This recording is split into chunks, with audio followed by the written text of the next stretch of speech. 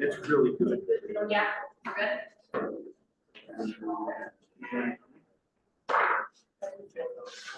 So big. Good. Good morning, everybody. I'd like to call this meeting to order at this time. So if everyone would please stand and say the pledge of allegiance.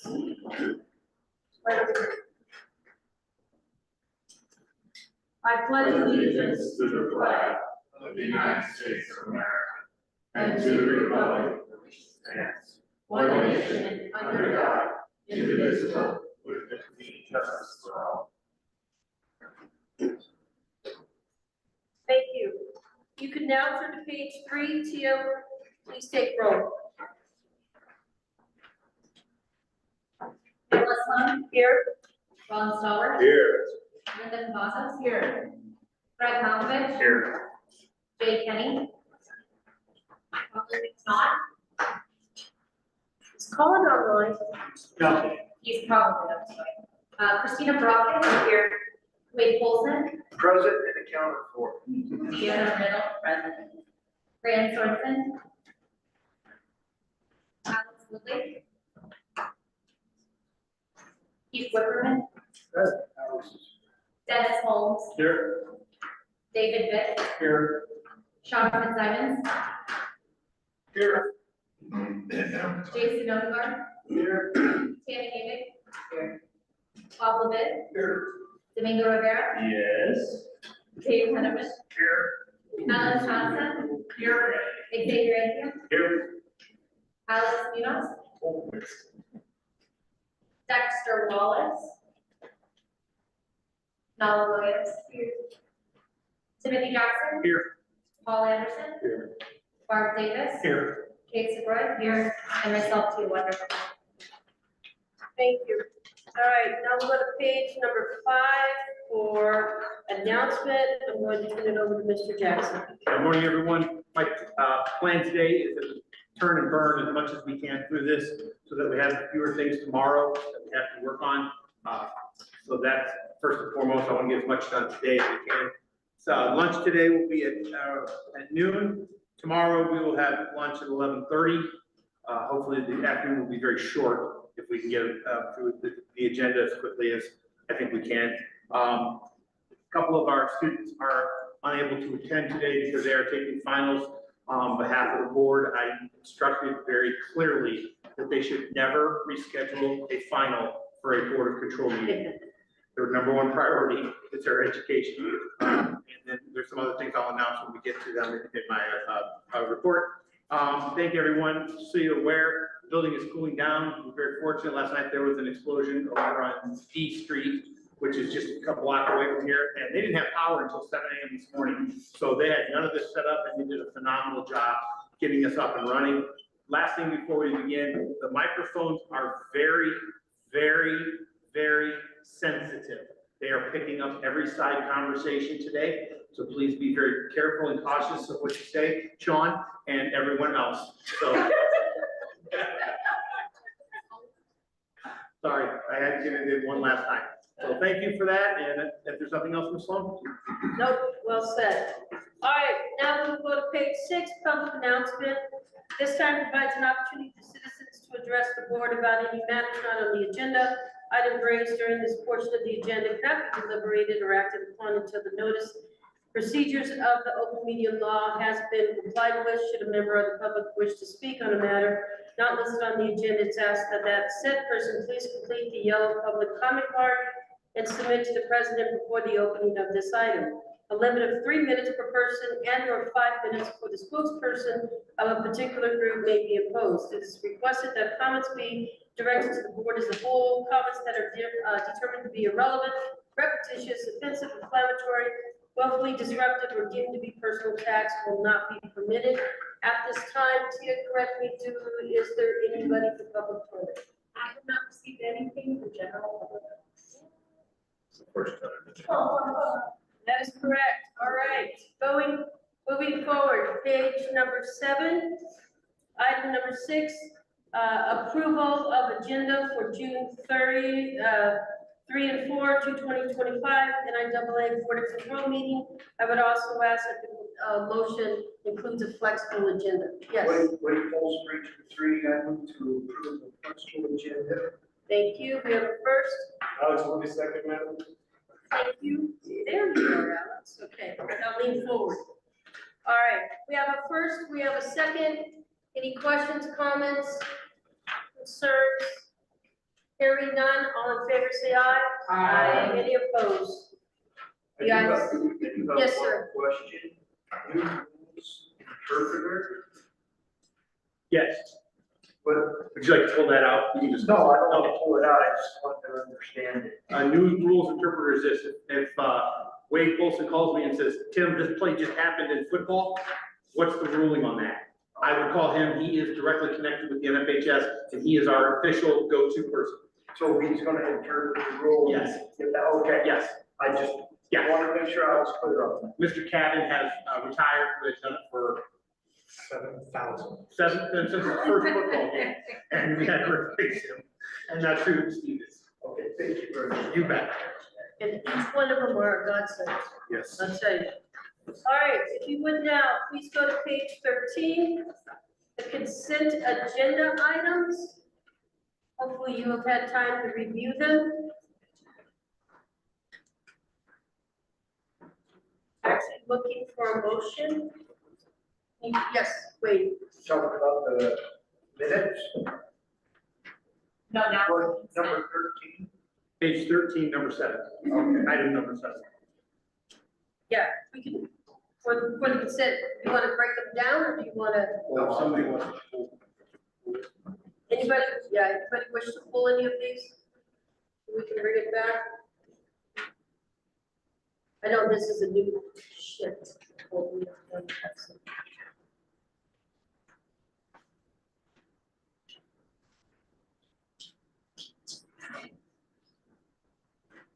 See that all of you have been viewed prior?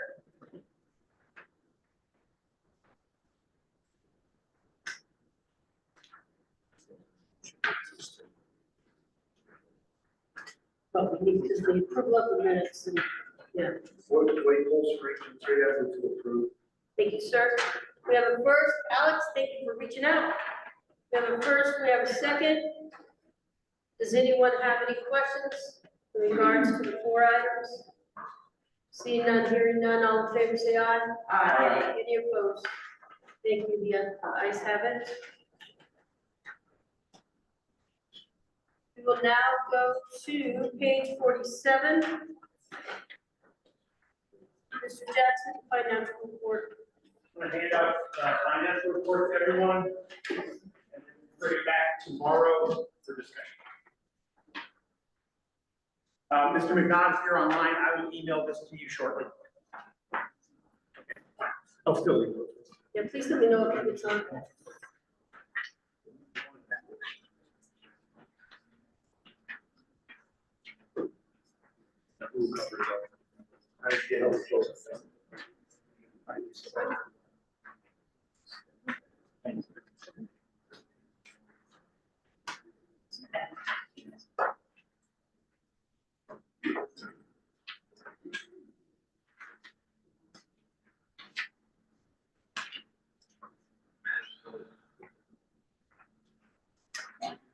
No.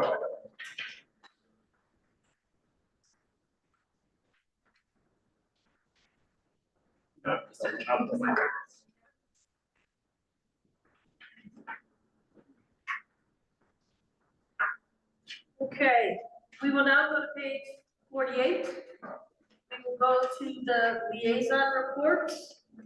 We'll start off with Bob, the Commissioner 4580 Northern Region. Good morning.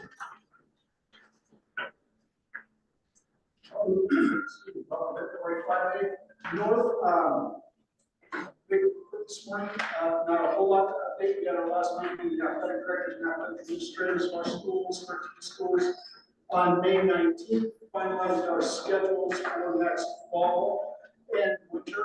Got all those in place. We were actually anxiously awaiting what happens today for the approval of spring. We've got Temporary schedules in place for our spring sports. We were happy to get all of that wrapped up and ready to go for the upcoming season so that we could put everything to rest. Congratulations to all of our spring qualifiers for state tournaments and the success that they had in those games, matches, etc., meets. Everything went really well. I think we had a girl pole vaulter that matched some nationwide height, which was pretty impressive. It was high school, and pretty proud of that.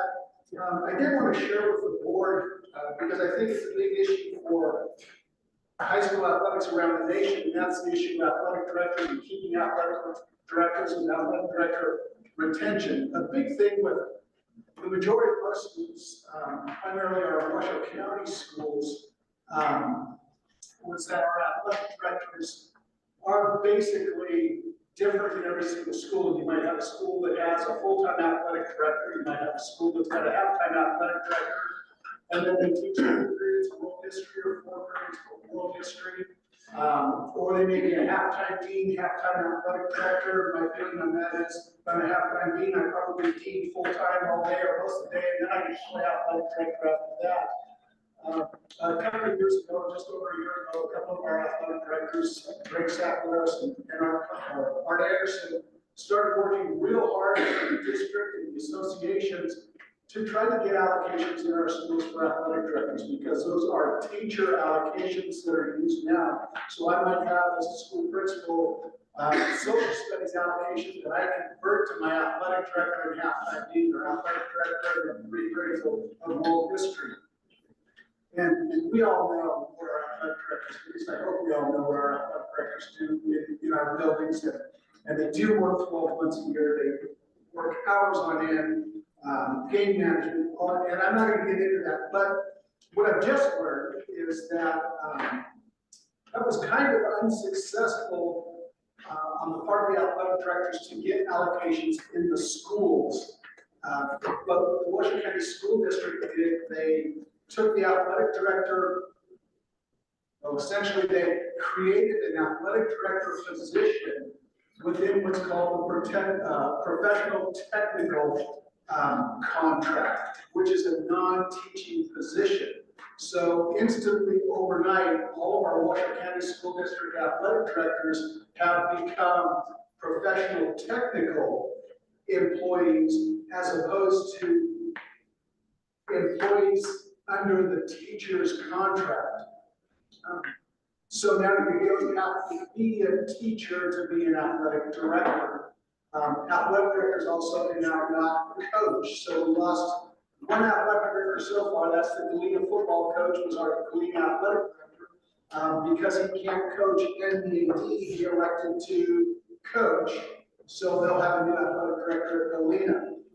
The big change in my concern about this, and our athletic directors are concerned with it, is the athletic directors went from a teacher contract with not enough days to compensate them for what they're doing to a 240-day contract. They went to a 12-month contract. So they'll be compensated for the days they work. Their pay scales are going up. They're going to make more money, but they're making less money per day. And now they're contracted for 240 days as opposed to 95 Rollins. Help me out here, Rollins. So I just want this board to be aware of the changes that are going on here in Washoe County. We don't know if those are going to be positive changes. We don't know if they're going to be negative changes. Certainly positive in that the athletic directors will now have the days paid for all of the work that they do in June and July and August, getting ready for the seasons, clearing athletes, hiring coaches, getting coaches to get their clearances all done, all of those kinds of things. So I think a big change here at the North. I'm hearing rumblings about ADs going, yeah, no, I'm not going to do that. I'll just go back to the classroom full time. So I don't know, I hear athletic directors say, oh, give it a year and see how it goes. They no longer have the protections of the teacher's contract, the teacher's association. Hopefully they're members of the NIAA, they have that liability insurance policy protecting them somewhat, but lots of different factors, and I think lots more to come. And Alex is a board member for Washoe County School District. I'm sure you could chime in on this. Oh, absolutely. Rollins, because I know Rollins still working, you know, we were sitting at the board meeting at Legacy High School, and he gets an email that says, you are now no longer on this school administrator's contract under school administrators, the Washoe School Principals Association. You are now a pro tech. So they did it to Rollins as well. They did, I don't want to say did it to Rollins. They did. Rollins got changed as well. And we're in the Uber, and he shows me this. He says, I just got this. What does this mean? I said, it means you're no longer a school administrator. It means you are now a professional technical employee. And that's what you have. So I'd appreciate any input from the two of you for the group so that the board clearly understands what's going on with our athletic directors. Alex, go ahead. Can I go first? Yep. So, yeah, it's unfortunate, nothing's perfect, right? I initiated that from my experience here on the board. And I also talked to athletic directors at the different high schools. And the understanding I had, obviously, I don't know how the sausage was actually made, always you implement things and then later you find out what the pros and cons are. But the intent, the overall intent, from my perspective, was, and what I requested was, for us not to have these athletic directors that have dual jobs. Either they're here or they're there. Schools have to decide what to do with them. And I request that they be acknowledged as the professional that they are, because athletic director is just a full-time job. So that was a request that I made. And I was so excited to see that it was implemented. I wasn't aware of these other possible negative impacts. And I'd like to hear more from Wallace to see what his thoughts are. But I did initiate that from my experience on this board, from what I've heard. The problem I see with it, and it'll take a couple of years to evaluate to see how the process works. The issue is going to be in the next 2 to 3 years, and hopefully a year from now, we'll have better news as far as more specific news regarding what those positions look like. But the reality now is that they opened the door now because the major requirement in the past had been to have an administrative degree, and it was a stepping stone toward becoming an administrator throughout the campus, whether it's a dean, athletic director, dean, to VP, to eventual principalship. They've taken that process away technically by doing this, and they've also added this element, and that is you no longer is a requirement of you having a teaching credential, of you having an administrative degree to be an athletic director at the high school level. So technically, the way it's written right now, we can have a parent come in and apply for the athletic director's job with no certification in education at all, no administrative degree, no background in high school athletics, and become your athletic director. And I don't think that will ever happen, I hope, but if it does, 2 or 3 years from now, you'll say, I remember Stalker saying that at the meeting. So just be aware of that as far as Washoe County is concerned. Thank you. My concern, and I'll close with this, my concern, just as an advocate for the athletic directors, is this demarcation that's been created as athletic directors now no longer are considered people that have impact on the learning and education of the students, and that's a head scratcher for me. I don't quite understand that. And state, Rollins, and maybe overstepping myself, but same thing with Rollins. They moved and said, you're no longer overseeing academics or anything like that, so we're going to put you over here in this group. Basically, our job went from a certified position in the district to a classified position. Because you're not evaluating teachers. Exactly. So that was a change. We went from certified to classified. That's what. Thanks. Well, the athletic director does do evaluation. They do evaluate coaches, yes, they do. Anyhow, thank you very All much. right, Ms. Colossus, I have a question. How does this affect you as far as union representation? I am in the classified realm now as far as the certified, as far as my legal representation of my position. Like, you're The before I was represented by the teachers. Well, it was, Just Well, administrative. administrative, actually, we're just administrative. Right, and now, and we're, Now it's the president. thank you. Wow. thank you. All right. All right, Tammy, follow that. I was gonna say, that's not good. Yeah, we have some good news. Definitely don't have that It's much. perfect, it's good for me. All right, Tammy. As always, gotta give congratulations to all our spring winners. To take a big breath, 5A baseball was basic, 4A baseball Durango, 5A softball Palo, 4A softball basic, 5A boys golf Coronado, 5A boys volleyball Coronado, 4A boys volleyball basic, 5A swimming, boys swimming, sorry, Palo, 5A girls swimming Coronado, 4A boys swimming with Sierra Vista, 5A boys track with Shadow, 5A girls track Centennial. And then 4A boys Desert Oasis, 4A girls. That's a lot. I think there are a lot of concerns, realignment time, we always get those. This isn't fair, that isn't fair, why do we do it this way, why don't we do it that way? The biggest ones I heard was just the huge size of 4A now, with 5A shrinking a little bit. Most people that I talked to, like a few emails were just, this is stupid, why don't you do this? But like when I actually have conversations with people, a lot of people are in favor of it and actually like it. They just don't like that since 3A's enrollment percentage, that makes 4A so big. So a lot of people were saying, let's see how this 3 years, because I keep saying, let's see how these 3 years pan out. Let's see how these 3 years go. But a lot of them are like, if we're gonna keep doing this, we cannot keep 3A. Just so that's basically what I keep hearing.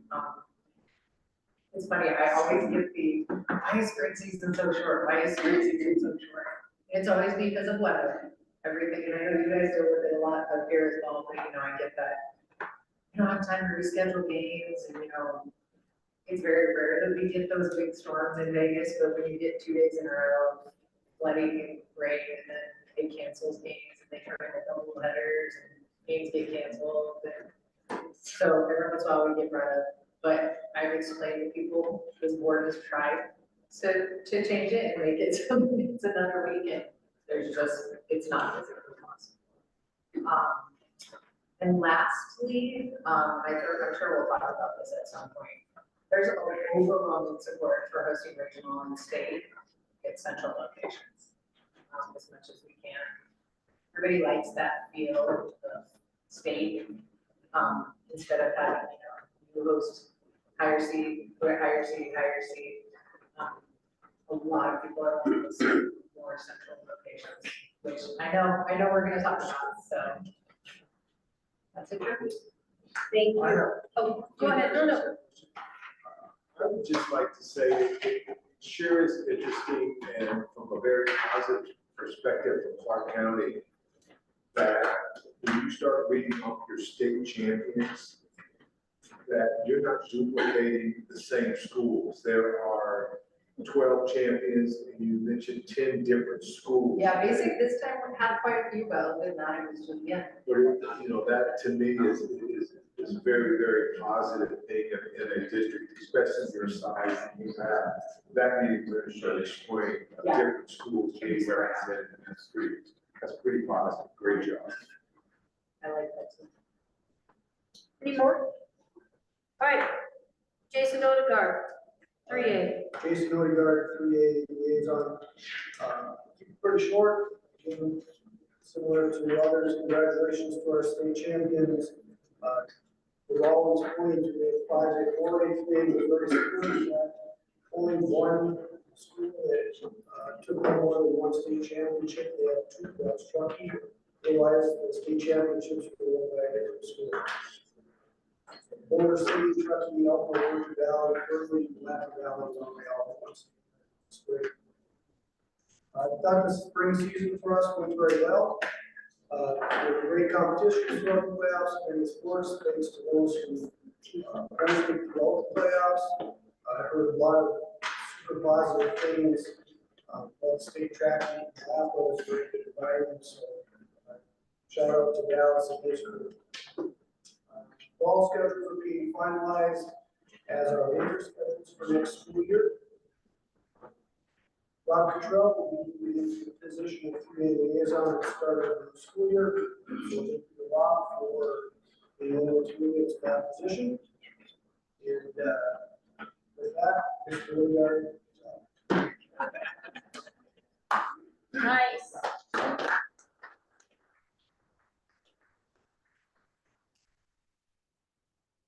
Thank you for your service, by the way, sir. It's really been missed. All right, we will go on with the two-way, Sean, Simmons, Lincoln County. Thank you. I'd like to keep it short, but I just had to go 2 pages. I don't know how do I follow Mr. Odegaard? I mean, the guy's been a great example of leadership for the South 3A, a great colleague and someone to work with. And when I started here about 4 or 5 years ago, I was looking around like, man, I'm going to outlive this board maybe, but meaning not age-wise people, but meaning people are retiring. And so I wish him nothing but the best. I also had a shout out to Dallas Larson, who already printed and sent into the packet, so I'm not copying Jason's comment. You'll see my report there. I will not read the whole thing to you, but I will tell you that unlike some bigger places, Mr. Stallworth, certain schools just dominate the 2A. North Tahoe being one. Congrats to them for boys golf. Needles softball did it again. You see my little thing there. Let's just name the trophy after them. Needles softball girls, they won again. Congratulations to them. Lakeview Christian for the 2A boys state title. It actually came down to a pretty good game between them and Needles for the 2A state baseball title. Lincoln County wins both track girls and boys state track meets.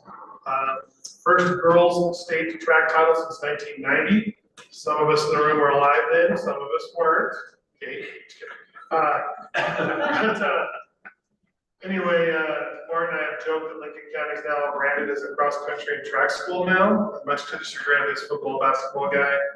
But congratulations to everybody who participated in track. Speaking of track, Dallas Larson, Bluff Valley High School, the 1A2A3A track meet in the South. One of my coaches said that Wappah should host it every year when it's in the South. I know we had that breakup of 5A, 4A doing their thing, 1A2A, 3A. Wappah Valley with his Army volunteers did a great job.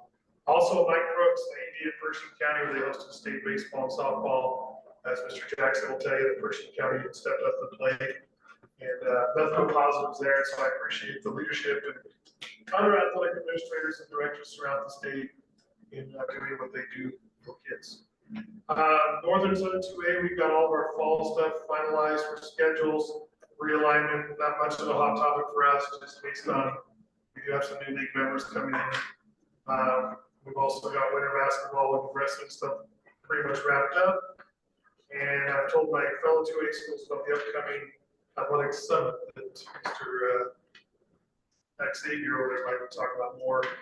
It's kind of crucial for first-time ADs to attend, I would think. And in the Southern 2A, we've received word that we have 2 new athletic directors starting. So yes, I appreciate Xavier's emails and CC me on those saying, "Oh, just talk to Sean Simon, he'll help you." So I appreciate those things. So other than that, that's all I have to report. Hope everyone has a great summer. Thank you. Thank you. All right, David Vick, Smith Valley, Athletic Director, 1A. Yes.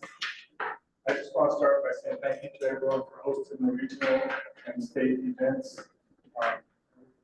Everybody seems pretty happy with everything. Congratulations to the Eureka girls and the Hawthorne boys for their track championship, Indian Springs for baseball, Alamo for softball. Our fall and winter schedules are set. The question always is, and everybody's talked about it a little bit, is that the 1A is time you start to turn over athletic directors. The person you talk to in May may not even be nowhere around August. So that's the challenge with things right there. Everything is as good as it can be. Thank you.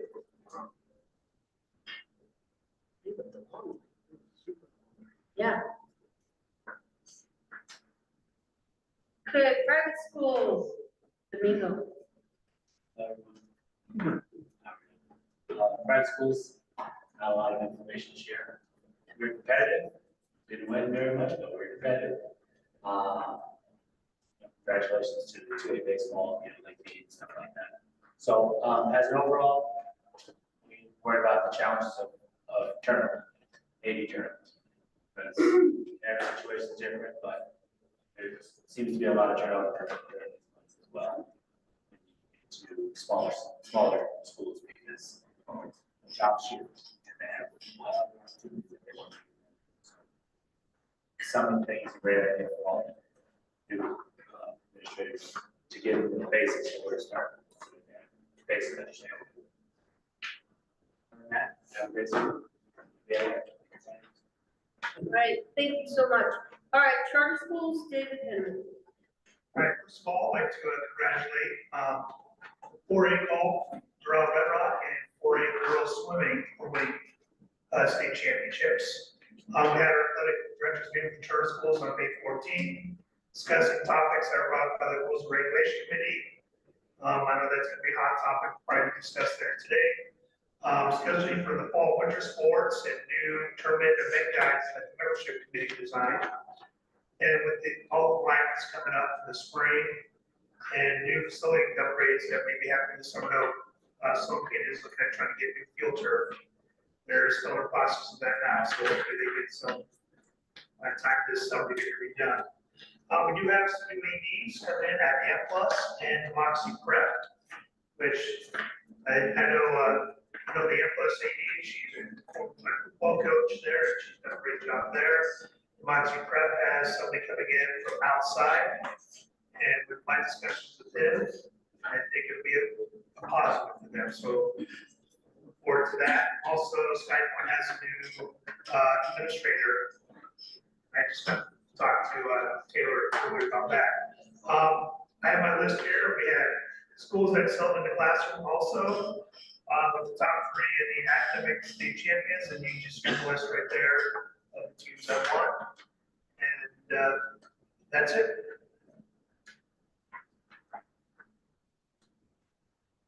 Thank you.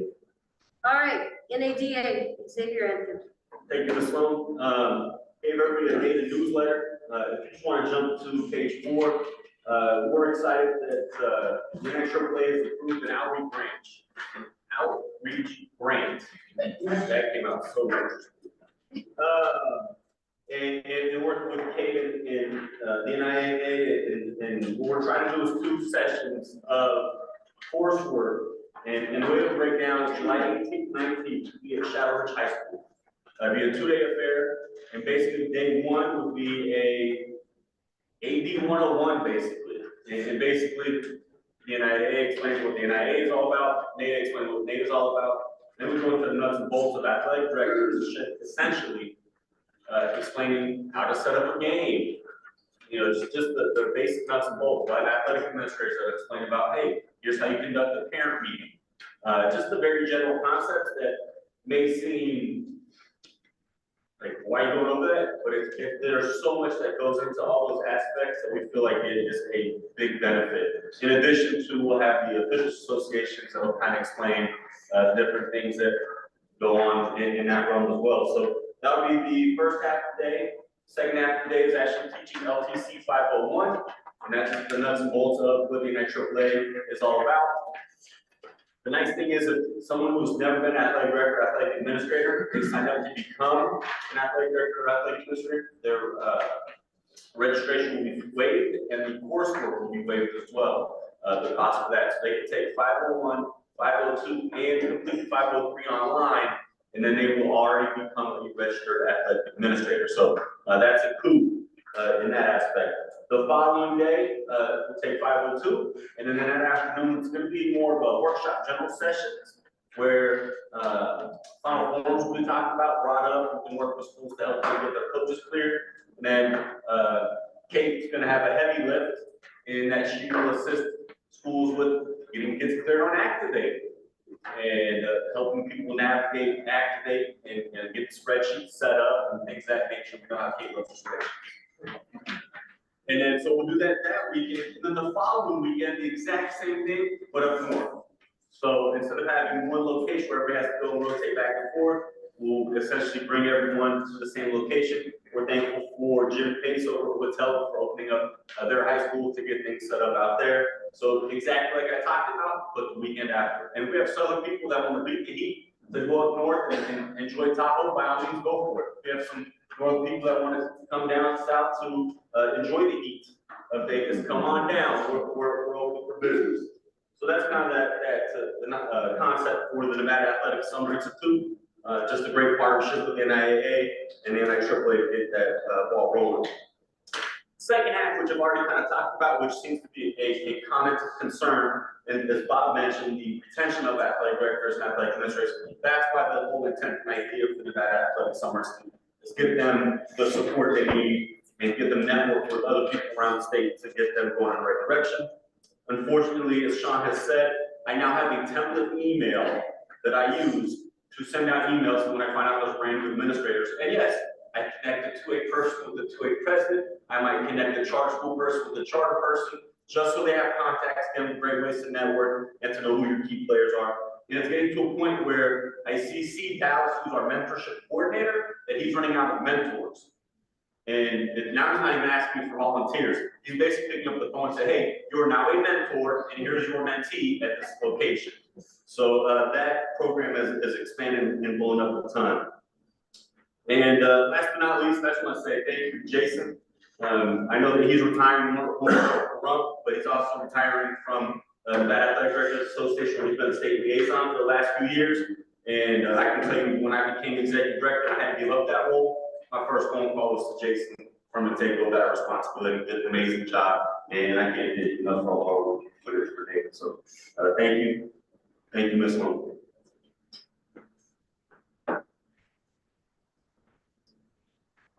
Okay, now we have the Officials Association, Ellen.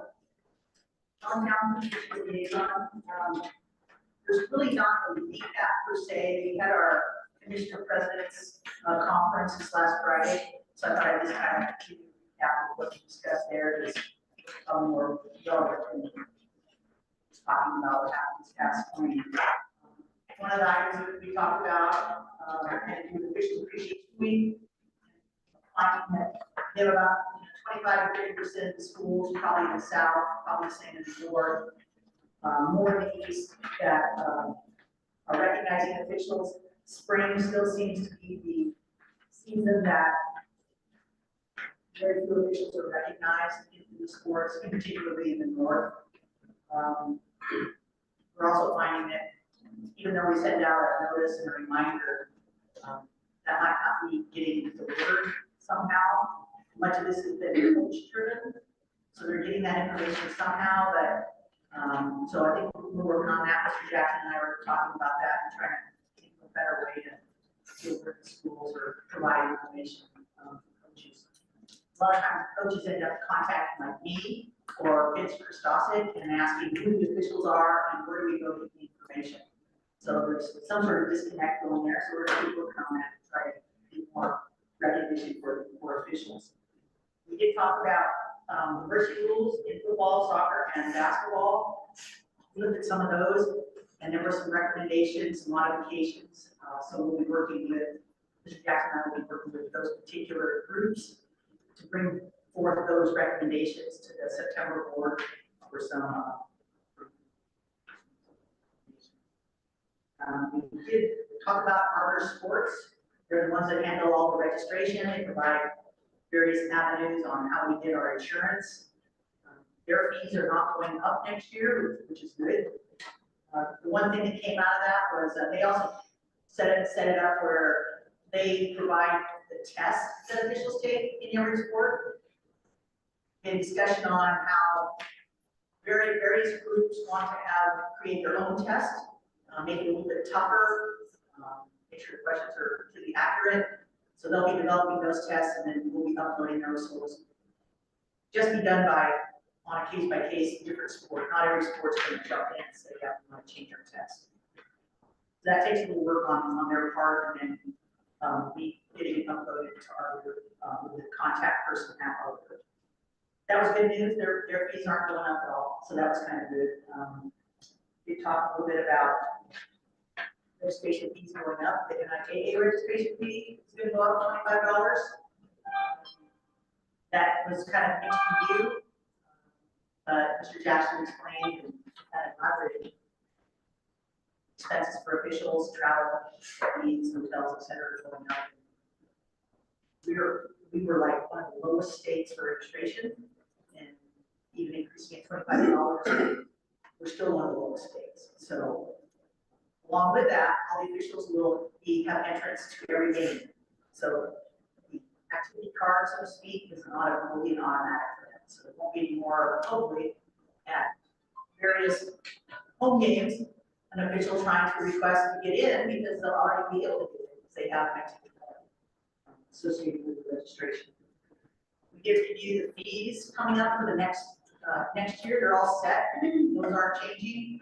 Beyond 25, 26, I haven't looked to see if the governor had any kind of pay increase for state employees. I'll do some research on that, but we did discuss if there's no increase for state employees, yes, for the next 2 years. After this year, there won't be an increase in officials' fees. The only thing that has gone up, which will go up July 1, is the mileage rate. So our drivers, along the lines of the state mileage approval, which is along the lines of the IRS. It was 67 cents a mile, it's going up 3 cents to 70 cents a mile. That's really the only increase is coming here. Let's see. The other thing we talked about was the officials liaison position, which I'm in right now. My term's up, and so we had discussion about that, and what they wanted to do. And anyway, they put me back in for another term, so I'm here for 2 more years as an officials liaison, so we had a lot of discussion on that. Took a look at our number of officials registered this year. We're up to 1,535. 1,535. We haven't been that high since like 8, 9, 10. Of course, at that time, we were in the session, so a lot of people jumped into officially extra money. So hopefully this is going to go up. That's the one that benefited the most by increased membership. There's still shortage of officials in various associations and geographical areas. You know, the NIAA, which is over in Northeast Nevada, Central, they're still looking for officials in the majority of their sports. In the North, there's still sports. They still need more officials and younger officials.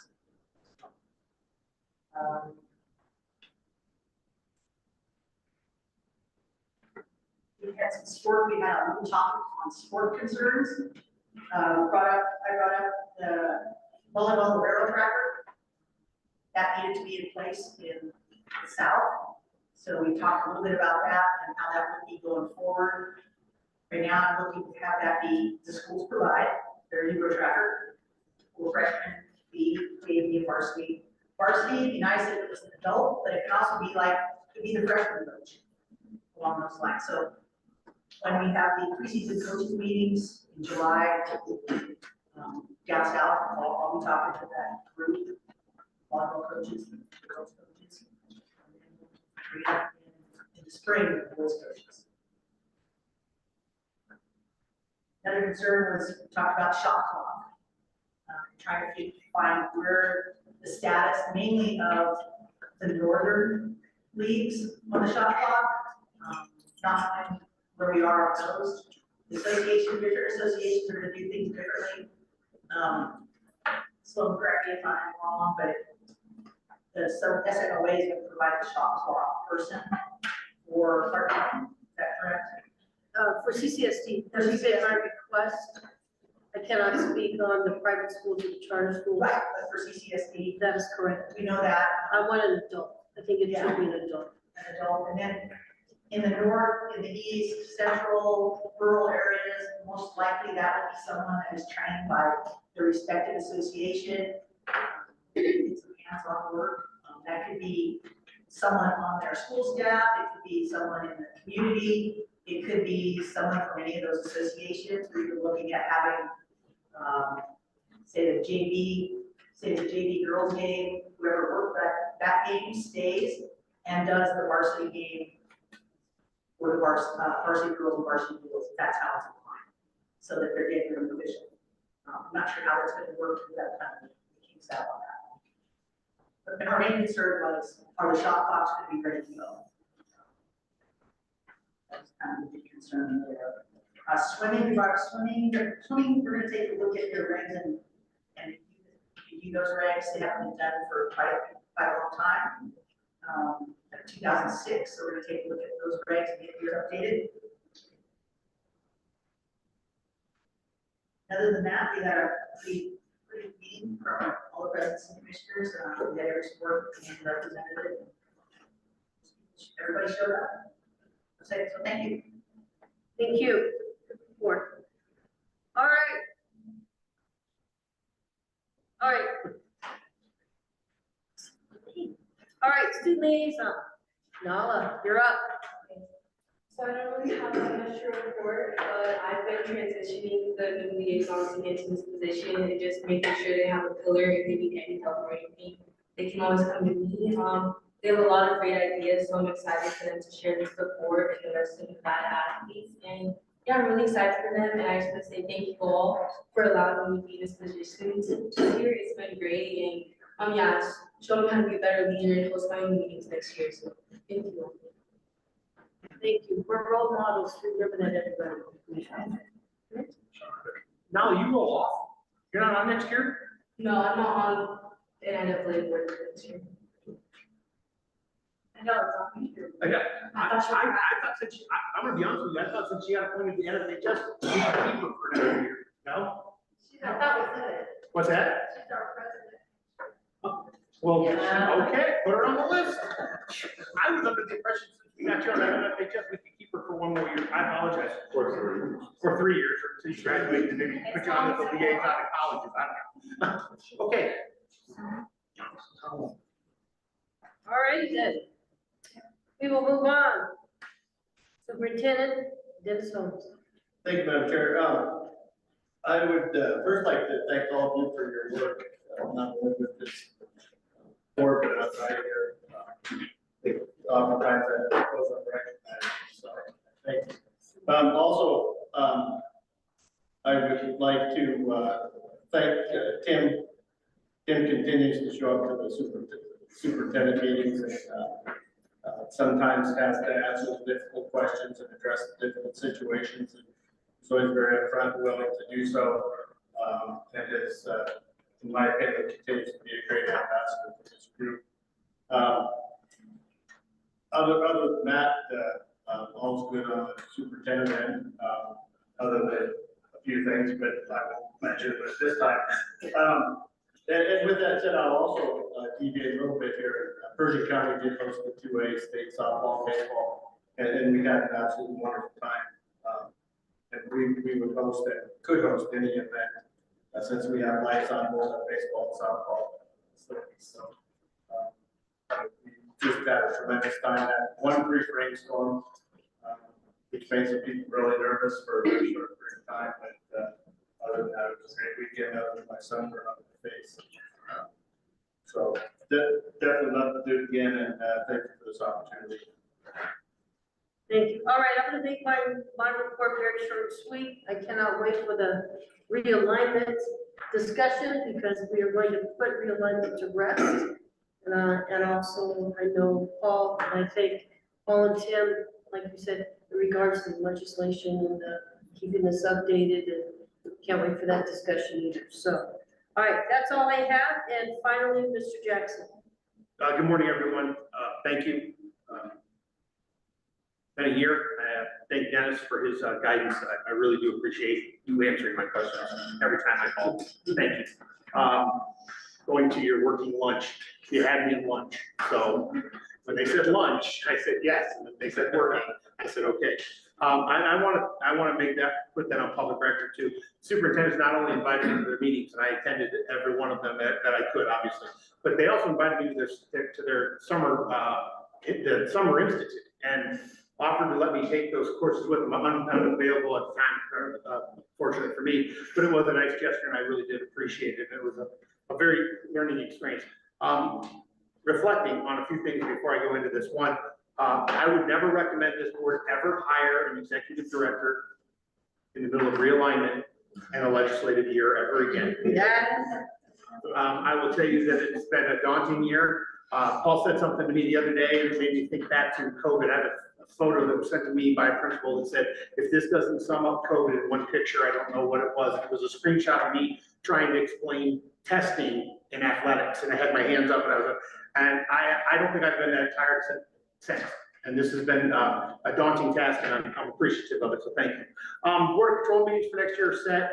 I don't know the feeling for the rest of the board, but I will tell you from the staff side of this, hosting it in venues like this, like Legacy and other venues, has become very, very much the standard we want to maintain. This has been easier. Financially, it is much better for us. And when we go to the south, we're going to look to move these around as much as possible. We're not just going to go straight to Legacy. We're going to try and move things around. We've started that campaign ourselves with meetings in the fall. You'll see that coming up shortly. So we're all set there. Upcoming events, we have the Hall of Fame induction on the 26th. That's down in Las Vegas at Pal Station. Tia is coordinating that with Bart, and I'm thankful for both of them for doing that. The NFHS summer meetings in Chicago, I'm happy to report Ellen, Kate, I, and Paul will be attending. I had the impression, and it was yesterday I learned, I thought Bart was coming to be the flaming star of hometown ticketing, to only learn that he is not actually going to that. He is actually going to their gigantic corporate meeting in Columbus to present, as they have requested Bart's attendance, and I have told him he will go to this meeting. Because I was trying to figure out a way for all of us to go and heckle in the crowd, but Bart has ingrained himself with the hometown ticketing people on the back side of the app, the part that people don't see. The maintenance, the setup, and with the work he has done, they've asked him to come and be a part of that, and I'm very proud of Bart to do that, and I'm glad. And I wish it were in Chicago, because we would all plan to go sit in the room and heckle him, but I'm very happy he's going to be going to that, so we're excited about that. Likewise, Kate and I was asked, and then I told them I would only do it if I could have Kate do it with me. Kate and I are going to present at the national conference this summer on a program or a topic that we believe is important, and Xavier with the NIAA hit on it. It's the topic they gave us was how to train your athletic directors when you have a 30% turnover rate. I told them they actually needed to change the number because we're closer to 36%, but we'll adjust our presentation. So we are presenting at the national conference. I'm excited for Kate, I'm excited for myself. I think it's nice. I did ask the question, is it a form of bullying that you make the new guy do it in the first year? They said no, but we knew that the new guys will always say yes. So there are other presenters that are doing the same thing. So we're happy there. Won't go into the summer institutes, but I want to thank Xavier and Kate for their work on that. I look to support that fully. Fall meeting will be at Durango in the south, Bishop Minogue in the north, Winnemucca Boys and Girls Club in the for north of 3A, 2A, 1A, and southern at Indian Springs. I will send all of this information to all board members in my my monthly report next week. You'll get all these dates and everything else. We are also instituting something new because we think we've lost connectivity within the membership.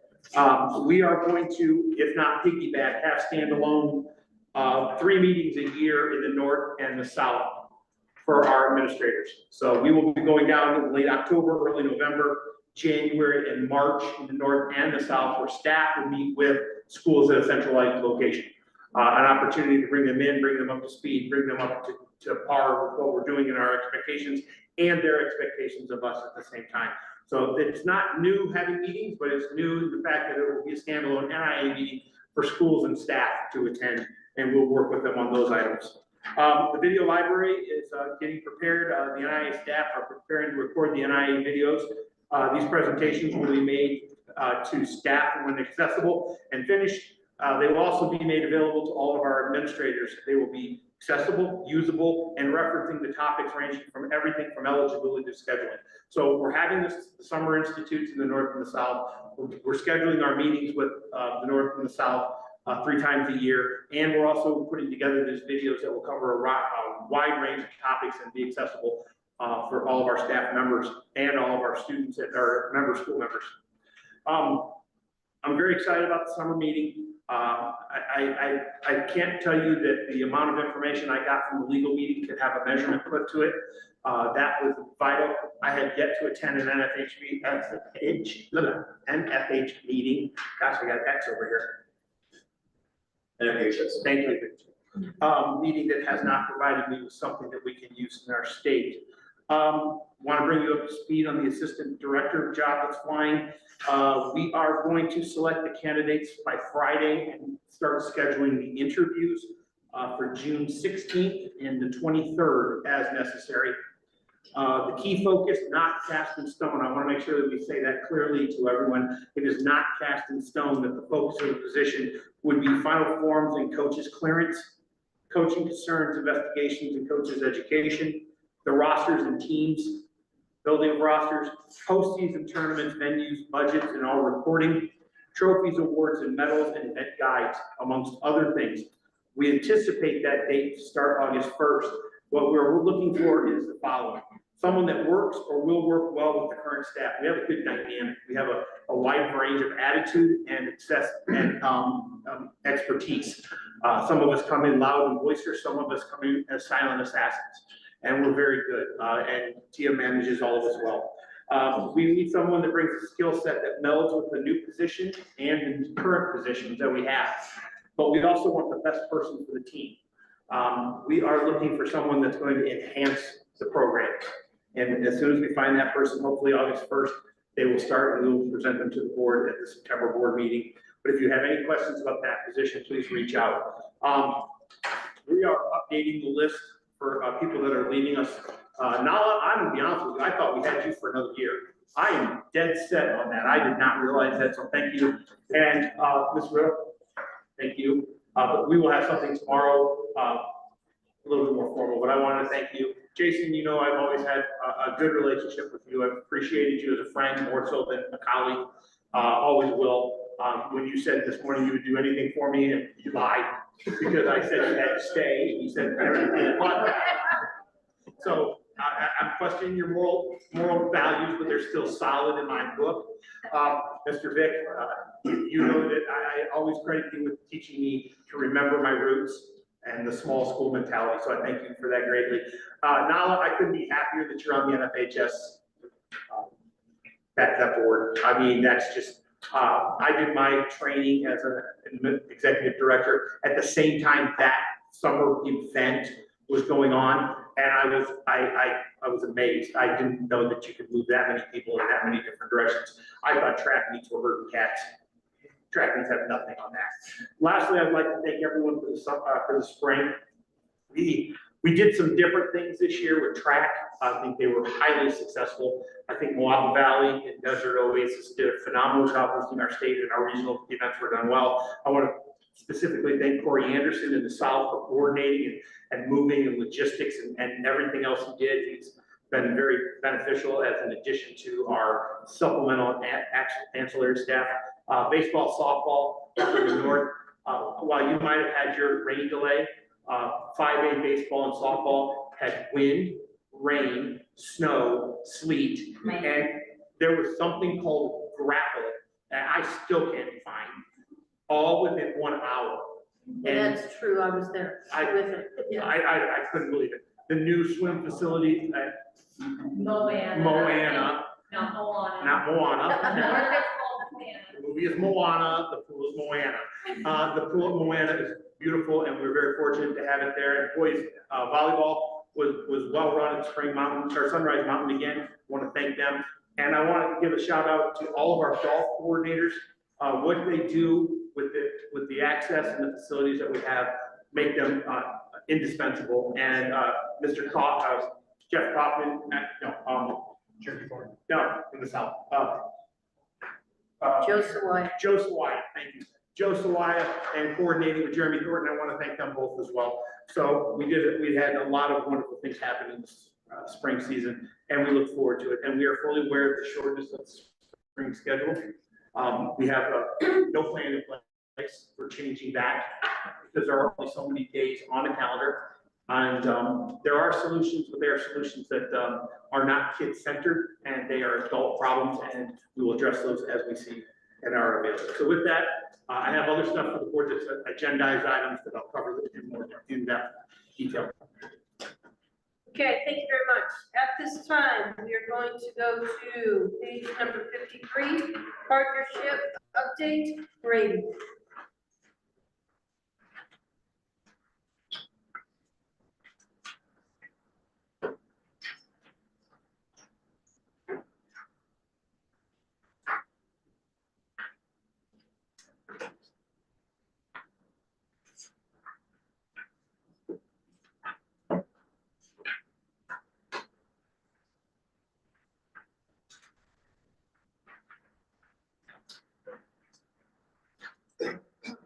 Good morning, everyone. Didn't pass around just a little synopsis of last year and kind of where we're at right now. First off, it was a really good year for on the partnership side for the NIAA. It's the first time we were in the best share, which was exciting. So moving forward, we had a lot of momentum. As you can see, we finished with $754,026 for FY25. That's our final number. The NIAA received their guaranteed payment plus an additional $71,410. So the total amount is $351,410.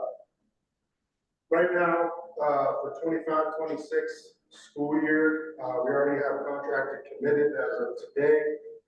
The number's actually a little bit bigger because I just got a text, so we just got a partner in, which is going to be great. So that number right now would be 645, 455 right now. It's contracted.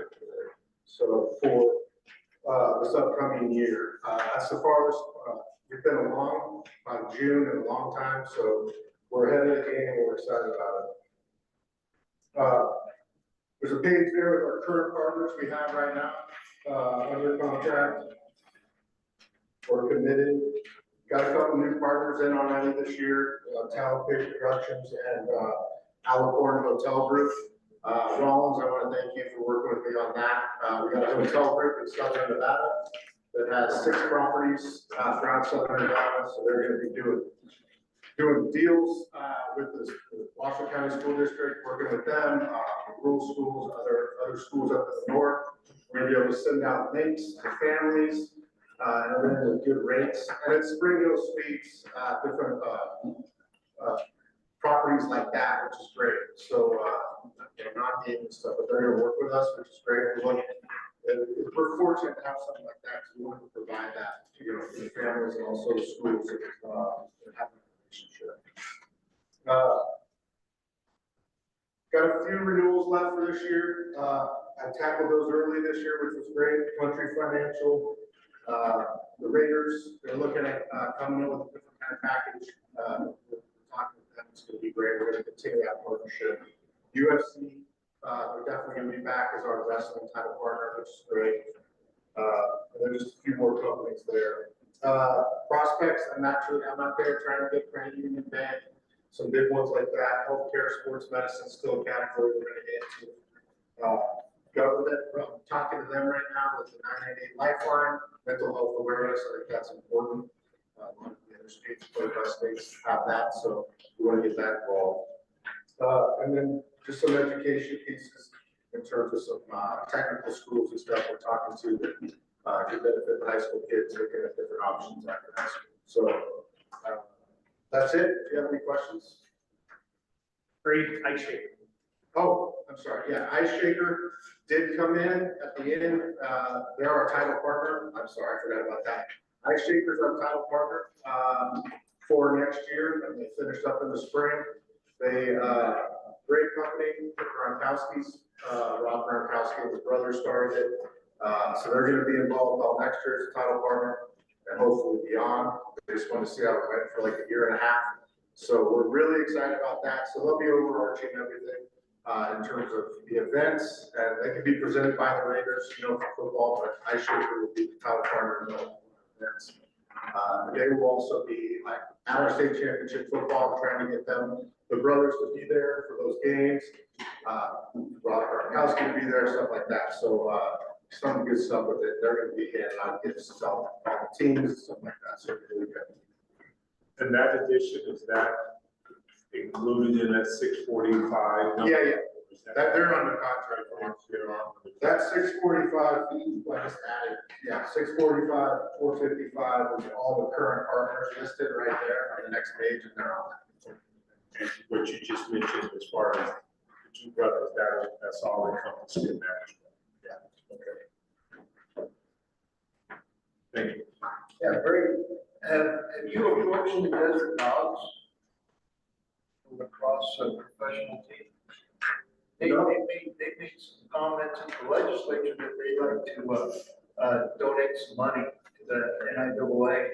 Maybe Tim, but I mean, if they're gonna donate some money. Mr. Jackson. I actually had a conversation with a representative from the Dove Dogs, and I told them that I would prefer them not to give money directly to the NIAA. Yeah. But no, not that direct, that, they can go that direction, or they can go to the schools. So they're aware of that. So as soon as you get through this, once we get through this session, well, I'm waiting for that signature. Once I build a sign, then I will make that connection. Yeah, and I've reached out to like the volleyball team in Vegas Thrill, and they want to be at our girls volleyball championships and stuff, so there's some angles there too with some of the sports teams. I'm really trying to get the Golden Knights to be involved, just like the Lakers are, even though we don't have hockey, they definitely still be involved, so I'm reaching out to them, as well as I've talked to the Oakland A's, Sacramento A's, the Las Vegas A's. So I've already talked to them, and both of them we're having good conversations about it. They understand what we want to do, and they know what the Raiders do, so that should be part of it. Keith? Just a quick question, these renewals that are left for 2016, those are not included in 645? No, they're not. That's what I thought, thank you. No, I have about 66,000 left in renewals for partners from last year that I think I've qualified as coming back. We've lost a few partners. The Toyota dealers are no longer a partner of ours. Their contract went at the end of this month. They really like their partnership. They're just going a different direction. So the auto category is still available. And they were sponsoring the Athlete of the Week. We're going to keep that going with male and female each week. And it's something I've already pitched to a few different companies that really like it. So, but definitely going to tackle the automotive space because we lost Toyota. Toyota was a great partner. They just went, they're going a different direction. Deanna, do you have any questions? Not right now. Any other questions? Mr. Jackson, do you have any No, questions? we're good. Thank you, Brady. Hang on one second. Ms. Cavazos. Hi, Brady, I have a question on, down there on the prospects for here, talking about the category of government right here, it's just like you mentioned mental health. Are you referring to like specific agencies that work with that, or do you have any examples, perhaps? Yeah, I mean, in the north right now, I'm working with 3 different organizations that all deal with the 980 Lifeline. So I'm trying to get them to kind of all come together, with, you know, budgeting wise and stuff. They all kind of do the same message. But it's just locally, in the south, I'm talking with different organizations down there trying to do the same thing. But I'm trying to get a statewide mental health program going. But I'm trying to do is talk to, their budgets aren't huge, and they're all uncertain right now, especially with budget cuts and all that, or whatever. They're not sure what they're gonna have. So I'm trying to get as many together as possible, because they all do the same messaging. So kind of just, you know, do that. So are they all government agencies, or some of these privately funded or not? They're all government. They're all government. Thank you, that's all I have, thank you. Anybody else? Excellent, thank you, Bree. Thanks. All right, being that we have a flexible agenda, I'd like for you to go to page 102. We have some very special guests with us today to talk about the sanctioning of cheerleading. And I'm going to turn it over to Mr. Jackson. Thank you.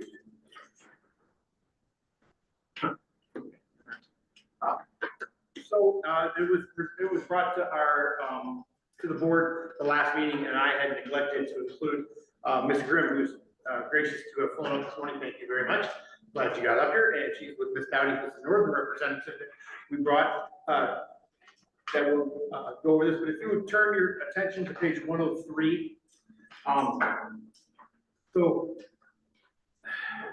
I have not made it a secret that I have always said pound for pound, cheerleaders are the best athletes on your campus. Pound for pound, there's no one that can do what a cheerleader can do. And I will tell you that having not watched them closely enough because it causes me stress, because they do things that just don't seem natural, which is why I can't watch cheerleading either, or gymnastics. I don't think the bodies were meant to do that, and I don't know how you wake up in the morning and say, oh, I can do a backflip, watch this. But I reached out to the NFHS because they have sanctioned cheer for many, many years. I reached out to the two ladies that are here with us today that will provide any commentary that we need, and put together a proposal to add cheer as a sanctioned sport. Now, I will put in the caveat to this as well before we go any further. I know wrestling for girls is on the agenda later for full sanctioning. I'm fully aware of that and the overlap here. I'm also fully aware of Senate Bill 305, which we will go into great detail as the next agenda item after this, and the sanctioning of lacrosse that we're waiting or not awaiting the governor's signature on. So we will do this with the understanding that this is informational only. There is no action to be taken here, but it's a conversation I think the board should have. And that's why I have both of the coordinators up here for this meeting. And I want to go over this with you very carefully and thoroughly. The proposed cheerleading offers are interesting. Cheerleading is not unlike football. In football, you can play different variations of the same game. You can play 5-man, 6-man, 7-man, 9-man, and 11-man football. They have different rules, they have different field dimensions, and they have different standards. Cheer is much the same. There is competitive cheer, there is sideline cheer, and there's what we're calling a hybrid model of cheer. And each one of those emphasizes a different area and aspect of cheer. And most of our schools in Nevada have one variation of cheer that would easily align into this, or the capabilities to align a cheer program into one of these categories. Implementing cheer as an official sport would provide us with several benefits. The former director of Title IX compliance for the CCSD school district is sitting over there, and he will not in complete agreement with me when I say it helps, if not corrects, the imbalance between football and girls sports, which is where the greatest imbalance usually lies, because football takes so many more human bodies to play than, say, baseball or basketball. Schools already have cheer programs in place. We're not asking them to invent a new sport. It's not like we're saying, let's play pickleball, and we have nothing in place. That's very much the standard across. They already have oversight. There is inconsistency in governance of it because we do not have it as a sport. Where football, we know if we're playing 8-man, we know the rules. We have the rule book and we follow it. Right now, cheer is cheer, and cheer just exists. I hate to say it that way, but it exists in a nebulous, as a nebulous entity. I can only speak from my perspective, and I'm going to call on the people I know around this table. At Durango, when I was athletic administrator, cheer was in athletics. Shap? Correct. Sam? Tammy? Yes. Kate? Okay, so that really didn't work. Activities. That didn't work out so well as I thought it would. Pam had it in activities in Silverado. So most schools either have it in activities or athletics. This would bring it into one very delineated and identified area. It aligns with the evolving landscape of interscholastic activities. Many states have already done this. We would not be the first, we would not be the last. It would increase our participation numbers on our reports to the NFHS and the other entity that needs it. Title IX, which I mentioned. I will tell you that from the videos I have seen provided to me from the NFHS to watch, had nothing to do with cheer. It had to deal with the size of the audience attending the event. It would be probably our second largest gate as an event. It has proven success in other states, but there are some concerns or considerations we have to be aware of. The judging and the competition structure. What is it going to look like? When is it going to happen? We have regulation issues that we have issues with. We have a single sport in a season regulation. You can't play 2 sports in 1 season, period. End of discussion. You can't go play soccer and kick field goals for the football team. We don't allow it. What do we do with the cheerleader that swims? What do we do with the cheerleader that runs track? What season do we have cheer in? Is it an overlay season? Is it a standalone season? The financial and the resources. The financial impact of it is great. I understand that. Competitive cheer is higher, sideline cheer is lower cost, but neither one is free. I understand that as well. And then the stakeholders concerned. Resistance. There are people who do not view cheer as a sport because of historical view. There are people who view it as a sport and are trying to get it in as a sport and are trying to change that dynamic. The demands, the cost concerns, and the standardized training and safety protocols. To support this, the NFHS says and has offered to me the ability to go watch Florida's state championships. Not from the standpoint of cheer, the standpoint of operational. What are we looking at taking on to, I'm gonna be honest with you, I could put together a basketball game in my sleep. Baseball game is not a problem. Don't ask me to do a track meet, I don't have a clue. I wouldn't have the first inkling on how to run a track meet, but I have no clue whatsoever on what a cheer competition looks like. From the backside, from behind the curtain, from the logistics. In conclusion, and then I want to open up to discussion and get your feel, and then that's why I have the 2 experts in the room, because they're way more versed in the answers and the questions that you may ask. Sanctioning cheer provides a long overdue opportunity for student athletes to participate in a well-regulated, equitable, and engaging sport. With that, I'm going to stop and then say, are there questions? Yes. I have a couple. With the competitive sideline and hybrid model, is that, are we looking at like if we sanction this, is that 3 different competitions, so 3 state championships for each league, or, you see what I'm saying? Or is it going to be centered and say it's 1 state championship and each league has that state championship? I think we have a lot of flexibility in that way. From what I gathered, and then I'm going to turn it over to you two. From what I gathered from the gentleman I talked to at the NFHS, what they did was they held 1 state championship competition, much like a track meet, and they had 3 events: competitive, sideline, and hybrid. But I'm going to defer to these 2 guys because I want to be honest with you, I don't know what that looks like. Good morning, everyone. My name is Deb Solari. Thank you, Mr. Jackson, for having Kristen and myself here. Kristen and I have worked together actually quite closely for years, and we've had this vision for many years. And I found a friend in her, and I'm just appreciative that you're willing to be open and have us here. I've worked with the NIAA for 15 plus years. I worked under Terry McNett, and you know her, and now I'm the spirit interpreter when she left the NIAA.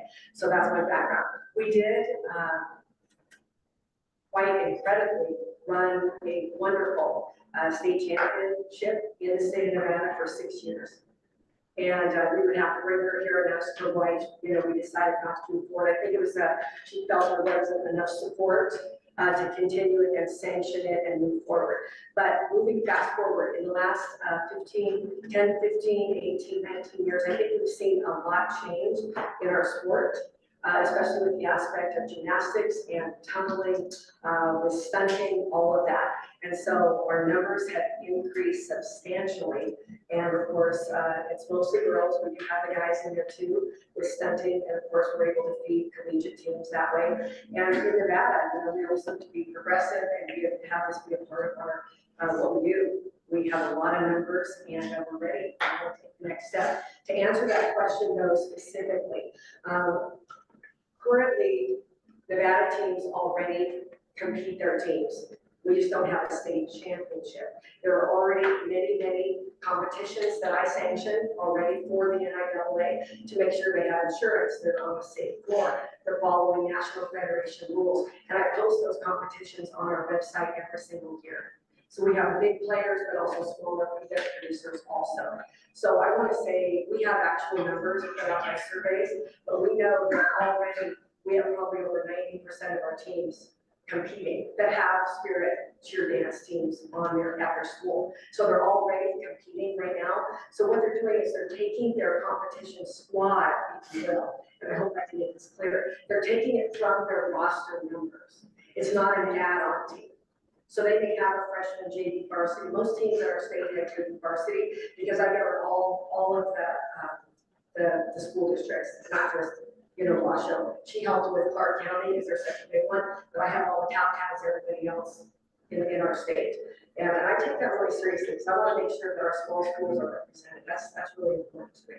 That being said, the schools will take kids from each of their teams to form their team that's going to compete for their school. So currently, most schools are operating in a hybrid situation, if that makes sense according to what Mr. Jackson put forth. Would you like to add anything to that, Kristen? It is. I can speak for Clark County School District, and that's very much the same. They have all their levels and they do their competition team for those students that are in the classroom. So it's not in addition, although we're in the same uniforms, they will do all those things, right?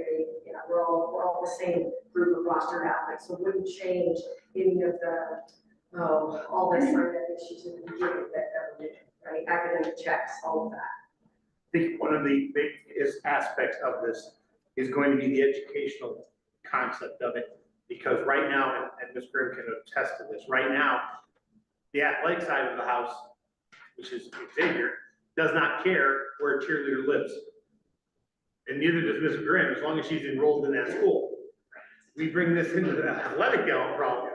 Eligibility becomes a major nuance they're gonna have to learn, that we're gonna have to teach. So that would be one of the first and foremost things that we have to look at. Ms. Grimm, you started a survey. Would you go over that survey you have been? Correct. So we typically do an end of year survey anyways, in which we added on several questions just to give you all feedback and numbers, such as how many teams are competing? Are they competing, out there, of course, out of state? Since we don't have it in state, what do those costs look like? What are uniforms? What's the cost for uniforms? Just, because I know that's the biggest factor for a lot of us, because of parents, I hear from parents all the time, because it's crazy expensive. So what does that look like? What does that travel look like? Where are they getting their money? What's funding them? All of those types of things. Would they be interested in an in-state competition? Which of course it will. We said yes. So we're still, we have right now 31 to 47 active high school.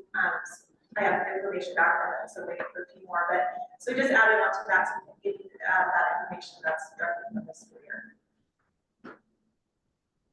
If I may, I have a couple questions. I think one for Tim, then I'll get with you guys in a minute. Just for full disclosure, Ms. Grimm works for me at Clark County School District, so just for full disclosure, she's amazing. She just finished, how many graduations?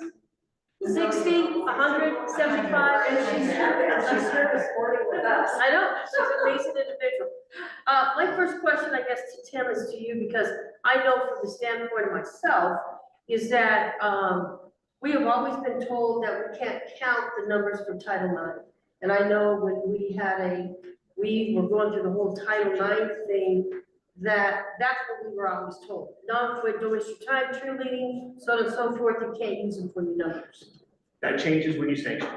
So we can, because I know in years past it was, well, when the NC2A, that was the resistance. And the NFHS fully sanctioned it. I don't know when they finally fully sanctioned it. It's not been, I'm not even gonna wager a guess, but since it is now fully sanctioned as a recognized sport, it can be used. Yeah, that would definitely help. And I think for layman's, I mean, you know the rules, okay? But I think to help us out, and we're looking at competitive cheer, sideline cheer, hybrid model. In our world, I don't think we can wrap our heads around what's the difference. If, to go forward, what does a season look like? What does a competition look like? What does this entail? Welcome to the spot. That's all right. So your first question, Pam, if I may. Absolutely, please. Okay, all right, your first question was, what does it look like in terms of the team, or what was the first one, aside from what's it look like? Where do you want me to Just start? answer it. That was a big question. All right. Make me understand. What does it look like?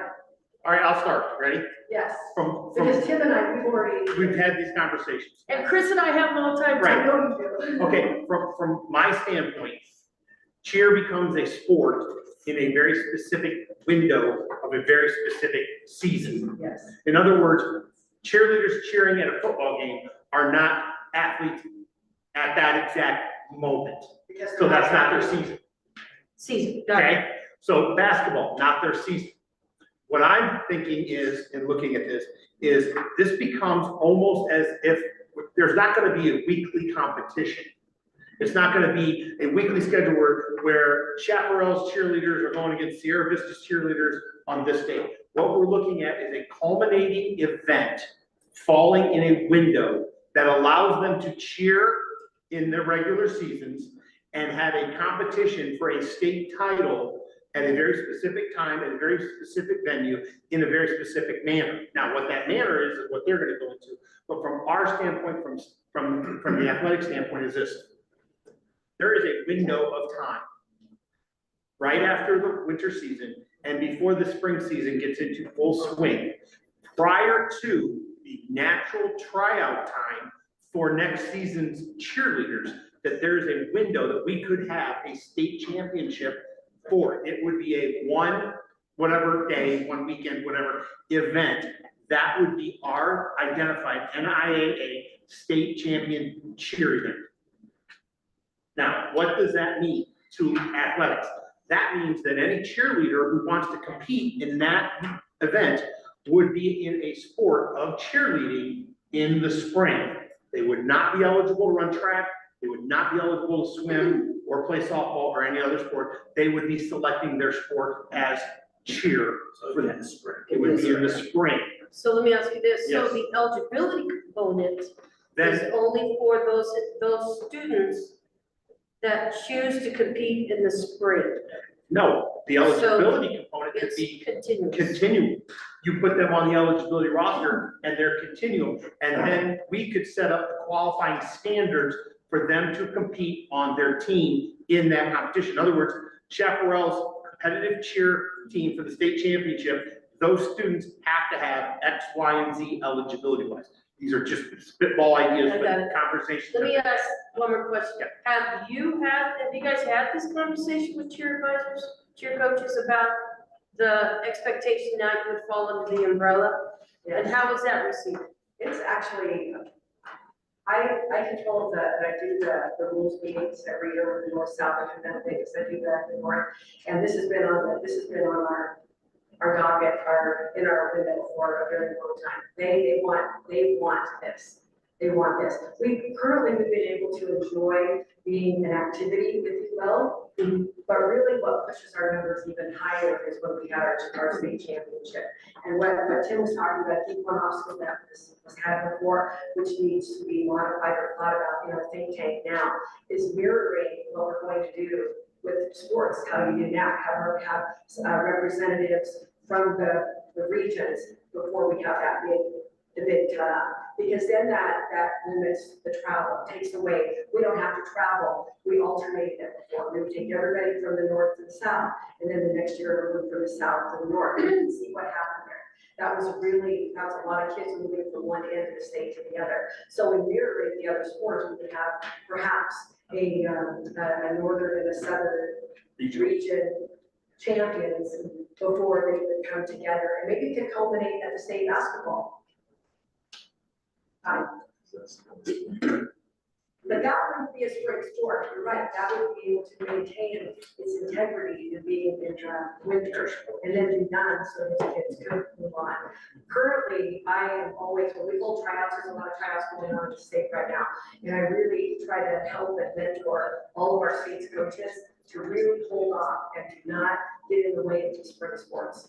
To make sure that they can finish the spring sports before they do tryouts, all of those things, because I for one like multi-sport athletes, that's just my personal opinion. I think the more kids we have involved in our schools, doing athletics of all different kinds, I would prefer not to have them have a sport that they do that. Then you may, disagree with me on that, but I think the more things that they compete in as a mother, I like that. So, Okay. Just with discussions with coaches that I've had, the positives outweigh the negatives. So they see that there will be some pushback, and they see that there is something that they're gonna have to give up. But they also see the support and recognition of it as a student athlete. Because those students really, depending on where they cheer, really is, they are considered an athlete or not. So having that consistency far outweighs. Okay, are you ready for the room? I just want to make one more comment, and then I'm gonna, go to Rollins. You had stated dance, there is no dance involved in this. No, because, yeah, you, in all the other counties and districts there is. Currently in Nevada, we are Spirit. Spirit, and that's what the National Federation looks are, all of it is Spirit, which includes cheer and dance. But in Clark County, dance is in a different. correct, It's in fine arts. right. Everywhere else in the state it is. But in regards to this is just cheer. This is cheer only. Okay, all right, I just want to put, all right, here we go. Hang on, ladies. All right, Rollins. Couple of questions here. Thank you for the presentation. Couple of things. I've been doing this for quite a while. I know that at some schools they have cheer, they have a dance team, they have a drill team, they have all of these teams. Would this include all of them, or would it really put a separation between those? Because what I don't want to get into is that my dance advisor at the school says, hey, look, we are a sanctioned sport now. And so we need to make that extremely clear. The other issue I have is that if you're saying that, and maybe I'm hearing this wrong, but a cheerleader who's cheering for football would still be able to play volleyball or do something because she's cheering in the fall and a football cheerleader. But once the winter comes and she didn't make the cheerleading team for basketball season, or she did, she could compete for the competition cheer team, which is gonna become a sport, and she can't play a spring sport. So that's the question of logistics. But what you just said, my answer would be yes, because it's not considered a sport in the fall, and it was not considered a sport in the winter. They're putting together their competition cheer team for the spring, and it can be made up of any eligible athlete, much like your baseball. Okay, yeah, I just want to make sure that I was hearing that correctly, and that's how I heard it, and I'm proud of myself. Oh, you heard that correctly. Okay, so with that said, so we have a competition cheer team made up of all of these girls and boys that did the fall season and the winter season. We come up, how long would that season be? Would it take place all during the spring season? Or would it be short? 2 weeks. They have 2 weeks to practice? No, it would be 2 weeks. A regional, in theory, competition would be 2 weeks. A regional meet followed by a state meet. But how much pre-practice are we going to have? We would have to set that up with our regulations. Okay. Much like any other sport, it would probably be the same. Spring It would sports be season. spring sports season. Okay. And then we would start on that Saturday. So it's a spring sports season, Yes. whatever the practice time, and then 2 weeks for a regional. Yes. meet. Yes. Okay, I got it, I understand. And that would be a new change because technically, they would have been practicing all year long anyway. But then you throw that into, that would not be a violation, because it would be no different than our intramurals for basketball. Exactly, yep. I would like to have one clarification what's currently happening now. I want to say years ago, because I was a part of that program, when cheerleader spirit members would try out, they would cheer all the way through football and basketball, be one season, if you will. But with so many female athletes now wanting to do other sports, other things, and we encourage that. Most schools now do a football, and I don't want to just say football, I don't want to say that, because they're out there for tennis, they support a lot of other things. You have that group, and then you'll have a different tryout for basketball and all the other sports they choose to support. So whether it be, their spirit from school, really, and that's encouraged. So most schools now are holding two separate teams now, although many of the same kids do try out, but some drop off and do winter sport. They play basketball. Or some only come in for basketball and they cheer, whatever, they do opposite. They want to play track, whatever, they all want to do. Okay, thank you. We're gonna go to Wade. Yes, Wade Polson, Region 3. First off, I'm a big proponent of competitive cheer. I think it's a great sport. I think that we should move forward with it. The logistics and how things go on, in my mind, this is how it would work for a small school, 1A, 2A in small schools. You have a team. They go to football, they perform at the halftime of the football games, they perform at the halftime of the basketball games. A lot of the girls in 1A and 2A are cheering, they're playing basketball, they're playing volleyball. And so they're also going to run track and play softball. And so how do we fit that in? The eligibility has to be that they can compete, that it's not going to affect any of the other sports that they're involved in. And I think we can do that by having them do their practice from football through basketball, and then right at the end of basketball, we have regions the next week. And then the next week after that is the state championships. And if you do that, that's right at the beginning of the spring, so it's just, they're missing practices maybe for softball or track, but then they can compete in that. And that's how you get the girls involved. You have a region and a state. The whole build up to this is the halftimes of the football games and the basketball games, and they're performing their routines, they're perfecting their drills, they're doing what they need to do, and then they're ready right at the end of basketball, boom, boom, we're done. So, that's how I look at it. instead of us going over visions of what the schedule would look like, how about I just stop that part of the conversation and say, for the next board meeting, I will bring back a proposed timeline of a seasonal schedule for cheer. I do like Yeah, that. and that way I can get input, you guys can get me input from your folks, and we can put it together, okay? Okay, I'm gonna go to Dennis. Dennis Holmes, State Superintendent. Speaking as an individual, I very much support what you're trying to accomplish, and I really agree with Wade. Tim, I would recommend you visit with Trevor Wilson in Wyoming. Yes. They do this, and the largest facility in Wyoming holds 6,500 people, which kind of shocks some people, but they fill for this event. And then it drains out slightly for the state basketball the next day and whatnot. My thought here is, I'm not great on the terminology, but I know there's, stunting, spirit, dance, kind of a combination. I think defining the role is probably the most important, because I found in the past where some cheer coaches say, no, I only teach the stunt or whatever, or I'm only a dance coach. And I like personally, I like the spirit concept, because I think it gives all of the participants the opportunity to do all of the above.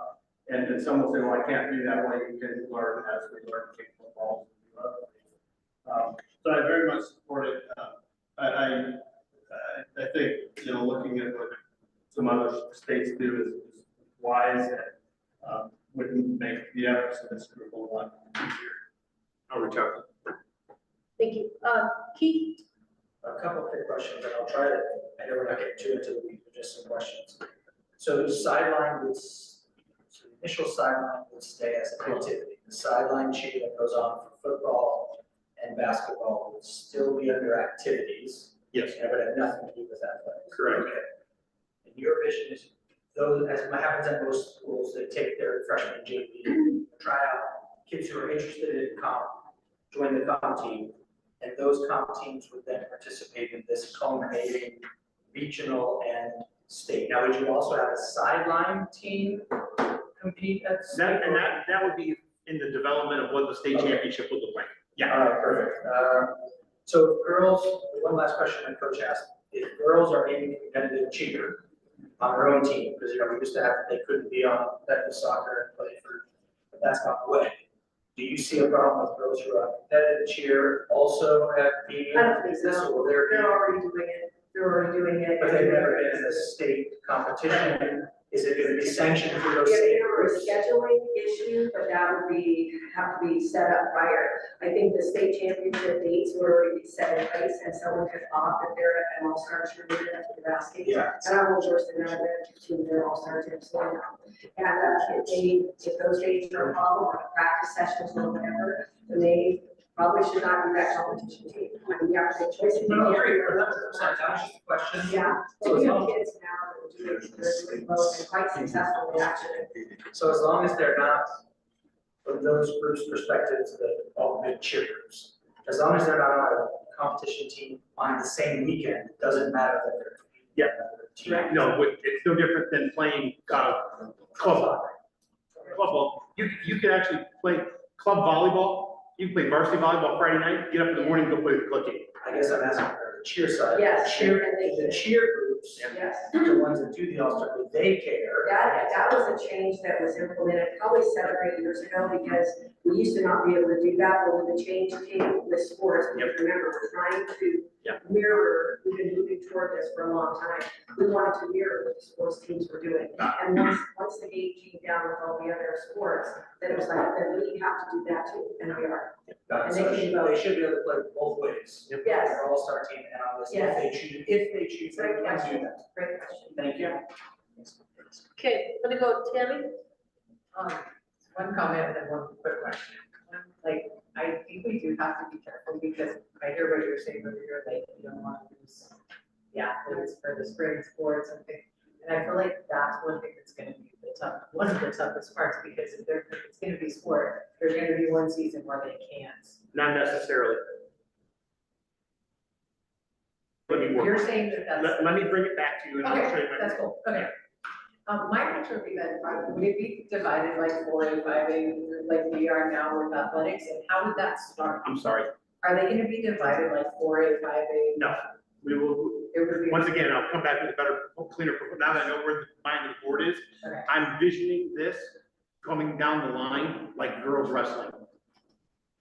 Okay, kind of an open class, and then we look at it and go, okay, now we've got enough, or we don't have enough, and then we can start to make that division. Remember, we will go through a couple of years of iteration before we get to the finalized version.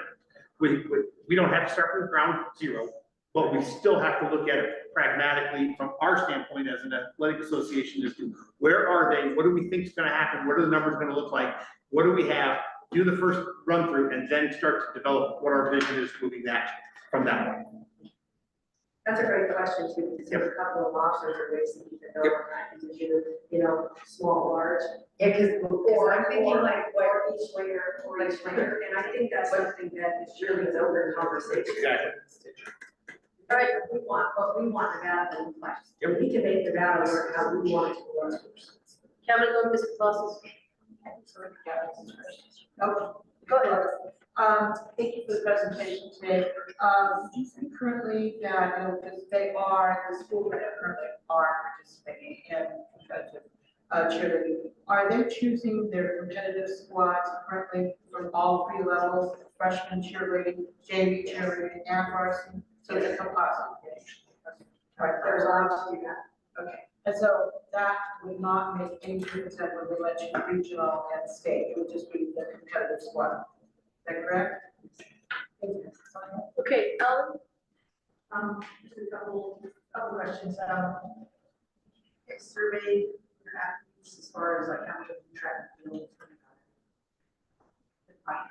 is up, but I kind of like inter-season, something inter-season, that's an inter-season basketball, spring, and inter-season. That way, they can still do what they need to do in basketball or late spring.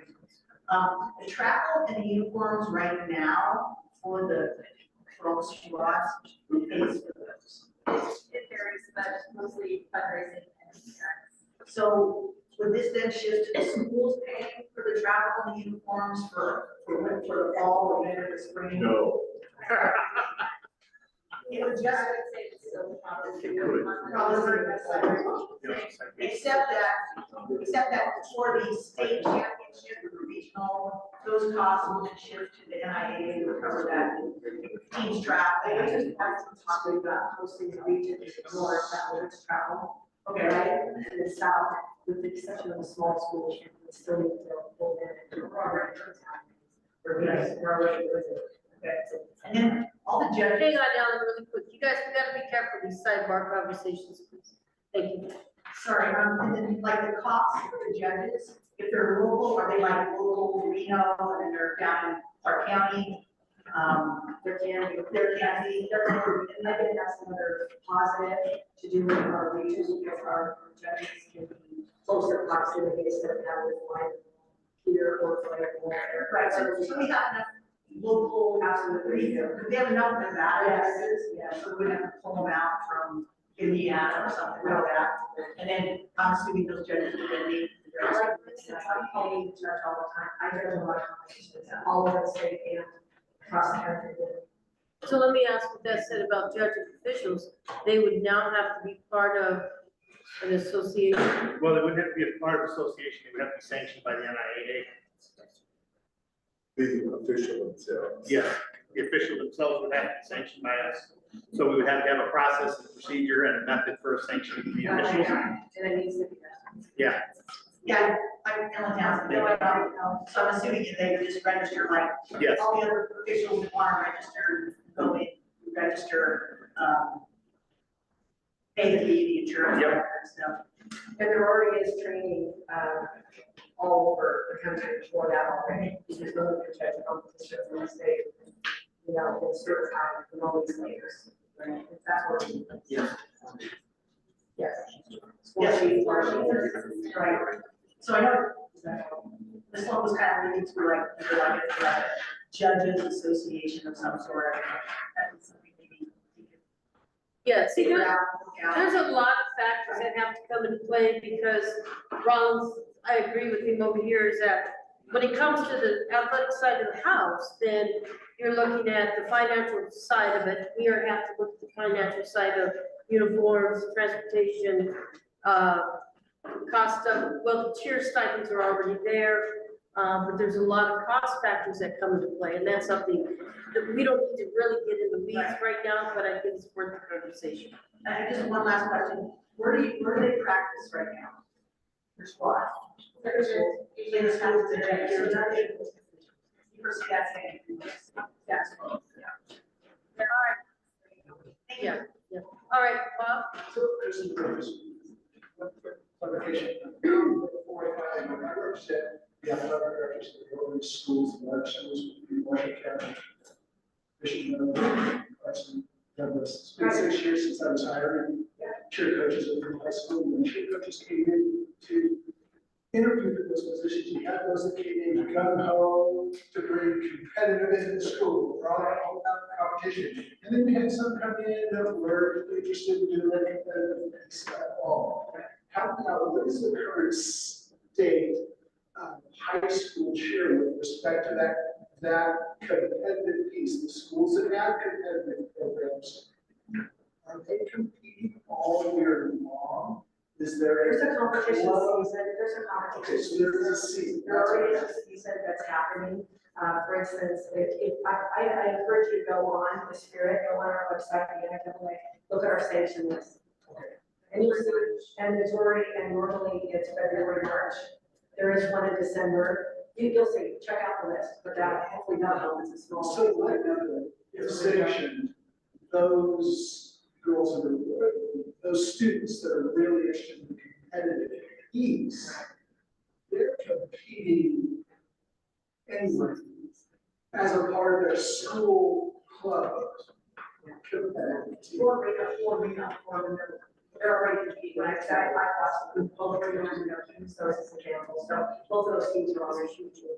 We've got 12 spirit teams, cheer teams in the north that are already competing all this season. So 12. We've got 28, but all some of our charter, different teams don't have spirit teams. Other than schools that have spirit teams, 10 of the 12 competed this year, all 12 competed in the last 3 years. So I think those numbers are up since Terry stepped down there. No, I guess no, I don't know.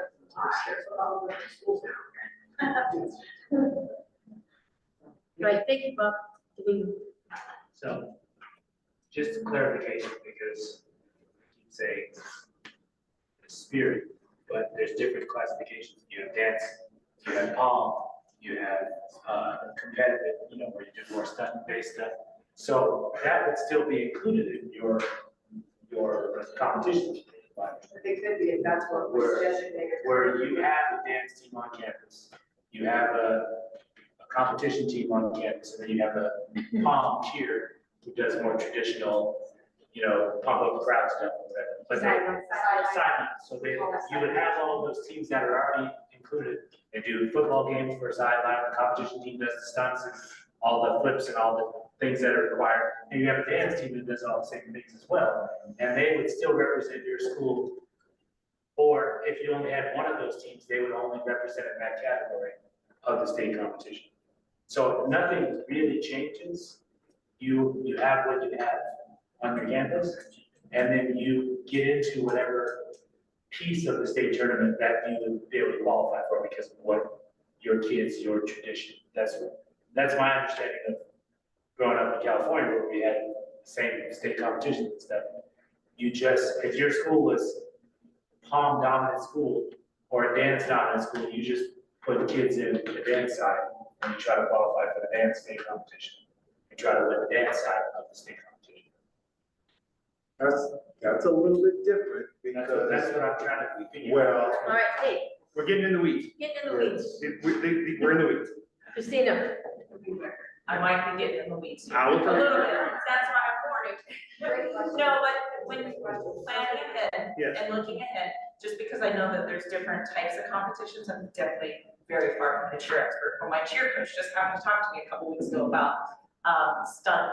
I don't know how many of you actually heard of the stunt, that being an emerging sport that's coming through in NCAA, et cetera. Yeah, where it's like it's played in quarters or done in quarters, you actually have team versus team. But something when you're looking at the competitive side, just to keep in mind as you're going through and trying to figure out what this is going to look like.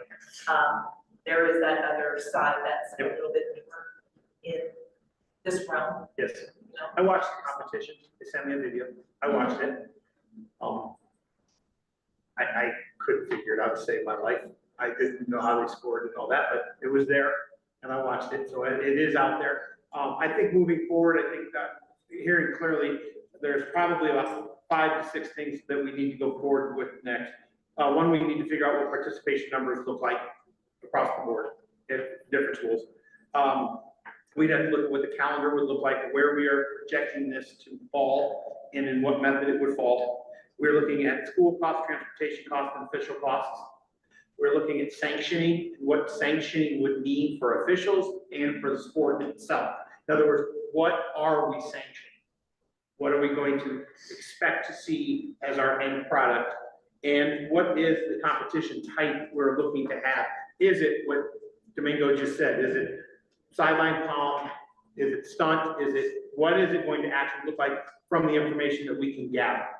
Is there anything else? What categories would there be? Right.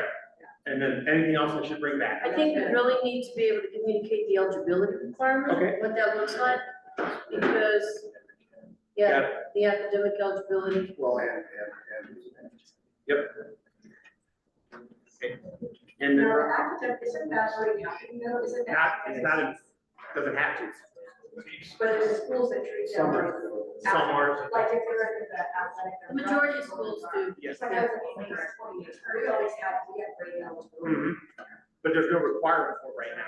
So, and that is, I think, like I said, the biggest thing is gonna be the educational component to explain, this is what we're going to do, because what's going to happen, no matter what we select to do, whether sanctioned or unsanctioned, half the people are gonna like that idea, the other half are not. So we gotta make sure we pick the one that fits and moves in the direction we wanna see it go, and make sure we have at least one hand on the steering wheel for this one. I think the other thing, let's establish maybe a timeline. Can we hold off on that until after there's a reason for this comment, for you, me. No, I didn't, I just, The reason being is there is a workshop coming up at 1 o'clock that will establish timelines for sanctioning of new sports. okay. So that way we can see where they would fall in, if that new regulation were adopted. And then we. That was, Thank you. okay, Trying to be. all right. Thank you so much. You're welcome. Thank you for your Great presentation, thanks you guys. No, that's right. Keep them rocking and rolling. Okay. All right, let's go back. We are going to go to page 54. And I'm going to turn it over to Mr. Anderson for the NIAA Legal Counsel.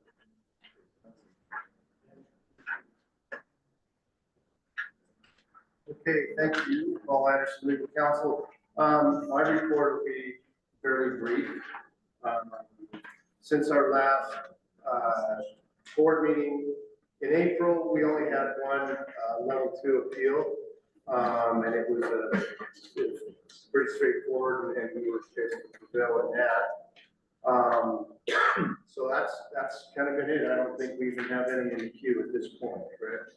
Nope. And a lot of people I know are assuming that the one-time transfer rule will be in place for next year. And as I understand it, it's the bill that's sitting on the governor's desk, and it's probably going to guide that. Most likely, if they're not going to effect until the 26-27 school year. Right, that's what's based on how that bill is written. So the legislature kind of took that one out of our hands, and we'll talk about that. Talk about legislative updates, but just so I know, I've gotten calls from certain people wanting to know that they're getting questions about kids wanting to transfer and that sort of thing, and thinking they're going to be able to exercise their one-time transfer this year and making those plans, and that's likely not going to be in place for them. But again, that's not in stone yet, so we don't know yet for sure. Legal updates. We had a case pending that arose out of a level 2 appeal that occurred back in the winter. We prevailed in the case, and then the parent filed for judicial review, which is the method by which you can take a final level 2 decision to the court. That was filed in the 8th Judicial District Court in Las Vegas. It named not only the association, but myself, our hearing officer, Ira Levine, and Kate, since she was a witness in the case. And it was never served. I don't know that the parent knew what they were necessarily doing, and there was a status check hearing that we had last week with the court. And the court basically dismissed the case because of the fact it hadn't been served timely. So that's off the books, and all defendants have been dismissed from that case. As far as just other updates, as Tim alluded to, I think in his report, he and I both attended the FHS Legal Summit meeting, which is held for a couple of days in mid-April back in Indianapolis. Go just about every year to that. It's always very good. We didn't have to present this year, but that's probably coming up in a year. They kind of rotate that, but there's always great subjects that come up, and so it's really informative. Besides that, that's about it. I was asked by John Black, who's legal counsel for the NFHS, if I could make it to the summer meeting in Chicago and be on the legal panel there for that item, and I'm still trying to work that out on my calendar. So we'll see what happens there. But other than that, that's about it. Legislative updates, I was gonna let Tim kind of take the lead on that because Tim, I gotta tell you, he took the lead for sure this year with respect to the legislative bills, and there were a lot of them pending. So if that's okay with you, Madam President. Absolutely. Thank you. Are you gonna pull it up? 305. So 305 is now setting, it should pop up here. 305 is sitting on the governor's bill. It says 305, we'll just call it the lacrosse bill. I want to go through some of the highlights of it. The NIAA, there are two sections to the bill, and the two sections of the bill are very similar, but they are very independent of each other. Independent being the first part of the bill names no sport, the second part of the bill names a specific sport and has different rationale at the end that we have to address. The overall bill requirements, the main points that we should be aware of are that the NIAA must have a process and procedure for any sport to obtain sanction status and regulation before October 1st, 2025. So we have until October 1st to pass a regulation. Now, when the lacrosse bill first became apparent, we realized that we did not have a regulation in our regulations to sanction a sport. So I called Kate immediately, and the Segroid protocols were put into place. And she wrote an amazing regulation that has gone to the regulation committee and will be workshopped today. We were on top of this before they even thought of assigning it to us. So I was very happy with that. So we're going to be able to meet that requirement. I think we have a regulation that is rational, feasible, and enforceable, and makes sense when you look at it as we presented today.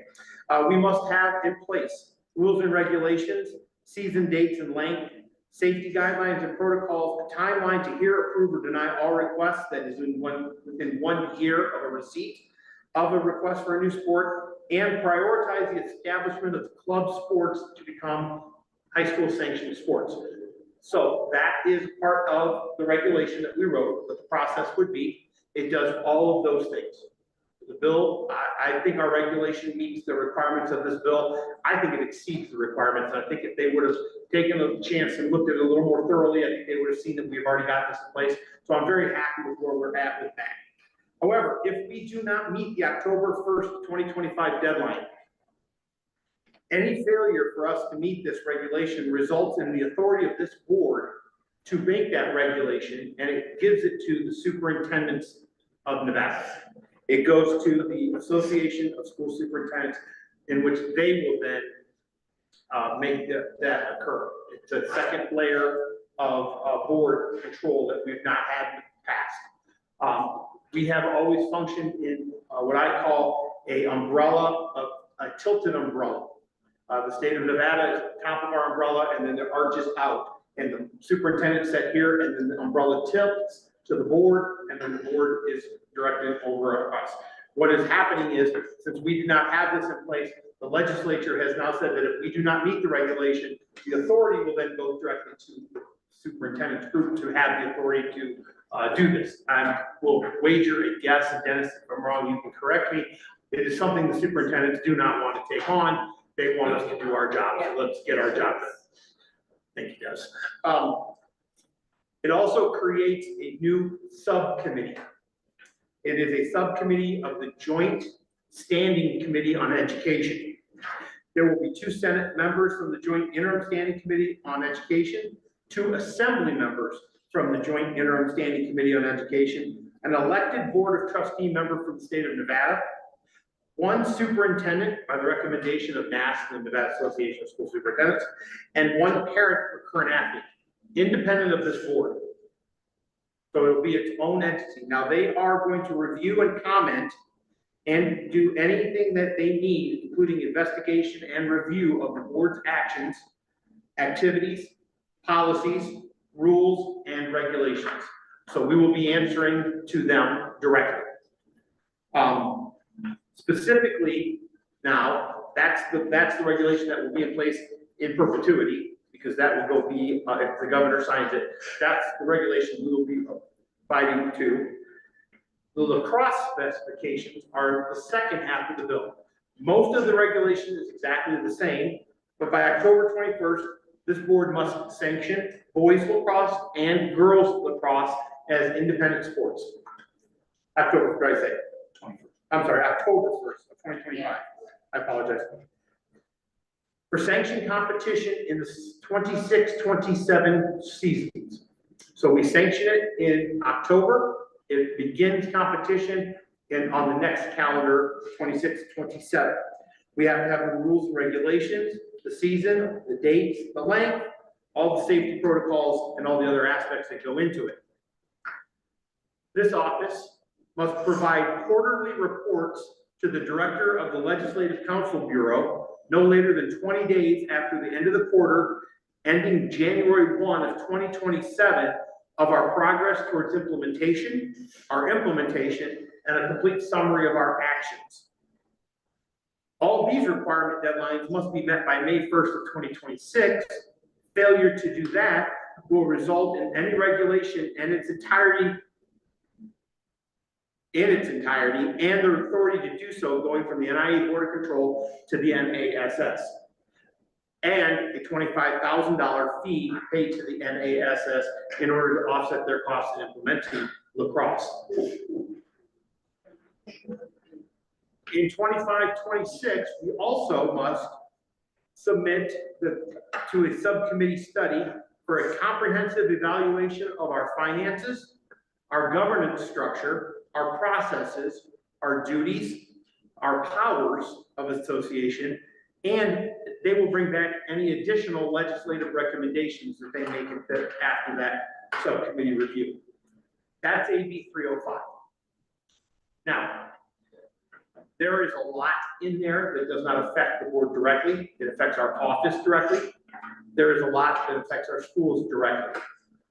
I will tell you that there were numerous hearings on this. This bill was written, rewritten, addended, compromised, rewritten again, and at the end, there was a mention by Mr. Coulson earlier about financial things. There were two sections in there that they wanted us to create a funding stream directly to lacrosse from outside source. I was adamant against it. I was not in favor of it, not because I did not think we could use the funding. My fear was if we opened that door for direct funding for a single sport, it would open the door for direct funding to any individual sport, and that would create an imbalance and an inequity we could not overcome.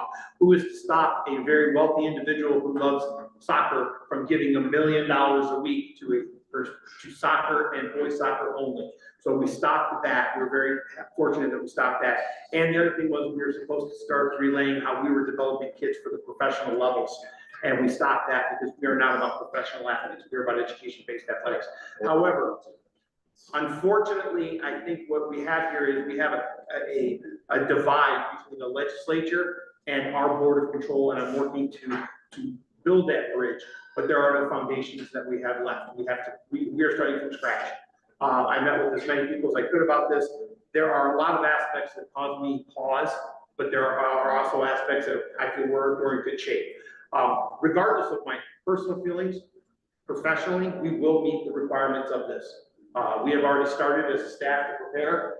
We are fully planned on implementing lacrosse as regulated and required as soon as the governor signs it. But we are moving forward with it as a plan. There is a stipulation in the bill that says the school districts are not required to offer lacrosse. We are not telling you to or not to. We are going to sanction it just like we do any other sport and prepare for it to be fully played by up to and including 125 member schools if they so choose. Questions about 305? Yeah, Wade Polson. Yes. I thought the amendment, the last amendment, that they struck out the lacrosse. They did, and then at the last minute, they put it back in. Yeah. So they passed it on the floor. They passed it on the floor without the language, and then it went back. And then when it went back, and they put it back in, stuck it in at the last second. Yes, and I will tell you, Ms. Sohn can attest to this. The nauseous feeling I had was that there was supposed to be a hearing on Friday. Yeah. For this, and you flew up Thursday? Yes, she flew up on she flew up on Friday morning, and I had it on there that we were gonna go to the hearing on Friday. She flew up, there was nothing on the agenda for the day prior. She flew up, and I checked to make sure we were still good for the Friday hearing at 1 o'clock. It had been moved to Wednesday, and there's no open meeting law requirement. So unless I would have been sitting there instead of state baseball and softball tournaments, I didn't know, and I felt nauseous about it because I felt like I had failed. Because there is no open meeting law requirement, so they can put on the agenda or take off the agenda and change the date at their discretion. And when we were unavailable for certain things, I did make mention to Mr. Anderson, I mentioned it to Mr. Stallworth and Ms. Sloan, that the next legislative session, this board has got to hire a lobbyist. Whether it's a full-time lobbyist, part-time lobbyist, some form of lobbyist, because I can tell you, staff can attest, there were days I simply just sat in the cafeteria at the state legislature waiting for an opportunity to get 2 minutes. And we don't have the staff to do that during the sports season to do that, but we need it. Yes, Clark. Just for clarity, it's section 5.3 in that. That's the one they took out and put it back in. That's the part about lacrosse. Yeah. So it was a difficult bill to work with because there was a definite push for it to be lacrosse. If it would have just been sanctioning, the lacrosse people could have simply come to us and told us that we would have had to follow this regulation. And we would, if you think about it, we would be doing the exact same thing we're doing right now with lacrosse within a year is what it says we had to do. So we would have already been moving that direction. So I'm also concerned that this lays the groundwork for the next sport that says we want to do this and we're going to go to the legislature and do it. There could be a sport coming down the pipe that we were prepared for. There could be a sport we're not prepared for. Fortunately, this is an established club sport in many schools in Nevada. So we have some of the logistics in place, but we don't have the vast majority of them that go into creating a sport. And unfortunately, that was not the message that was wanting to be heard. The message they wanted to hear was, how are you going to do this? And the statement that rang true for me was, I was told, I can pass a bill and sign it, and it becomes law the next day, and you need to do it. I agree, but that does not count the implementation time that it takes to put the sport together. It's going to take us time, but we have already started, our office is already working towards it, and I'm very confident we can get it done, and we will. We have no choice. We will meet the letter of the law. Yeah. I just have a comment or question, just hearing the language in the bill. It sounds like there are people that definitely don't have a confidence in us and the way we're running things. And is that part of what you're speaking about, trying to build that bridge? Like I don't know, like, if I were sitting there, I would say, I'm gonna leave that to the experts because I don't do this all day.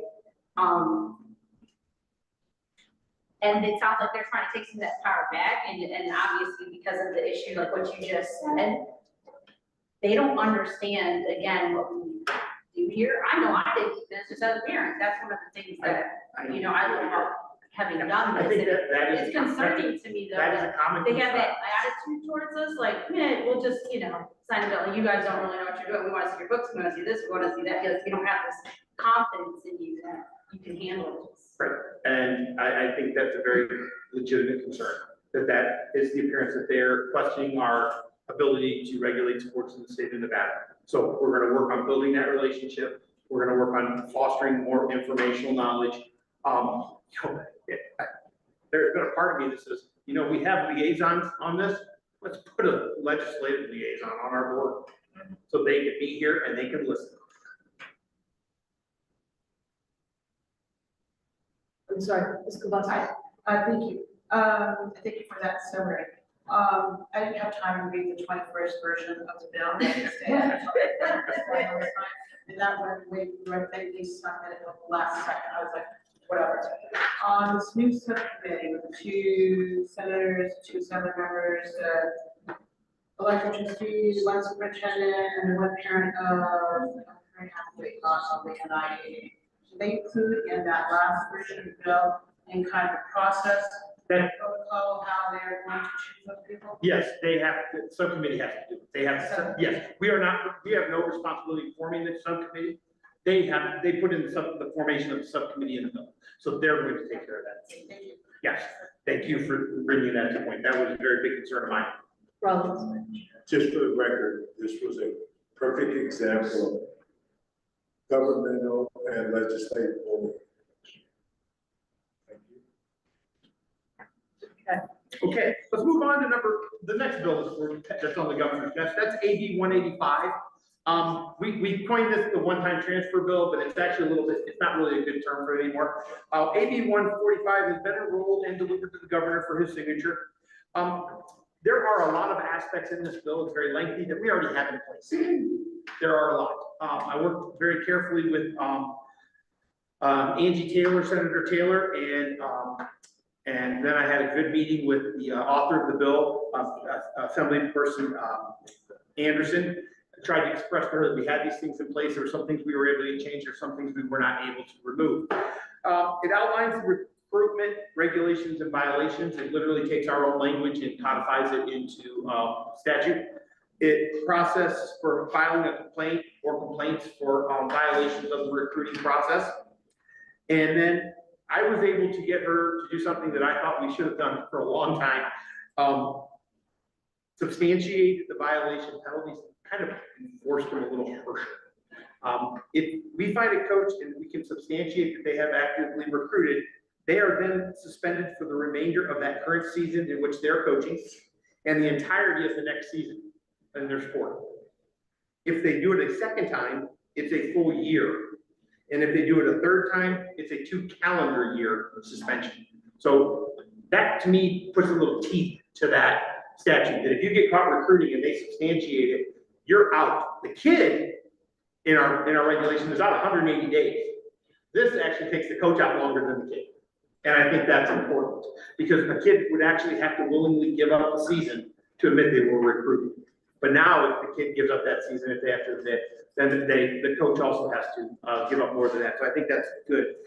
It allows for the immediate eligibility if a submitted request is not acted upon about 30 days after receipt. I will tell you that I am not worried about that aspect at all. If we get an NIAA submission through Activate and we don't touch it for 30 days, I'm having a different type of conversation. And you know what I'm talking about. I don't think Kate's personality would allow her to let one sit for 30 days. So I'm not worried about that.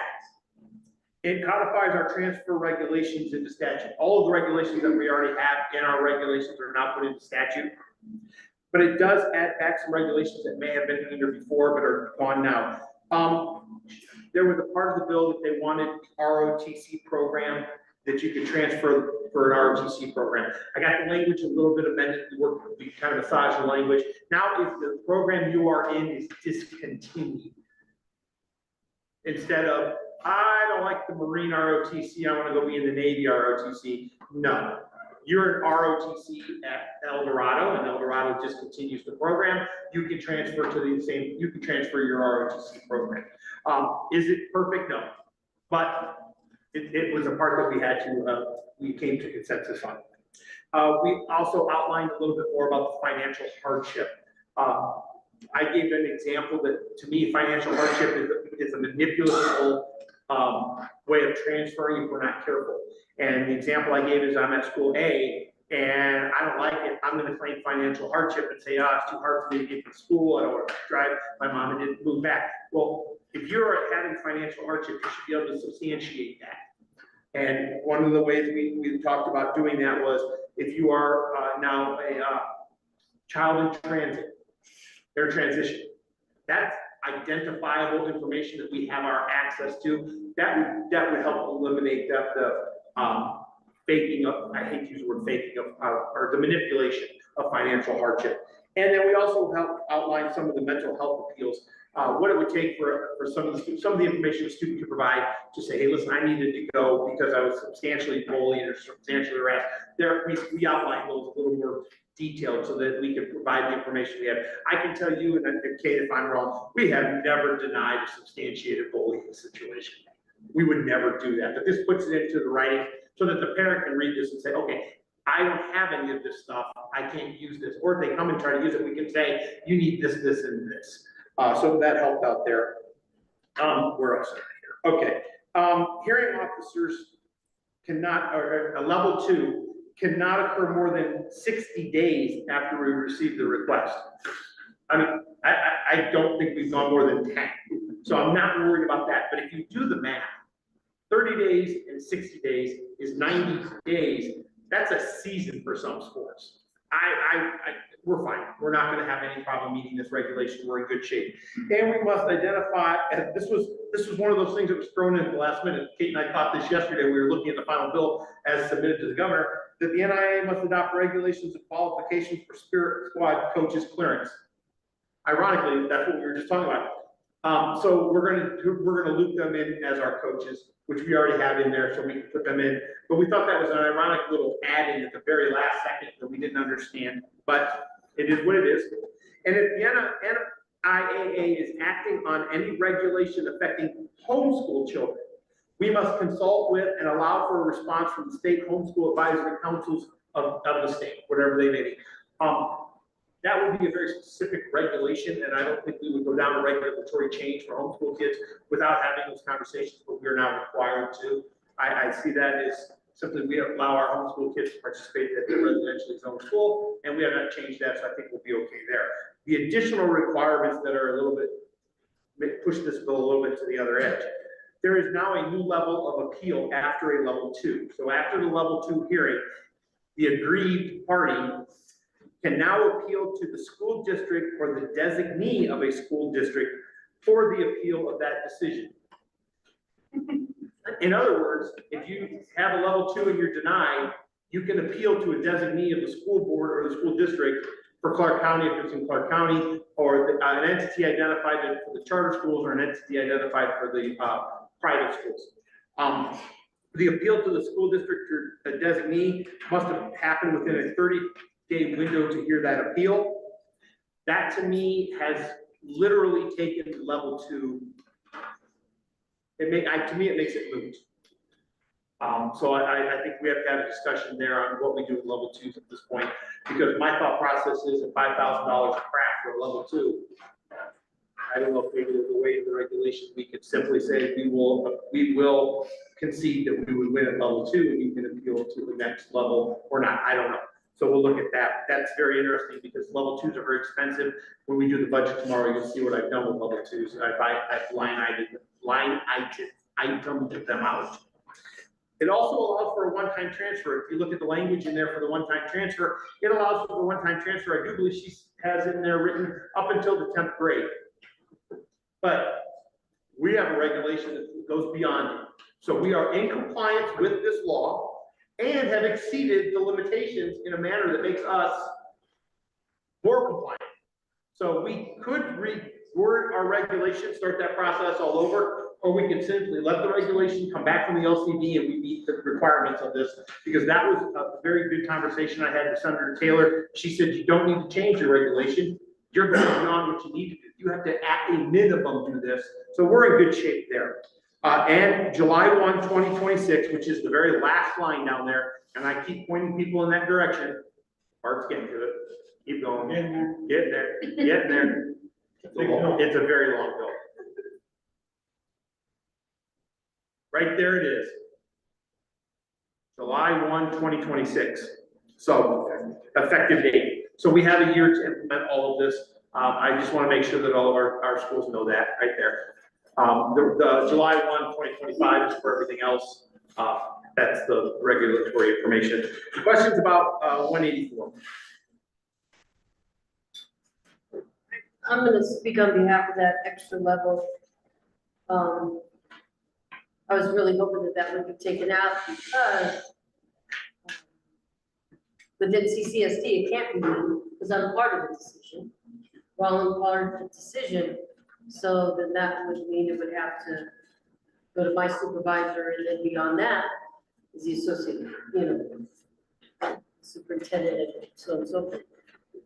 So that's concerning to me, I will just be honest with you. I think, just to comment on that, I think that they, in essence, have created a natural conflict of interest for Washington County and Clark County making their initial rules. Because if you send it back at the third level, back to the body that ruled on it before, that school district, then that, to me, that's. Like I said, I know people said, oh, that's you, Kevin, no, it's not me, because I'm involved in the entire process, and, I spent time with Assemblywoman Anderson, and I tried to express to her that you're asking the same entity that has denied it to now not deny it based on nothing new, because there is no new evidence that's been brought forth. Because if there is new evidence brought forth, it's reviewed before it would get to that level.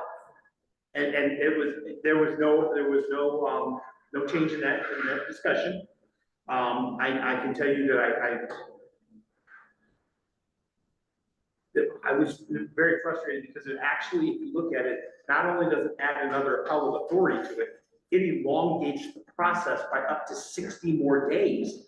You're looking at, in theory, you could actually start this in August, on August 1st, and not have a rendered decision until what date, Mark, did we say? Take all the way as far as Season. could take it to December. Could take you into December. And by no fault of anyone. This was a very difficult one. This was a bill that I thought was going to be, this was a bill that was in the last session, and it came back again this session. And Kate and I testified on a whim. We went to just to listen, and we were not on the agenda to testify, and we got called up on a moment's notice. And we walked out of there fearing that this one was going to be pushed forward, and we worked on it very hard and a very long time. But I think we can meet the requirements. It's just that third level of appeal. I don't know what that's going to look like I'll be honest with you, I don't know where a student going to Bishop Gorman goes. Do they go to the diocese? I don't know. I don't know where a charter school goes, because while you may be a part of the charter association over here, your other charter school may not. So there's these entities out there that are at play. So I'm just going to be we're going to be very watchful, but we have a plan in place. We'll implement, we'll do what we need to do, and we'll go forward. While we're on the topic of the legislature, I did make some good connections with some good legislatures that were listening and willing to discuss things. I'm going to continue to reach out to them in the interim. Senator Dondero Luke moved her schedule to meet with me, and I appreciated that greatly. I will tell you that Assemblywoman Anderson, even though this was her bill, we did not agree on everything. I think we started a dialogue that I want to keep going. There are some senators and assembly people that are willing to work with us, and I think we need to foster those relationships, and we're going to, because I will tell you that there's also a part of me that thinks maybe it is time for our body to look at some state funding for our association. I know that might be a taboo word at this moment with funding, but it may be a moment where we, as a legislative body for athletics, go to and say, we need to implement a lot of these changes so that we can stop these occurrences of regulation. And I'm going to steal your thunder, Wade. And I had a long conversation with Mr. Colson on the phone the other night, and I was a defensive coordinator for many years in football. And my goal was to stop people from scoring. That was my only goal. And I'm done with our association being on the defense. It's time for us to go on the offense. And I think for the next legislative session, we need to present two bills to a legislator to be sponsored. One would be regulatory, something that we need to adapt or have put into regulation. And two, a safety measure for our kids. Be that whatever we determine it to be, something of a safety nature, so that we can get to a senator or assembly member and say, listen, we want these bills to be pushed. And I think we can do that. And I'm ready to switch from defense to the offense. So thank you for your council, Wade, I appreciate it. Questions on 185? 184, I gave it a little, I moved it up. Okay, Are you versed at all? I know you're versed.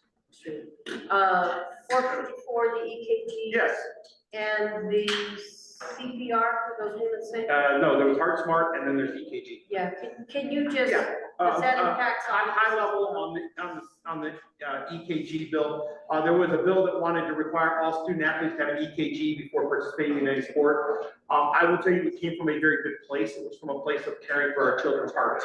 But when I met with them, the first person I talked to, I said, how are you going to administer EKG to Jackpot? And the gentleman that was there, not the legislature, but the gentleman there was like, where's the Jackpot? And I said, that's what I want to know. Where are my kids in Jackpot gonna get an EKG? They changed the language on that to large school districts. Unfortunately, that only applied to Clark County. And it said when feasible, when it's possible. We actually already do. And they're already doing it. I found out through the back channeling that they already had a memorandum of understanding with Clark County that they were already doing these, so they can continue to do them. And I also wanted them to understand that they needed to have more than 20 EKG machines available. I did have an inside leg on the EKG reading, and so that information, so that did help. So that changed, now it's when feasible, so that would be okay. The Heart Smart bill was brought by a cardiologist from Southern Nevada, very well respected in the South, very familiar with this gentleman. I will tell you that comes from a very valid resource in my life, that this gentleman is good. He wanted to make sure that we had a cardiac plan in place for athletic events at the school level. It would not be coming from us, it would be at school level. And emergency action plans fit that bill. Cardiac emergency action plans fit that bill. So I do believe school districts that have athletic trainers in place, they already have, your ATAs already have an EAP. Make sure you're coordinating with them, because that EAP priority exists. Just go over it carefully and cautiously with your school. I would work closely with health services in Clark County, Washoe the same way. And if you don't have an EAP for your field, you should have one anyway, just because it's smart. And have that plan in place, because the number one thing they're going to say after an event is, did you have a plan and did you follow it? And that is very important. So EAP for cardiac events and Heart Smart, and have that plan in place. There's one more. Yeah, go ahead. There's one more component that I know that there's some concern in Southern Nevada. There is a component in there, I haven't read in a long time, about CPR certification. Yes. And it reads that the coach, check, we already do that, and it lists manager has to be CPR. There was a rewrite somewhere I saw that it said adult manager.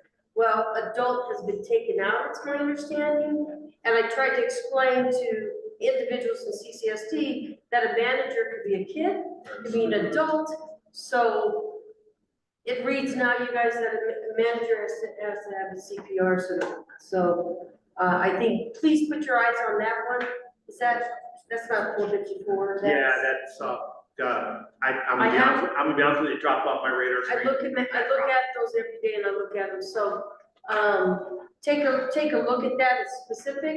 And I also said, I think it also alludes to clubs, something about that too, so, Can I jump on that? absolutely. Make sure you understand too, that in the north, clubs mean something completely different than they do in the south.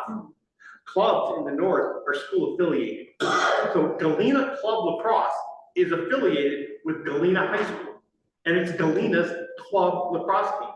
Whereas, different recognized, where, I'm gonna use Orange. Orange is a basketball team, club basketball team, that might be at Gorman, but it's not Gorman's, it's not affiliated with Gorman. So it's a club team that practices perhaps at Gorman.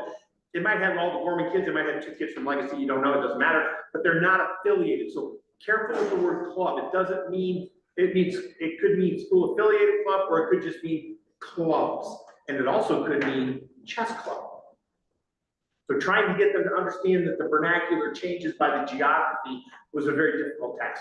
But I think, I know they took adult out, and I don't know why they took adult out for manager. I'm gonna try to get those two bills, just put on everybody's radar. Because then, I'll try to get those and share that, because we need to take a look at those as well. All right, I know it's, There's 454, that's one of them. That's the I EPG bill. Yeah. That's not where the manager. No, No. no, it's the Heart Smart, I want to say 292? I can't remember. No, 291, 140, John, I know you're 194, listening, can you text me? 194, 192. Keep going on that. 117, I failed silently. 192, What? 192. Is it 192? I think that's. Well, listen, I was being facetious. It worked. Okay, good. Otherwise, it's gonna have, I know my director's listening, so I was gonna have to do that. All right, it's lunchtime right now. Everything is out. I know we have a public hearing at 1 o'clock. How much time do you guys need for lunch? 30. All right, let's go 30 minutes. It's 12:05. We will meet back at 12:35. Thank you. Great.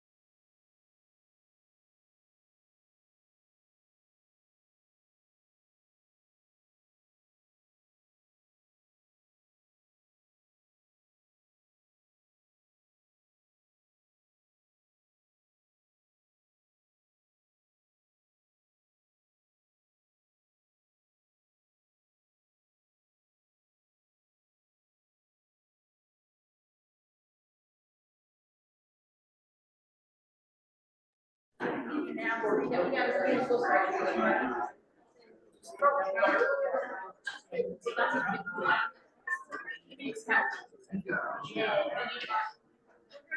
right, Mark, let me know if we're live. You good? Okay, we're on. All right. Thank you, everybody. All right, if we can, we're gonna go to item number 14. Please go to page 64.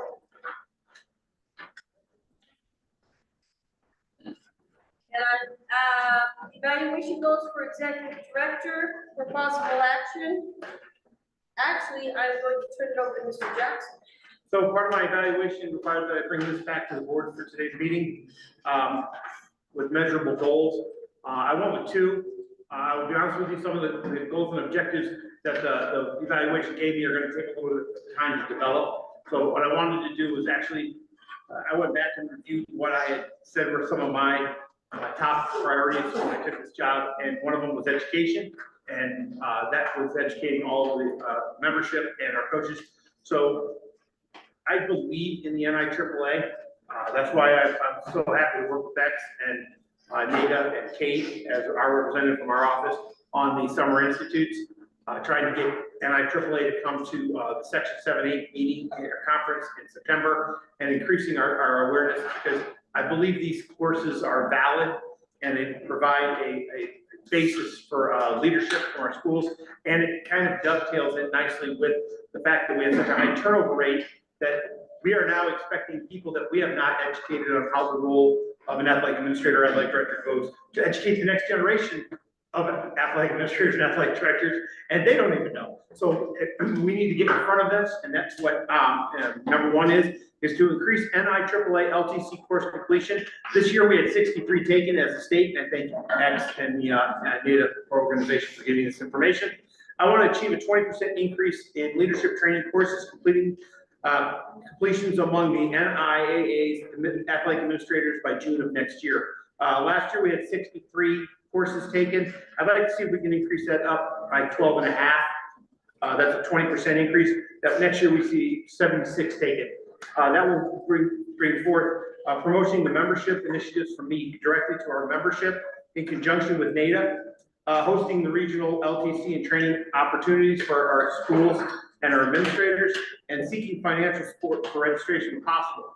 I will tell you that I had written this, and then Kate informed me of what X and her had started to concoct, and I went, thank you very much.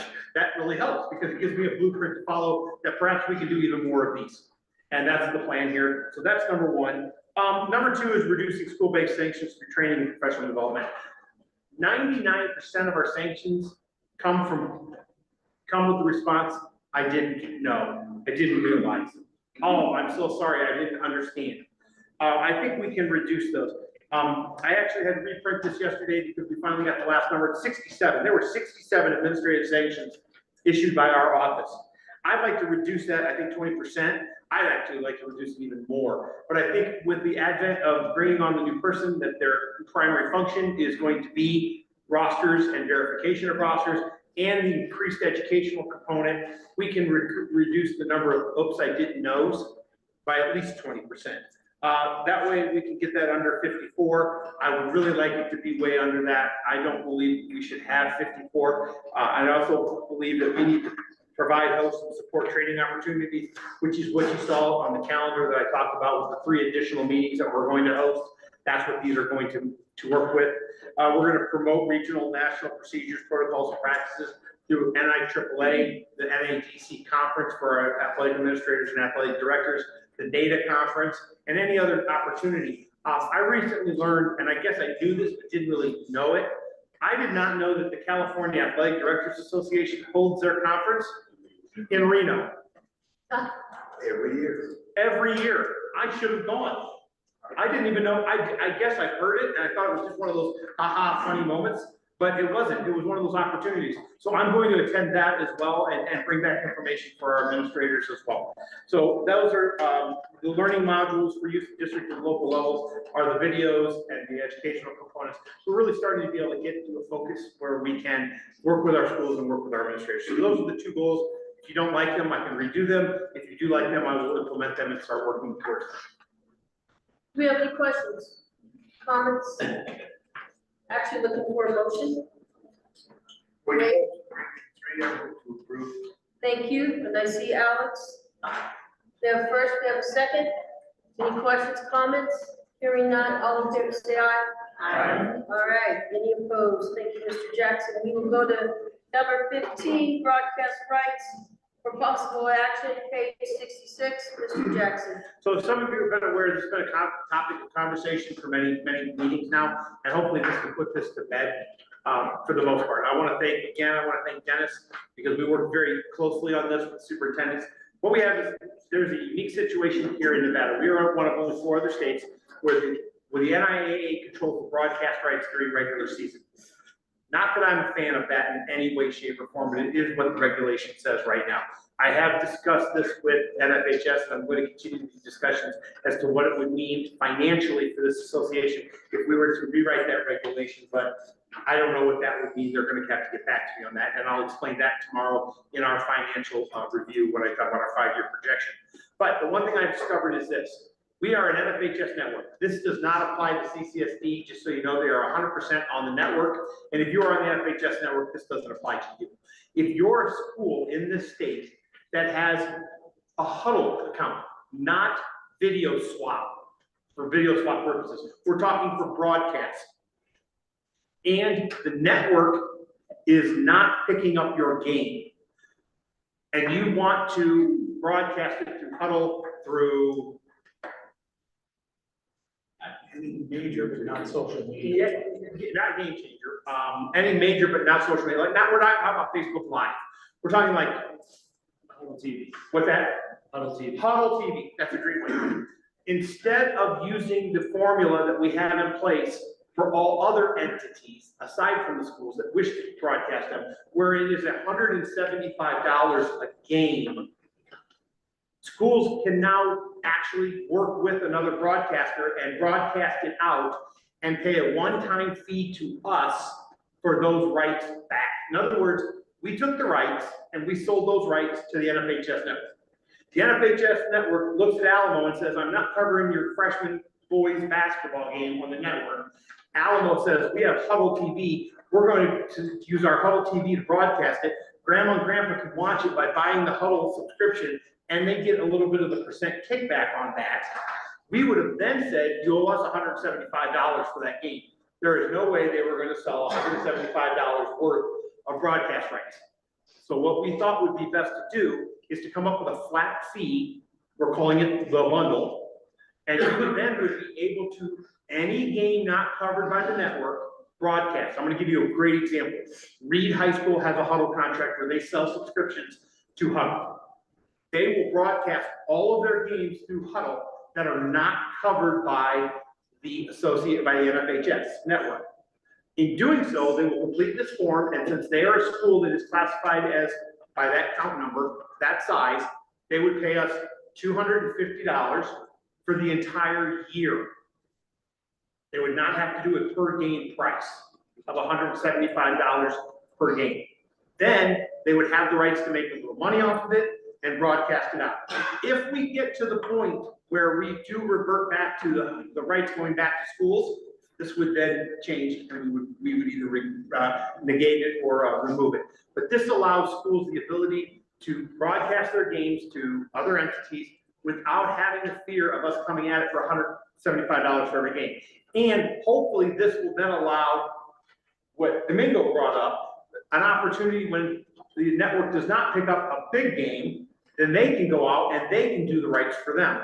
But until we get that right, the NFHS network would still have rights to first refusal. Does that make sense? It's convoluted. I get it. Gotten very good about discussing it because in the last 3 superintendent's meetings we talked about it. All right, Domingo? So that seems like a win, 250. However, if you have set up, because you don't know what games they're gonna do, and they're not gonna take our stream, we're not gonna pay for them to take our stream. If they're gonna bring somebody in, they have to announce, but a week or two, like if we put up the schedule and we have the schedule available, this is what's gonna be on our stream, because there has been no communication of the stream that they want to write, but then they come in, they want to do that stream. And then it's not on what they paid for, they have to pay for something else. How does that work? Like, how would we go about that? I'm gonna yield the word. Oh, yeah, Yeah. Our name's on his staff. The way everything is written in the contract right now, the NFHS network owns the streaming rights. Whether they come in 3 weeks ahead of time or 3 minutes ahead of time, there's nothing that changes that in the regulations, the contract, I should say, that we have with them. It is theirs and they own it. Where this gets a little bit dicey, and I know, Mr. Rivera, you're not referring to this specifically, but there are people that fix a lot of cameras in the gym, people that fix a lot of cameras in the football field. But maybe they have a separate soccer field, they don't have a fix a lot of cameras there. So now what's the NFHS network going to do? They need to bring somebody in separately. How much notice do they have to give? If it's a postseason game and they want credentials, we have that measured out when they have to do it. As a school, and you're setting up broadcast space for them, I think you should be able to work with them and say, look, we need to know 24, 48 hours in advance, 72 hours in advance, whatever the case may be. But the way the contract is, the NFHS network could legitimately step in 30 seconds before and say, we want to do this. Yep, and we're working with them. That request was brought to me by another group, and I said I would reach out to them. I have reached out to them and said, hey, is there any way we can schedule this out so we can see where you're going? Don't just say, well, we'll probably cover all, no, don't say we'll probably cover. Do you have a way of telling us in advance? And I'll give you an example. There was a group that started doing streaming mostly over the network. It's a group that's based out of actually Arizona that uses students in Nevada to broadcast those games. And they started this about a year ago. And I wanted them to reach out to me, but I also wanted them to reach out to the schools in advance and say, let them know that you're coming, because you can't throw this on people, so you're gonna do it last minute. Ideally, I'd love for everybody to have that 2 to 3 weeks in advance. That said, you don't always know that the big game is the big game until the week before it becomes the big game. So that gets a little bit dicey. Those are the problems, is that we can say we're gonna have this, but if they can come in anytime they want to, and our ability to stream them, why would I pay for it as a family member? Why would I pay for this if it can, I have to pay for this other one, because they can take the rights anytime they want to. That's where the challenges are with that. Yes. Like 250 is great, that'd be great to be able to do that and have that opportunity, but we don't have the pixel out cameras. So they have to physically come in and record them to do it. But when they have to declare that they're going to do it, so that we're not falsifying what we're saying, we have rights to what we're going to stream. Because that becomes a problem. I've already paid for this, and you told me you're gonna have this, and now it's coming. Yep. And we're aware of it, we're trying to figure it out.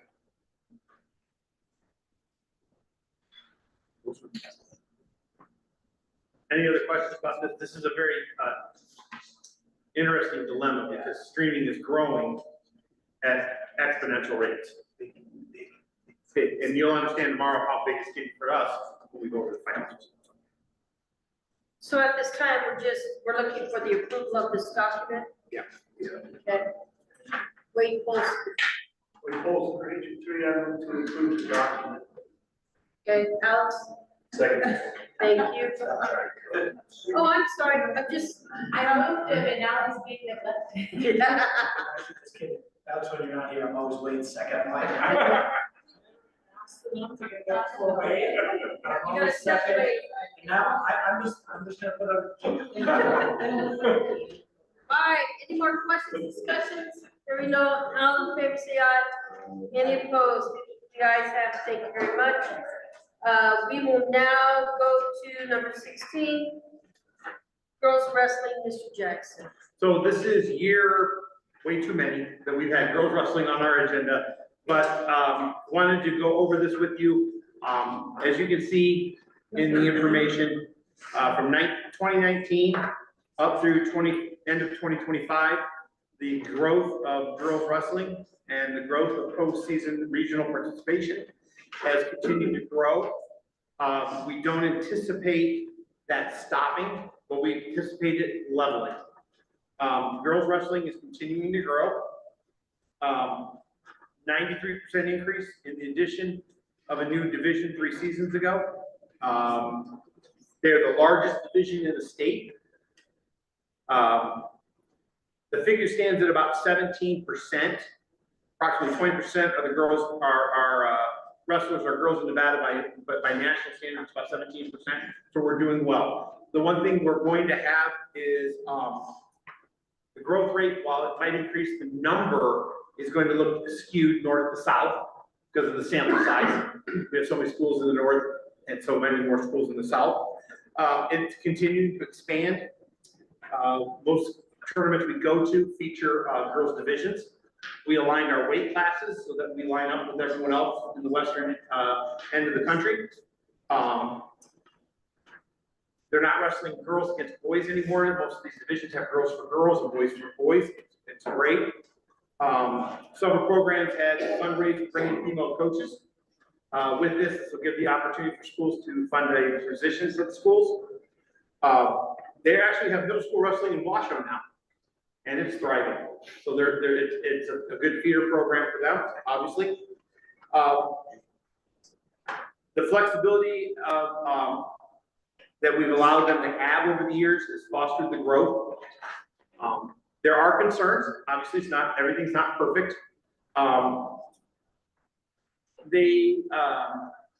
If we don't do this, I'm going to go back to my counterpart from the South when he was over Title IX. This will add more numbers to Title IX. This will assist in those. If we don't do this, we may end up with a situation where we don't have, the identified group, and it could be questioned there. Having the assigned coaches is important because now it's to the point where it's a sustainable program, and the unique needs of being independent and team dynamics. What we are proposing here is to fully sanction girls wrestling for 26-27. So it will be a year out. It will be started 26-27, with the postseason remaining in the current format for the 25-26 cycle, and discussions of proportionality representation for the remainder of the new realignment cycle. In other words, we'll wrestle this year as is, and we will meet with entities, and we will come up with a wrestling proportionality format moving forward, because the South is growing faster in numbers, not percentage, in numbers, than the North.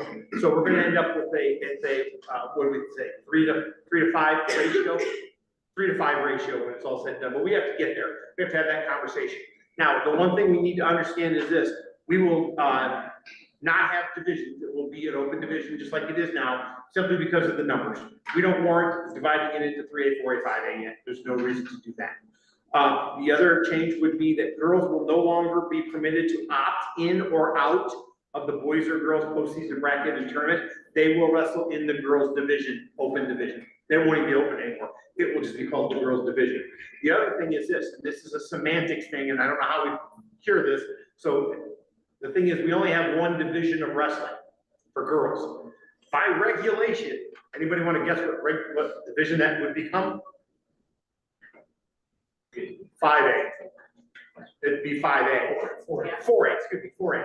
We don't want to terrify our smaller schools by saying you're wrestling 4A. It's the only division we have. So therefore, it would be just like skiing. Skiing only has one division.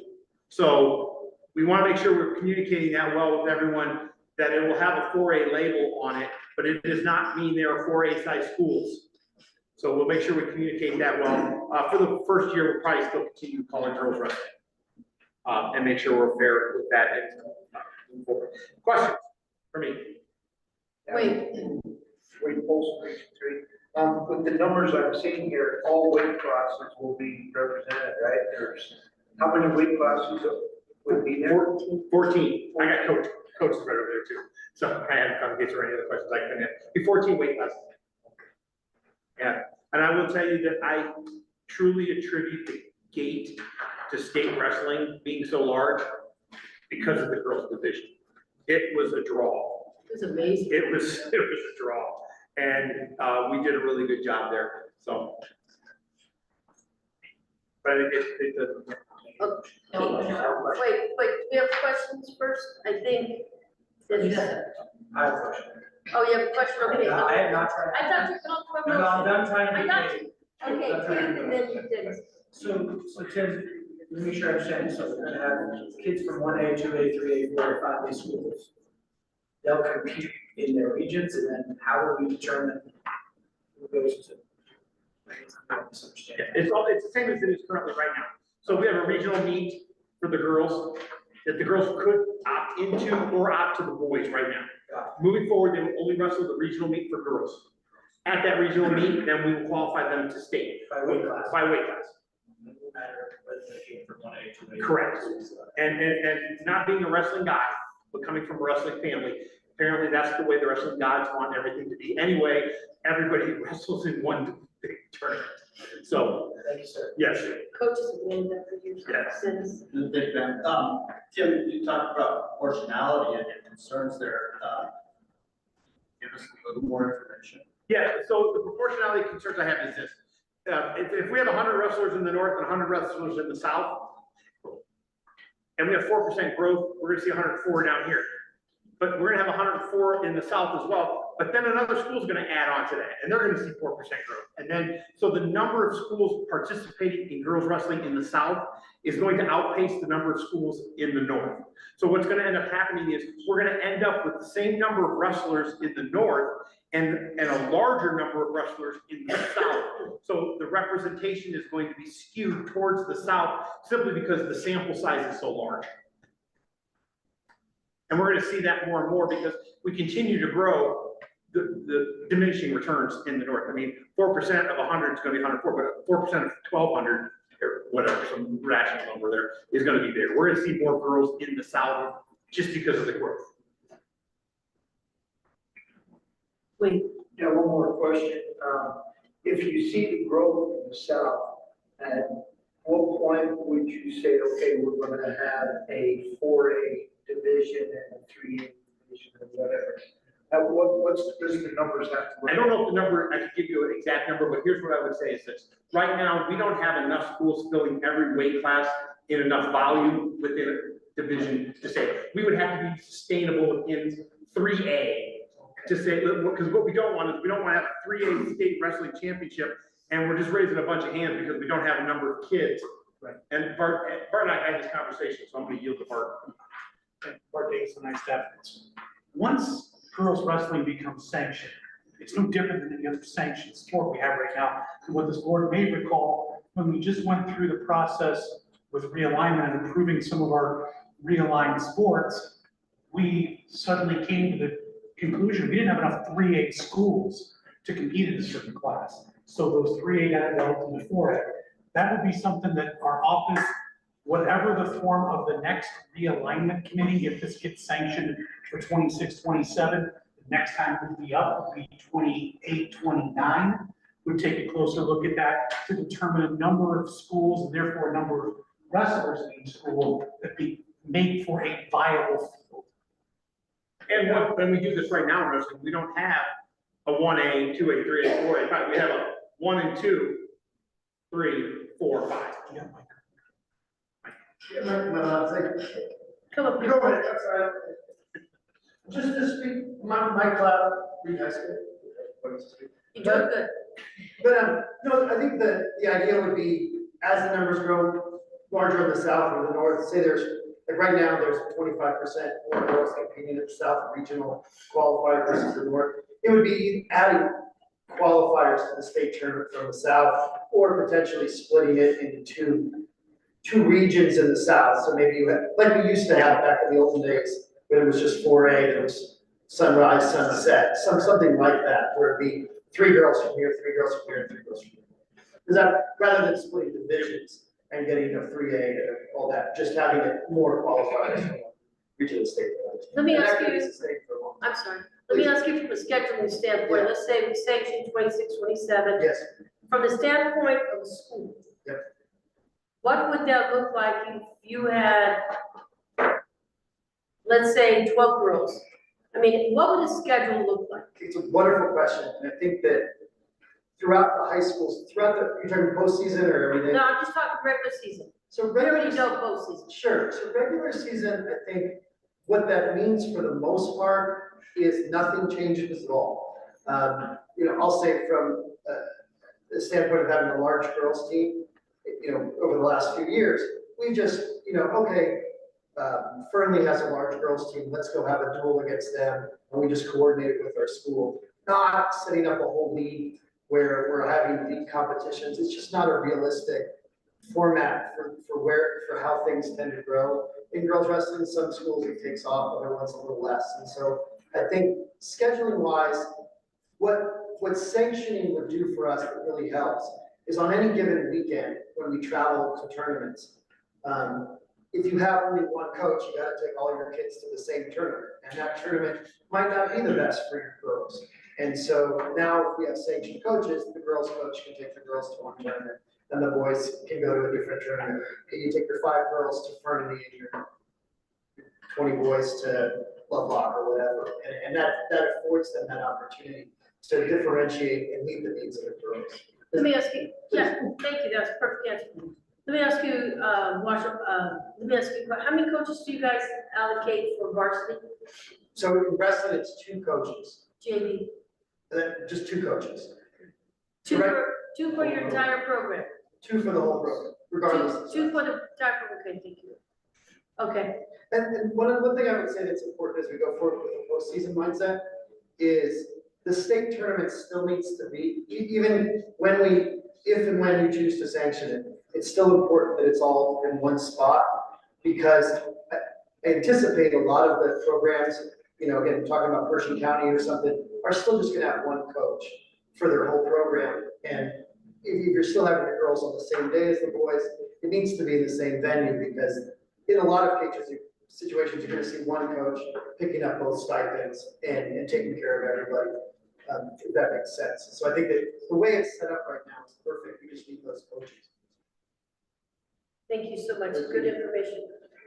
Yes, Pete? Happy the vision in CCSD to have 2 separate coaches, one for men's, one for women's, we still travel together, and you know, it's like. Nope. Okay, sorry. X and I have had the conversation, but nope. Got it. Okay. Okay, call for questions, well said, Deanna. I would like to make a motion, I would like to move fully sanctioning girls wrestling and for 26-27 season to a different division. Postseason remains in the current format throughout the 25-26 season with the discussion on proportional representation for the remainder of the realignment cycle. And the last part, girls will no longer be permitted to opt in or out of boys or girls postseason or tickets or tournament. Keith? Second. Thank you. All right. For peripheral vision. All right, we have a first, we have a second. Any additional questions, comments? Hearing none, all in favor say aye. Aye. Any opposed? Well done, Mr. Jackson. This is I would like to thank a long time. Coach, thank you. 26, 27 is gonna be very packed. All righty. All right, you guys, we're gonna go back to item number 13, go to page 56, workshop, public hearing to solicit comments on proposed regulation. I'm gonna turn it over to Kate. 56. Yeah, 56, 57 is the first regulation I look at. Kate's right, nice off the record. The first regulation today for the workshop is NEC 35B to 12. This regulation is regarding annual dues, and this was a recommendation from the Rules, Regulations, and Policies Committee to update the language instead of the specifics of the amounts, because it's going up over the next 3 years, to just state the 2 different types of schools that we have, less than 600 and over 600, to just say that the amount as determined by the board of control, since that is likely to continue to change and fluctuate over the years. And we know it takes some time to get our regulations changed and obviously on the website as well. So This was a cleaner way to have those, as those numbers will be determined here and communicated to the schools. The regulations specifically. Any questions, comments? We will take these, we'll vote on these independently. Yes. Comments, questions?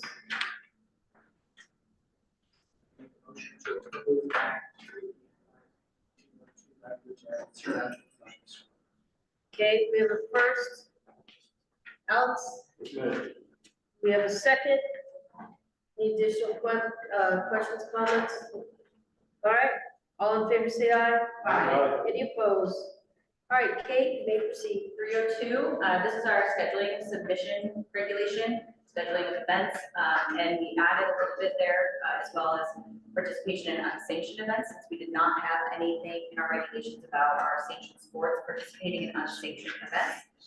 We noticed that when looking at our cheer regulations, they do have that information, so we did add a little bit there regarding that. The first part in subsection 1, just updating language there on a form or a manner by the association as a way of presenting the schedule to our office. That's just kind of updating that language a bit there. 2 is more specific on adding like what a complete schedule looks like. Sending that in, the games, all games, contests, matches, league, non-league, tournaments. Sometimes we're getting just home matches, sometimes we're getting just the league matches. So we want to make sure that we're getting every single game contest that's been participated in. We just want to put that in regulations. That's very clear for schools. And then another thing that we're not getting a lot of is the tournament participation, as well as the specifics of who they're participating with, the format of the tournament, the dates, times.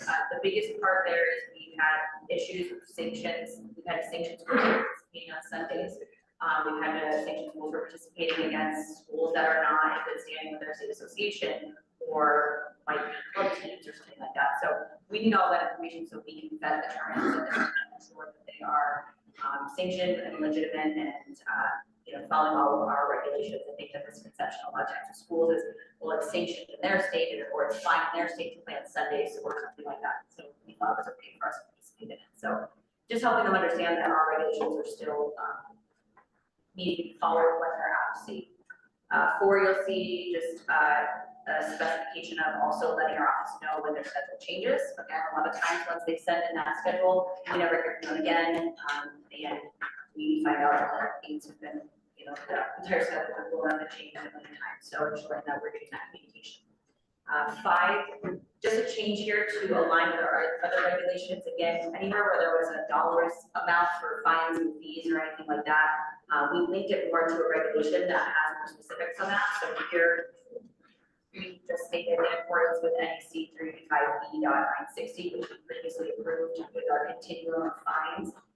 We're just having changes now to every regulation every time we change that. And that is for failure to give us the schedule on time, tournament schedule, and the schedule changes. For that number. 6 and 7 are basically just going over the specifics about the events being sanctioned that we did not previously have in our regulations, making sure they're either approved by our association or NHS, depending on the particular event, and if it needs to be sanctioned by the NHS. And then 7 just goes over all specific regulations that are related to participation, like 308, that is in regards to participating against schools that are not suspended or prohibited to participating in their state association. And 310 is school shall not engage in a contest or meet with another school, again, that has been suspended or expelled from their state association. So just specifying those, and then we reference 330, which is about not participating on Sundays. Just putting a little bit more meat to this regulation and a little bit more clarity for schools as they're scheduling these games and tournaments to ensure that they're following all of our regulations and doing so. And thank you, Barb, for most of this meeting and Tim for working on this regulation. So if I can ask, I think this is a Barb question. Will you be the one that oversees all these submissions? I know for some part, we were supposed to already be doing this.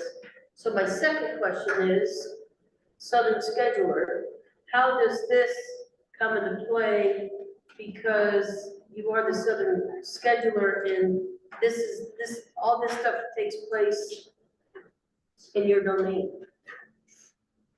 Xavier had represented data, but we asked about a southern schedule question. So on our schedule, if there is a link for schools to submit their tournament participations, when they do so, we put it on the schedule. Bart does a great job of overseeing it as we do to try to make sure that all schools that are planning on participating are participating in everything that is appropriate. And yeah, it's a team effort.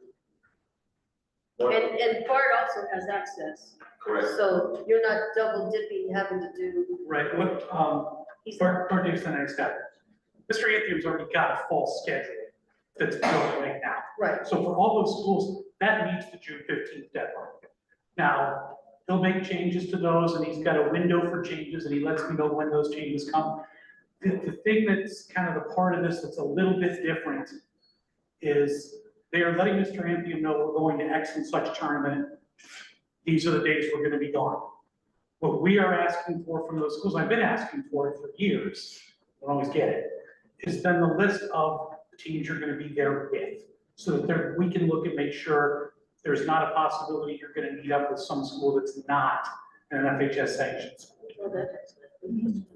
That we catch that then before it happens, because there are too many times over the years where I am scrambling on any website looking for tournament schedules, because I don't know if you're playing one game in a day, 3 games in a day, if you're playing all 3 days, if you get eliminated after 2 losses, all depends on the format of the tournament. So the only thing that changes for the South is something that should have been known all along.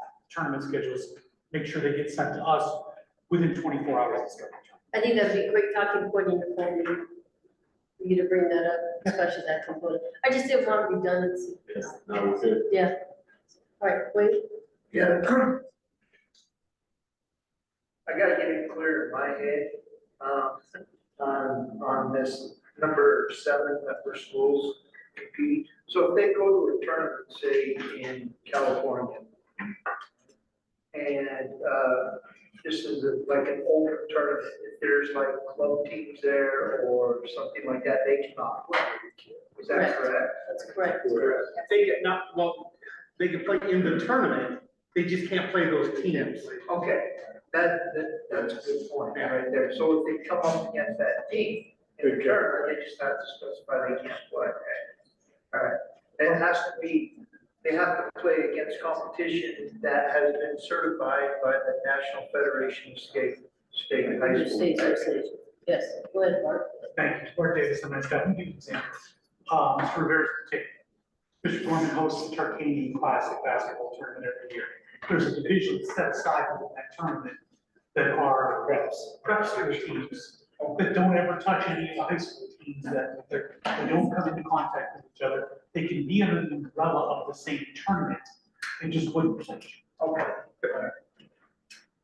That's what I need to get my head straight. Thank you. Yes, Jason. Jason Rigard, 3 liaison. In terms of notifying, participating in tournaments, so cross country, invitation in California would qualify as a tournament. A lot of times there's no communication as to who it's going to be.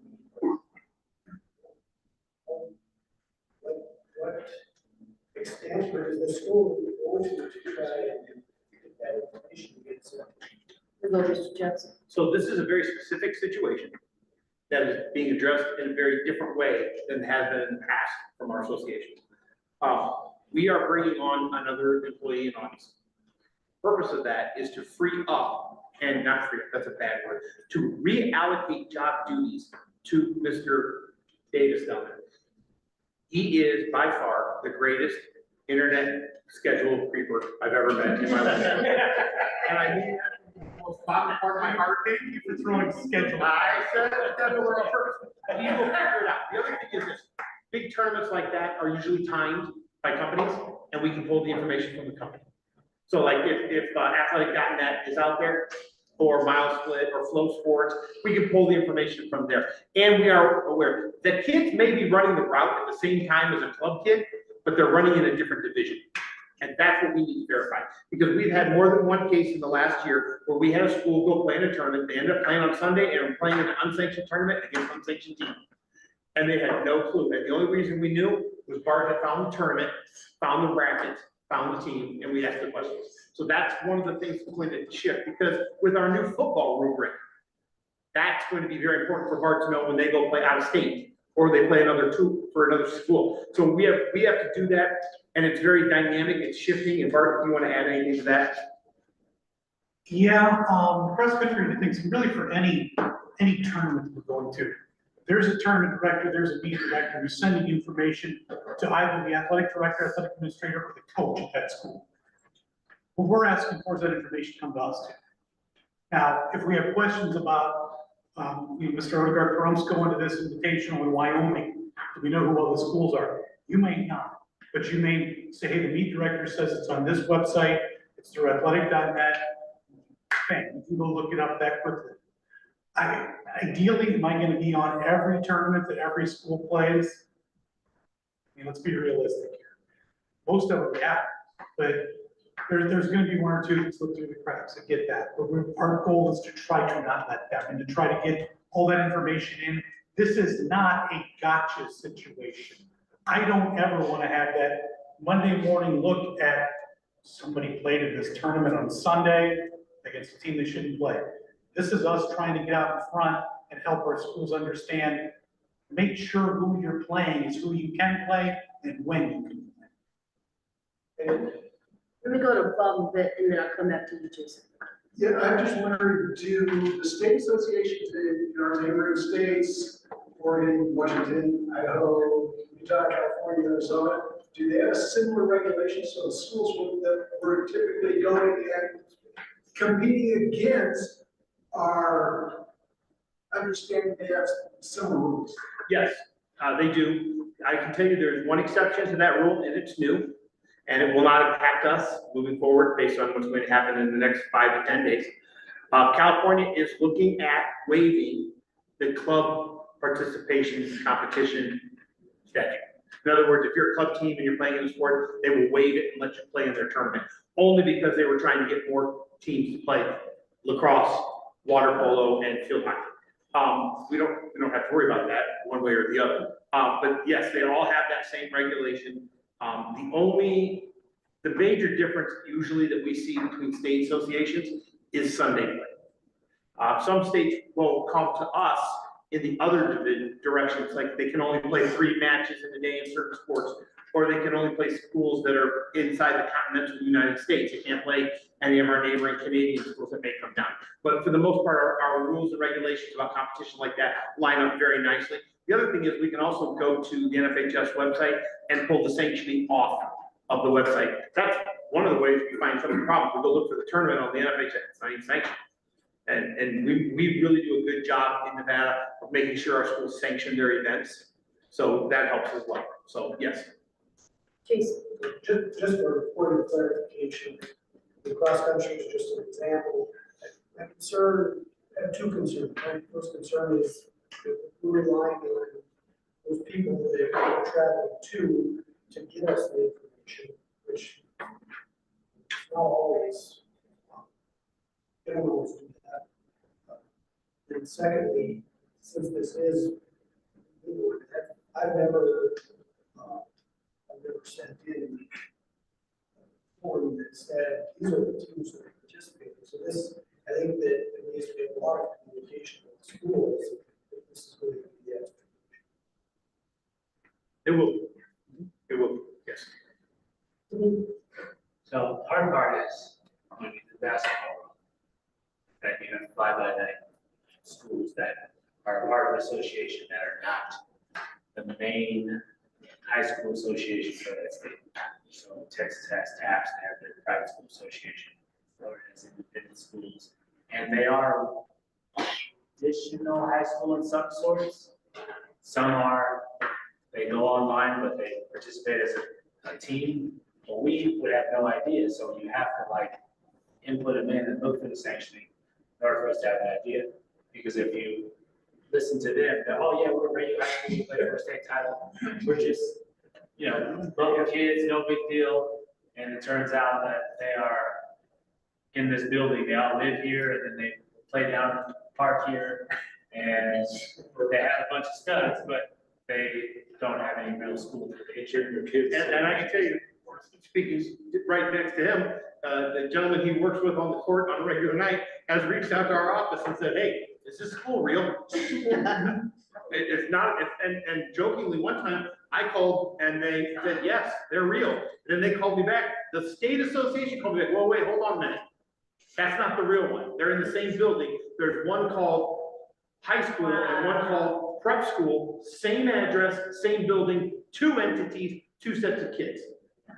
So we make those calls, we call those associations, we know that, and we will communicate this very clearly with schools, because we need our schools to make sure they're following this regulation, because it's tough. It's an important regulation, and it's tough, it takes work. Also remember this, if Nevada touches Arizona, Utah, and California, sanctioning is across the state lines there as well, don't forget that. So if it's sanctioned in California, it's okay for us to play, you just gotta make sure you know you're playing. And sometimes, I'll tell you the other thing that happens, you get the teams you're gonna play, you show up, that team didn't show up. And they're scrambling to do the schedule. That's why sometimes it's better to just share with us what tournament you're going to, and we can start looking into it for you. Because we will reach out and tell you, hey, you're going here, you might not be able to play these teams. So, and it's okay for the schools to reach out. That's what we're here for. We wanna help. Wayne Polson, Region 3, I move to approve NAC 3858.302, establishment submission of schedule of events. Thank you, Alex. Second that. Thank you, sir. All right, first we have a second. Any additional questions, comments? Hearing none, all in favor say aye. Aye. Any opposed? All right, Kate, 702. 702 is our registration and rostering submission regulations. So what you'll see in red and regular blue has already been sent to the LCB. It's pending still.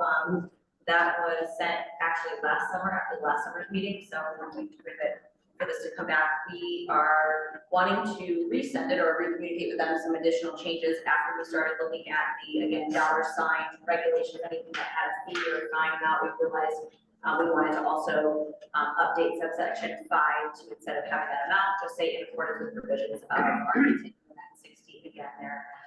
And we also, kind of along the same lines of the submission of schedules, we're not getting full complete rosters regularly, so we wanted to specify in this regulation, since there is a fine associated, what exactly does that mean, so that schools are more, understanding of that. So where anywhere where you see it's highlighted in like that tan color is new language, subsection 3, complete roster as jersey numbers and positions for sanctioned sports that they participate when it's applicable. And then as changes to the roster occur during the season, including who's joining or completing participation, whether they're quit or they're removed from the team for any reason.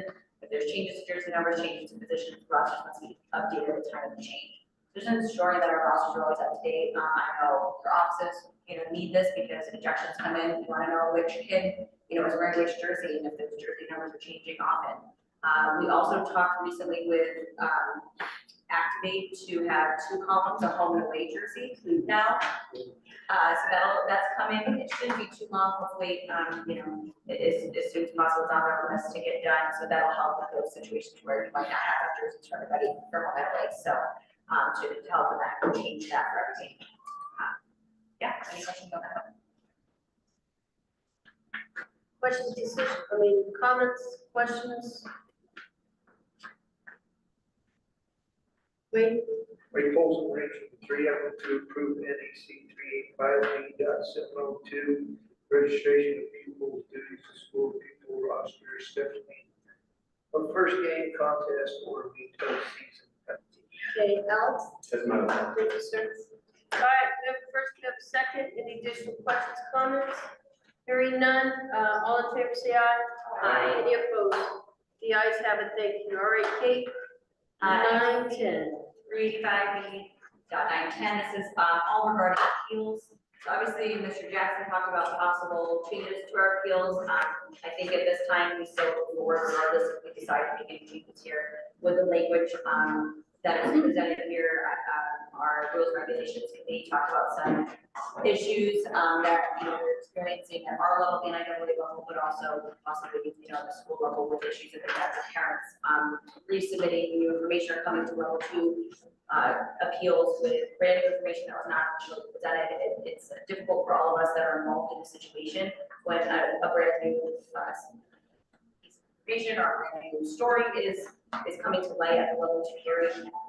So what we've kind of communicated to a lot of these families is, please, if there's any new information, submit that now so that a level 1 determination can be looked at again and made again prior to moving forward to level 2. We could change the outcome of that, you know, level 1 determination. So we just added that subsection there to say that if you appeal, it must be based on the information that was provided in your transfer application, where that ineligible determination is made, and any new information or documentation has to come back to that first level, whether it be the district or the NIAA, prior to being heard today by the hearing officer.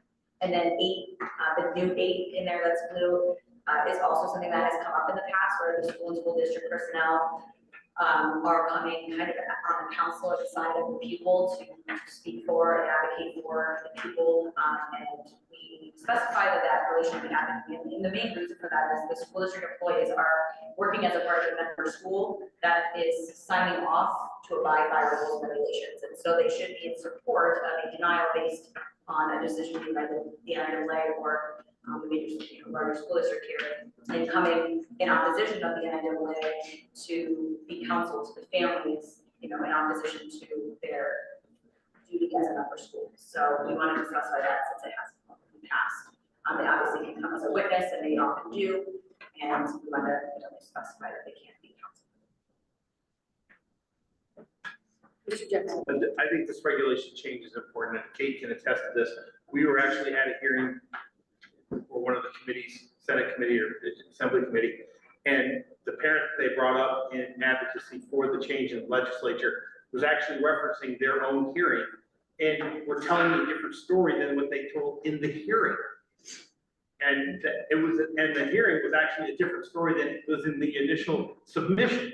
So there was a third version of the story being told in a hearing, and we couldn't combat it because we had allowed them to put this in. And so I think this helps clean that up so that we can control that a little bit, because that does happen a lot. We prepare as an office to defend the hearing as presented through Activate, and we get there and they've changed not only the game, but the platform. And it's tough, because the hearing officer will look at you and say, hey, based on this new evidence, Kate, would you change your decision? And that puts Kate in a bad situation. So, Sharon?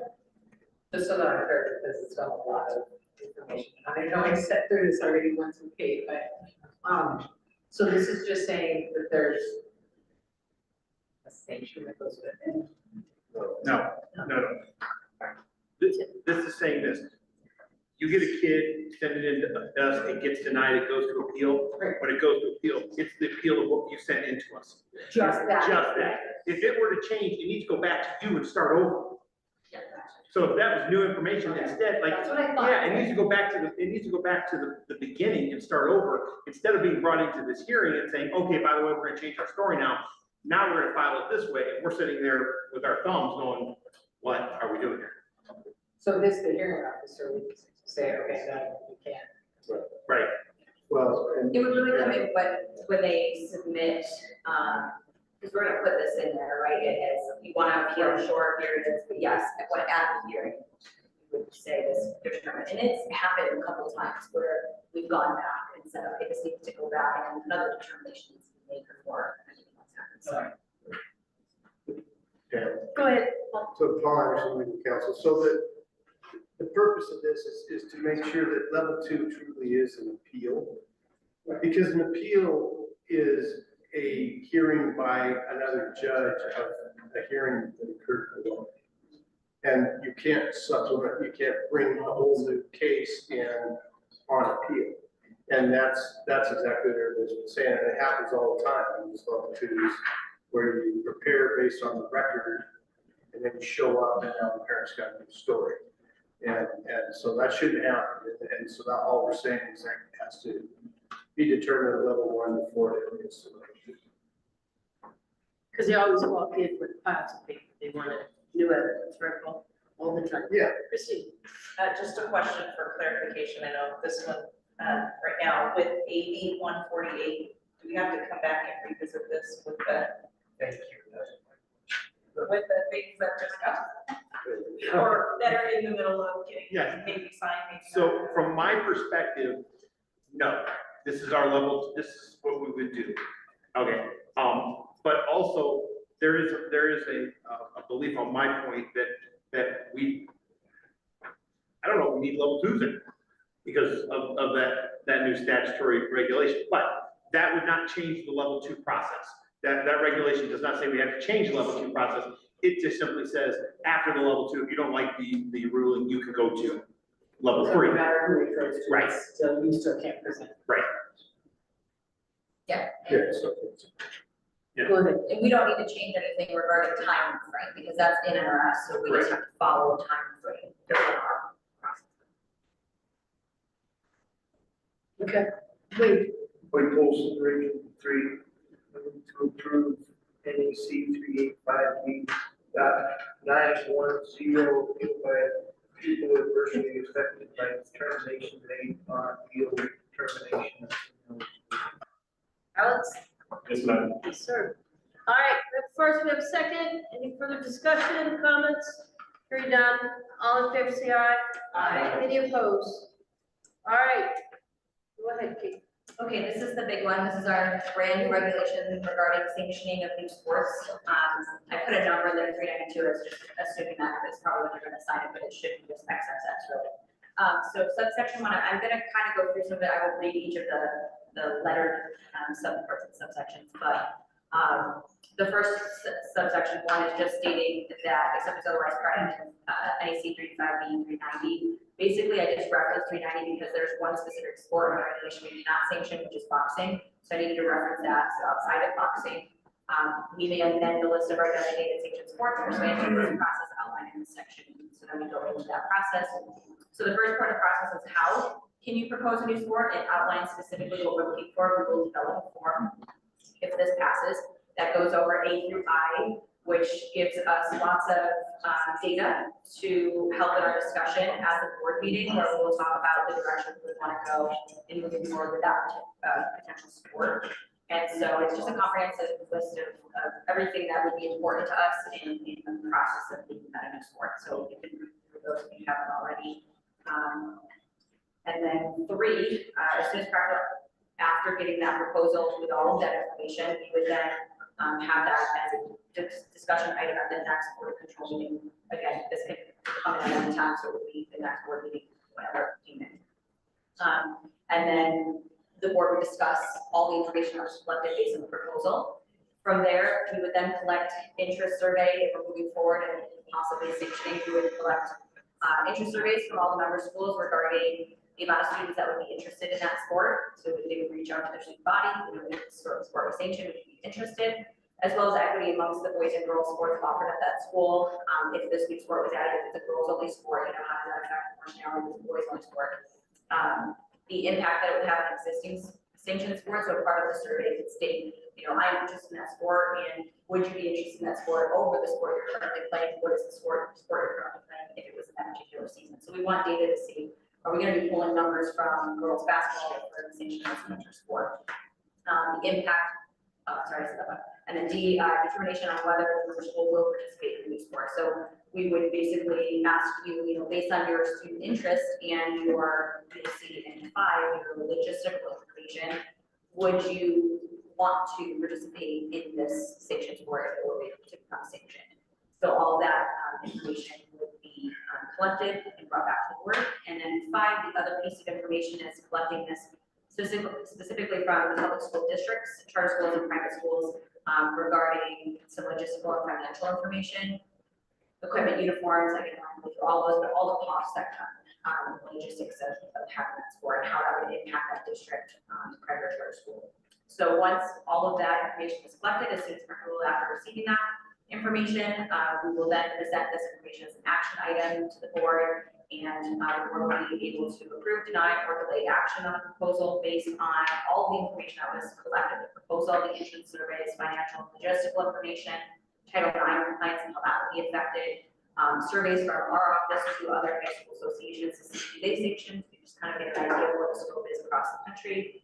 And then whether or not the NHS has published rules for that, and all of that information will help guide our decision on where to move forward, in this particular setting. And then 7, if the board does delay action, we just wanted to specify this, if it's something that continues to get delayed, if it's delayed over a span of more than 2 consecutive years, it would no longer be considered for sanctioning, and that process would start and they would have to be proposed by an entity. 8 goes over the process for approving the proposal, so there's a kind of continuum that we've created to implement that new sport, so if the board does say yes, let's move forward. It would move through 8 steps, so pilot year, begin offering sport at the varsity level, competing against other member schools, no postseason at that time, develop year. You can start to offer at other levels, again, if your school is able to and they're at that stage, or just continue to grow the varsity program if you're not looking at multiple levels. Again, no postseason, and then C would be the full implementation year after the board's final approval. You can offer all levels if there's multiple, and postseason would then take place. And then we added in D, and this is the ability now for the board to adjust the initial placement of the proposed sport. So take cheer. Cheer is obviously far along this development stage. It's pretty developed in our state. So this may move right into, something and not the full 3-year implementation. 9, if at any time during those 3 stages or any number of those stages, depending on what sport, continue the number of participating schools, they drop between 50% of the original total in that first implementation year, before it's full, so pilot year, development year, wherever it falls in there. The board will require an additional year at the previous stage. So if those numbers don't increase to over 50% of the original total during that additional year, then it will not advance to the board vote. So we want to make sure if we start it and things aren't going well, we're not just stuck in, okay, we have to keep moving forward with this. And so we wanted to kind of put that safeguard in there if things start to kind of crumble. 10, schools participating in the implementation process for a new sport will also provide us reports for review by the board during the pilot development years. And we're going to look at participation numbers, structure, competition, kind of balance, school and student engagement, logistical challenges, geographic distribution of competition, financial sustainability, and facility usage, and all of those things will be considered in moving forward with the rest of the stages and that implementation.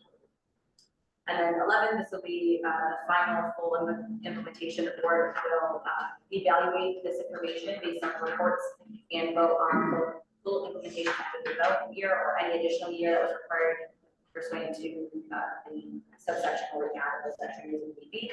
And the approval must also be for the first year of the alignment cycle to assist in kind of getting that process moving. So I know it was a lot. Questions? I'm sure there are a lot of questions. All right, yes. Okay, I have a couple questions or suggestions.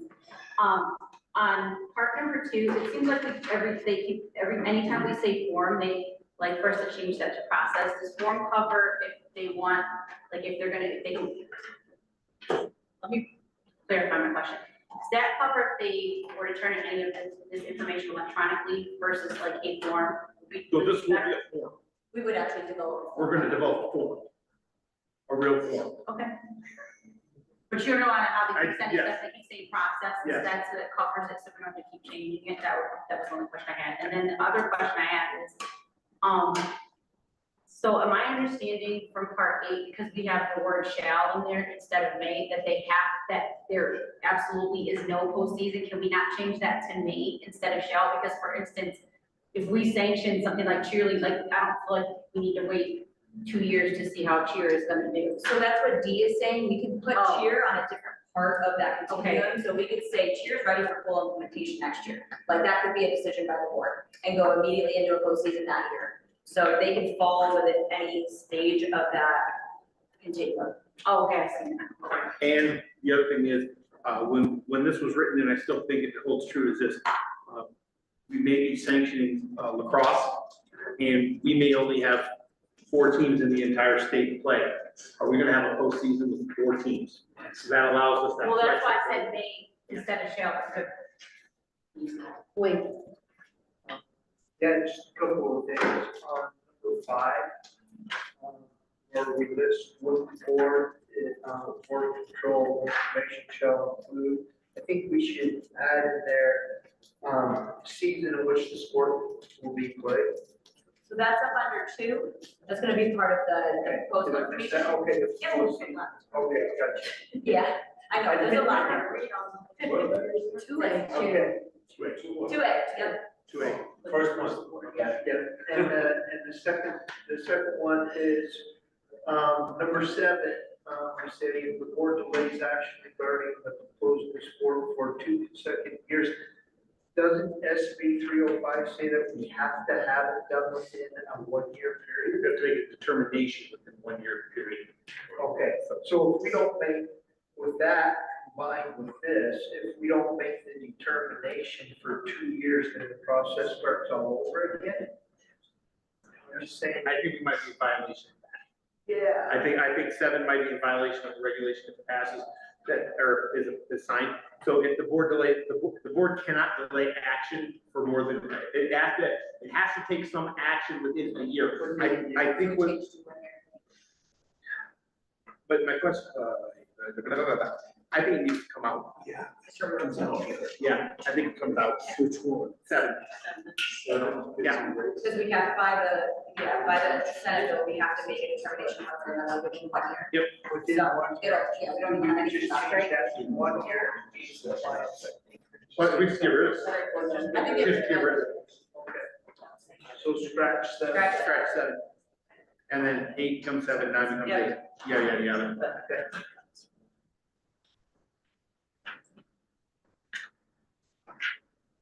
good discussion.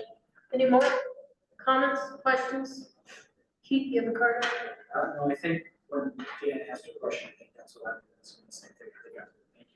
And I want you to understand the reason we did the continuum was because at the time when we started this, we believed that lacrosse was going to come forward with it, but we were also looking proactively down the future road of what sport could come up next and where could it be along this. And we don't want to make, what we didn't want to do was make a sport start over from scratch, but also give them a point where you can at least see the end. There's an end game now, and that was important. All right, so Kate, just want to make sure, so I was reading at the same time, so you are saying that if the process is that we felt that was already developed, we could start, we don't have to, okay. Yeah. I thought you said that, thank you. Wait, We both agree, 3 items to approve NEC 385B.392, sanctioning of big sports by the association with the elimination of section 7. Alex. Doesn't matter. All right. It's too late, I saw him on the side of my peripheral. All right, we have a first, we have a second, any additional comments, questions, hearing none, all in favor, say aye. Aye. Any opposed? We're going to take a 5-minute break, because we are then going to transition to realignment.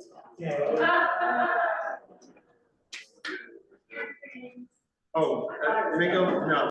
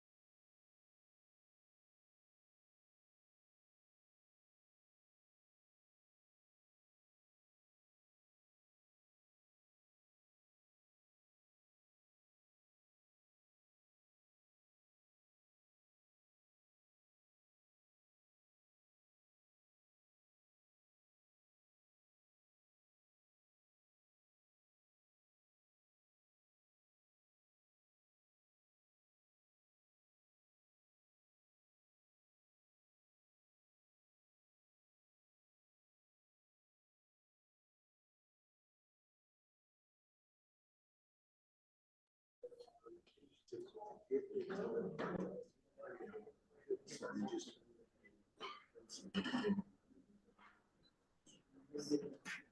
if you could now go to page number 72, item number 17, realignment. And I'm going to turn this over to Bob. Thank you, President Sloan, I think. If we look at page 73 first, a couple of quick reminders. 1A and 2A, you don't see on these pages. They were set back in the fall for all sports across the board. What you do see on, starting on 72, you do see leagues in some cases for the southern end of things. Mr. Anthony and I, after our realignment meeting on May 28th, then had another meeting for a couple hours to start dividing stuff up. Again, as we've always said, league presidents, schedulers have the ability to divide into more leagues, combined into fewer leagues if the need be on this. So like when we look at 5A Northern Region, there are going to be sports, Mr. Levin, where I'm sure your group's going to want to go High Sierra, or High Desert and Sierra, for instance. Not baseball. Not baseball, but that's a good place to start. Page 72 is our baseball alignment. This started out as 12 teams in the 5A in the Southern region, and then we heard appeals last week. 5 schools appealed from the 4A to the 5A. In the South, all were granted. We had 1 school appeal in the North, going from 5A to 3A, it was denied. But what you see in front of you there is the alignment that our committee recommends going forward to this board to do what it needs to do. All right, and at this point, we need to go sport by sport. Yes. Any comments, questions? Wade? Wade Bolster, Region 3, I move to approve baseball realignment for 3A, 4A, 5A. Alex? Second, man. Thank you, sir. We have a first, we have a second. Any additional questions? Hearing none, all in favor say aye. Aye. Any opposed? The ayes have it. And before we continue, I truly want to thank the work, all the efforts put forth by the realignment committee as we go forward. All right, Mr. James. Thank you, President Sloan, and let me echo that too, that we had a lot of meetings, a whole lot. Every member of the realignment committee is tired of seeing my face and hearing my voice, but I do appreciate all the work they put in. Softball on page 73, not as many teams in the 5A here. We have 10 in the Southern region, 11 in the North. As was alluded to by Ms. Habig in her report, in some sports, the 4A is awfully big. This is one of them. Talked with Mr. Anthony, when we look at 3 leagues again, that's something that could change going forward. Only 3 appeals here. Again, we did have all 3 of these actually denied because they were all appeals going down, and the committee did not grant any of those. But this is the recommendation from the realignment committee for this. Any questions, comments? Wade? Wade Bolster, Region 3, I move to approve the realignment for softball, 5A, 4A, and 3A. Thank you, Wade. Alex? Madam Chair. Thank you, sir. We have a first, we have a second. Any additional comments, questions? Seeing none, all in favor say aye. Aye. Any opposed? All right, let's go to boys volleyball. And that is on page 75 of your packet. In boys volleyball, we had 3 appeals here. All of them were appealing up in this case. I was a big part. One was written down throughout Bedrock, and that was actually approved. From 4A to 3A. Rationale behind that basically was help kind of complete the 3A field, which we're not sure a couple of those schools are going to field teams by the time we get there. 2 appeals up were granted. Again, another sport where the 4A is a large classification, but when you look at the numbers and you look at the rubric, that 5A separated itself from the field. So Mark, you're saying that Terrell was allowed to go from 4A to 3A to help balance out? That was one of the rationales given by our committee. The committee was concerned, as are we, when you look at American Heritage, which is obviously a new member coming in for this year. Founders has often struggled. Frisco Ray, Pahrump is also a fine volleyball team for the boys. to join next year too. There's a little bit of uncertainty there for a number of schools, but Terrell Rough got West Grand and appealed down there. That wasn't agreed upon by everybody. Yeah, because that definitely breaks the mold. Kelly, you want to say something? I did have a question. It's more of a, it's not a, it's a logistical question. It says 4 leagues, it says 4 leagues for like this now. You said that could change? Or that? I heard someone say that. We have always given league presidents and schedulers the flexibility to go to a different number of leagues. This is what Mr. Anthony and I worked on after that meeting. If he hears back from his constituents in the South, that they prefer to go to more leagues, that's something that can be done. Okay, okay, they answered my questions.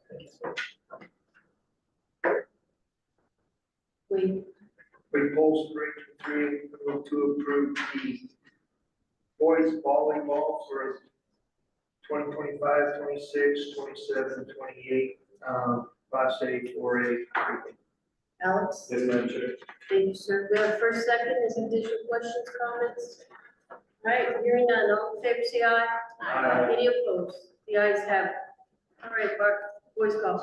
Thank you, President Stoner. That is on page 76 of your packet. 12 teams in the South in 5A, 23 teams in 4A in the South.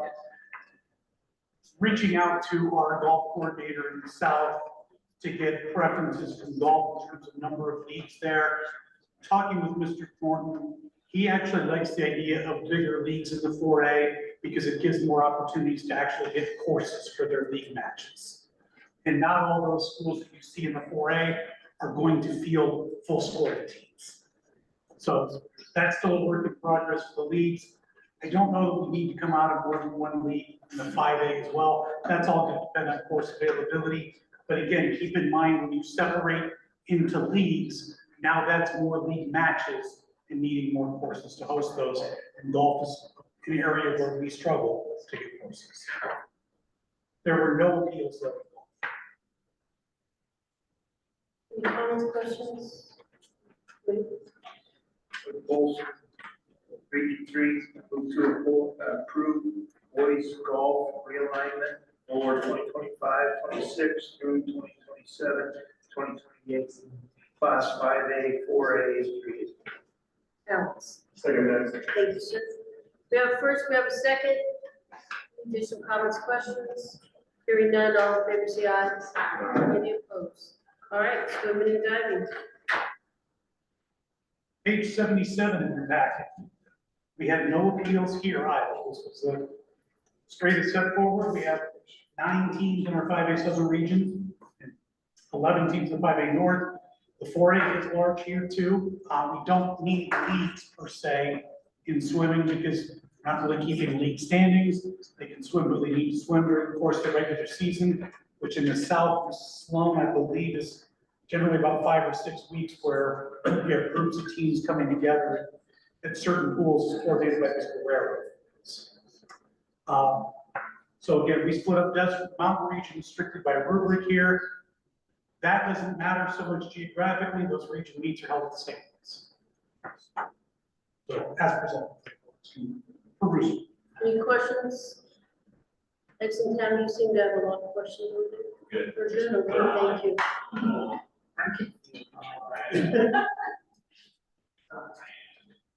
Any questions on? They're not, and I don't have any questions. Okay. I like those. Those are great questions. Next one on the flight. Yeah, talk to Xavier, not me. Wait. Repulse Region 3, I move to approve the realignment for swimming and diving for 2025, 26, 30, 2027, 28 in Class 5A, 4A, and 3A. Thank you, Alex. Second, Madam Chair. Thank you, sir. We have a first, we have a second. All in favor, say aye. Any opposed? The ayes have it, thank you. Let's go to track and field. This is the finale on page 78. We had 2 appeals here. One was a school appealing from 5A to 4A that died for lack of motion.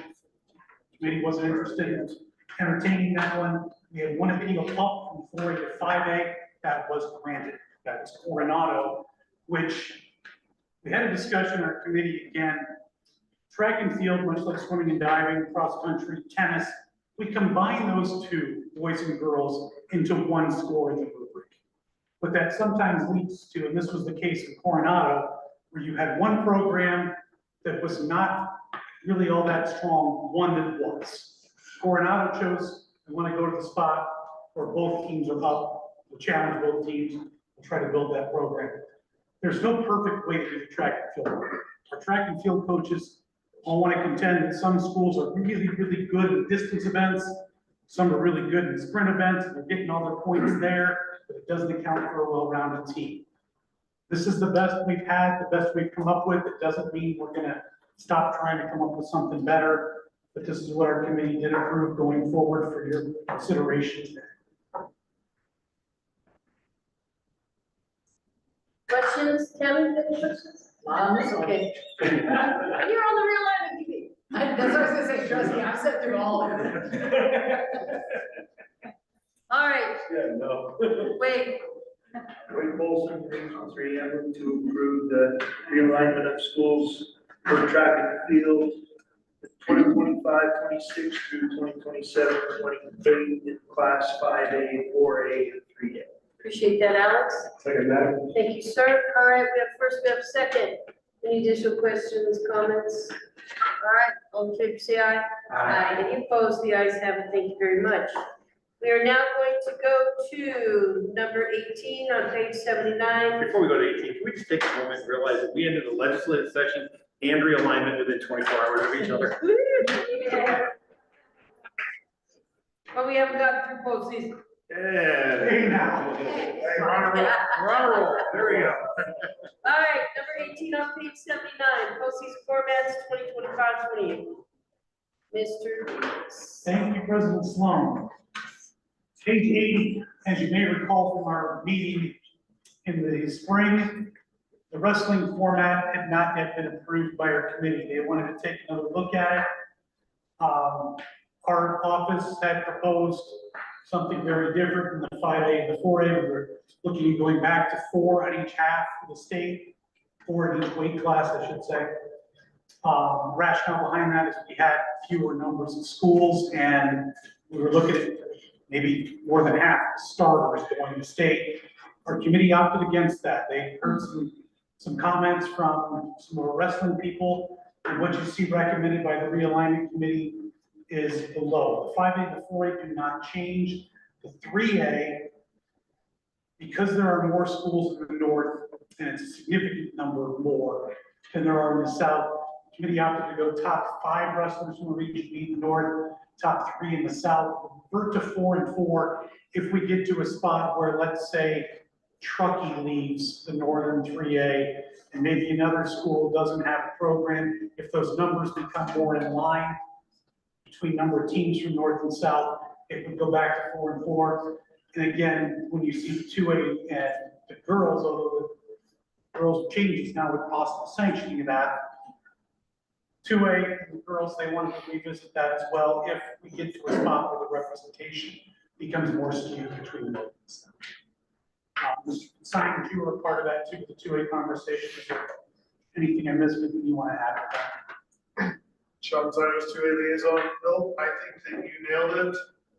It was not a difficult decision, but there was some verbiage and dialogue along those lines because of the uncertainty, but people have the fear of being locked in for 3 years on this realignment. So that's why Mr. Davis had said to be revisited by the committee after the first year to kind of ensure that it's balanced.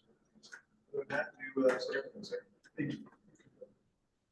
I just, a couple comments here that we don't do this in any other sport to revisit. I just don't want a 12th hour open up can. And then you can, and then my second question is gonna be to Jason. 3A South on board with this? With the top 5 north, top 3 south? We're not in favor of that? You're in favor that we keep it as top 4 in each half of course? Yeah. Okay. Okay. You wait. Thank you, birthday from Barbara. There were a few of these where the discussion went long and it was not a situation where this was unanimous. I will tell you from my end of things, when it comes to these type of formats, I appreciate simplicity. We're gonna get to something in a bit on track that's gonna be something you really stop and stare at. I understand the 3A concern, but when we had previous realignment committee meetings, Mr. Odegaard, if you want to jump in on this too, we looked at number of teams and half the state. We went, no, we're still good with it being equal. For some reason, wrestling was the linchpin here that went 5-3. And again, we had proposed 4-4. Well, I'll also make a comment about how I heard a comment that in this discussion of wrestling, I know was a long-winded conversation that we'll just let the NIAA board make the decision. That's what we have to realize. Sean. Sean, thank you. Also for the board's information, a little bit on the 2A, which I forgot to mention was a couple of years ago, post-COVID, I believe, 2021, 22. So another realignment cycle ago, we moved some teams, some 2A teams. We put White Pine County High School back into the south to balance the numbers. We do have West Wendover for next year coming back to the south, I believe. They want to go north. No, they want to stay north in everything. Sorry. They want to stay north in everything. So it's always been this balancing act of just getting equal representation. I answered President Sloan's question a little bit on, I know we don't want to open that can of like, oh, we're going back and see this, but I was working with the 2A liaison from the north, Mr. Mike Brooks, and we were trying to do the math in our heads and calculating it, and it's been about 100 kids to 70 or something, as far as north versus south. So we just wanted to, we can live with 100 to 80 or 100 to 90, but if it starts dipping below that 100 to 70 or vice versa, that's why we want to maybe revisit. We just want to kind of take a look at it, how it goes after this first year. Mr. Jackson. And I will tell you that at that meeting, I stressed numerous times and emphatically, but did not to no one's avail, that this board has given me a direction that we should establish this for the next 3 years. And this flies in direct conflict with what your direction to me was. And I would not support this and did not support, but I don't have a vote. So I yield to the group, but I don't like keeping it open and kicking it down the road. Because that's going to be a very similar argument that the 5A to 4A and the girls, we have, oh, actually, girls the exception, I gotta move that out. 5A, 4A can come back and say the exact same thing. So I have a concern if we allow this to go forward with that, but once again, I'll yield to the board on this. And I agree 100%, you did make that comment because I listened to it, and that's where that comment was made. It bothered me because that's why we have the realignment, and those need to come forward for recommendations. So I guess I'm asking, I want to ask you guys liaisons, Jason, you're saying that the South wasn't in favor. What is the right thing for 3A?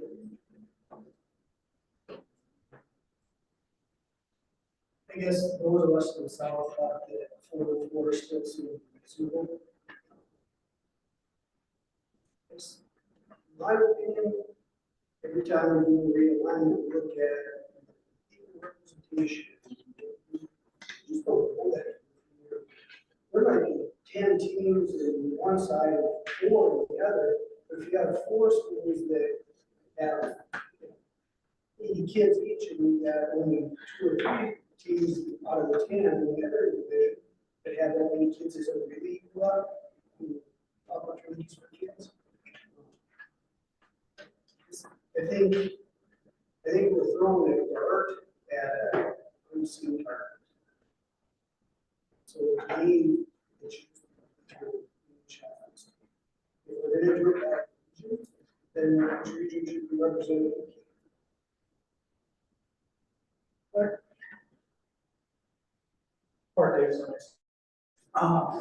When we look at the 3A in wrestling, it's 11 teams aligned to the north, 6 teams aligned to the south.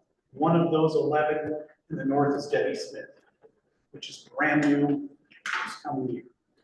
Another one of those is Truckee. Another one of those is South Tosh. We're not certain. Right, we know they're here for one more year. We're not certain beyond that. When you look at the South, there's some questions about a keeper as to whether or not they're gonna have a team. But Mr. Hodeberg, spot on. I can't tell you anybody in that wrestling alignment is gonna have all 14 weight classes full.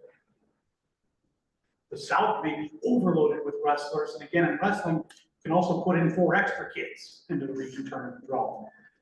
When we've gone 4 and 4, 2 and 2, depending on the sport, all the way through, and we've had similar numbers. This one just stuck out at me, and much like Mr. Jackson, I don't have a vote on that committee either. Am I gonna tell you the committee's wrong? No, it's the committee's decision, the committee's opinion to go forward with that. It was just something I didn't agree with, or I wouldn't have put forward the 4 and 4 to begin with.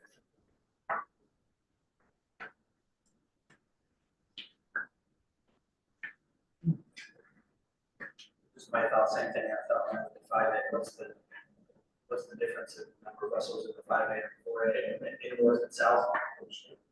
Should we then have to be considering 7 and 4, or do we just go with 6 and 6 like it's done for all the other divisions? Evaluate each individual division. That's my answer. Mr. Whitman, to answer your questions, the 5A setup is 12 teams in the south, 11 teams in the north. Hard to get more balance than that, the way we're doing it. The south, as you recall, is a 4A, as you recall, southern. So we don't have an north and south representation. There, it's 11 teams in each region. Tim? Because I cannot remember. The people that were pushing and I guess voting for the 5 and 3. What were their, was it just the purely the numbers? Okay, I think there's 2 things at play here. One is it the 5 and the 3 that I have an aversion to? No, it's not. I have an aversion to would revert to 4 and 4 if 2 teams no longer are part of the 3A North. I have an aversion to changing the rotation year after year in the middle of it. Okay, that's my aversion, and that is only coming from the fact that we don't know, so we're guessing, and 50% of people would say, well, then nothing's gonna happen anyway. My thing is this, we go with the known factor, and we can do that in every other sport. We assumed, we just did volleyball, 3A volleyball, boys. We know there are 3 question marks on there. Nobody thought to say, hey, wait, we should look at postseason format for volleyball and say, well, if there's only 4, we're not gonna have a state championship. So I think that's where I'm at with this. And the same for me with 2A, to be revisited. I don't have a problem with what the committee voted for in 3A or 2A, up to and excluding the brackets and the ellipse. So.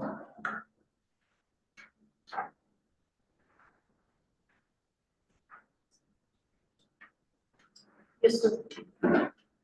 Just a question. So it says half the state. I know we have a north and south, is there a line here? We do have them divided north or south by classification, yes. Okay. Northern region, south. Okay, all right, same thing, right? Yeah, that's all, it's half the state. The other thing is, my experience in sports for 45 plus years is things ebb and flow. You may have high participation on one side, and in 10 years, 5 years, it's almost non-existent. And then it goes the other way, the pendulum swings back and forth. And so, if we constantly try to make things equal, the pendulum is going to swing the other way, and it's going to bite you in the butt down the road. That's been my experience with these kind of things. That's why we've kind of kept things kind of equal between the 2 regions, north and south. 4 and 4 if we can, 3 and 3, and then the next 2 best, those kind of things. And so make things so that they're equal, because that pendulum's going to swing, and the unknowns are there. You have schools that are coming and going. Some are going to grow, some are going to go away. Some are going to have strong programs, and then they're going to go weak.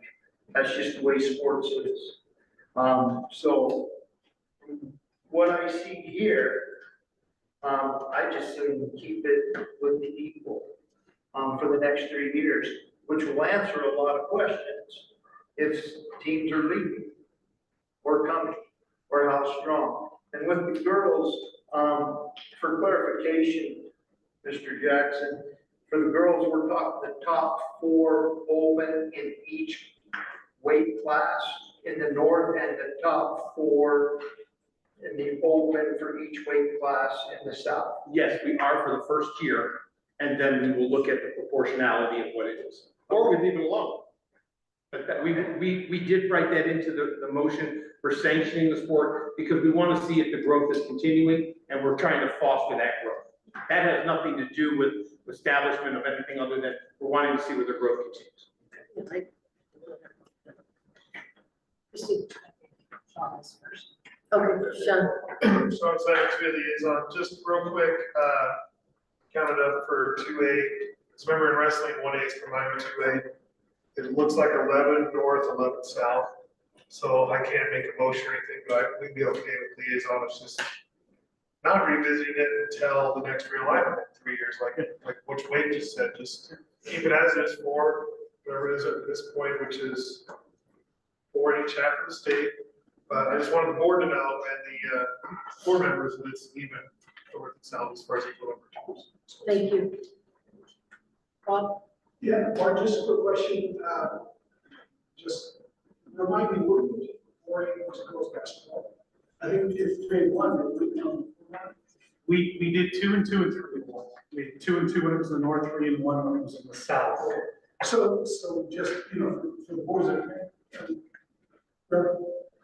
reference, there is in this alignment cycle some history for looking at that disparity between numbers of teams and how many qualifiers, but it does have that caveat that one's in the north, we had 2 ends. It does in basketball. The reason that came up in basketball and was in play this past realignment cycle is that 4A number is 9 teams in the north and close to 30 in the south. Yeah. Let me go. Yeah, please. Okay, just a few clarifying questions for me. How often do we revisit the playoff format to go through?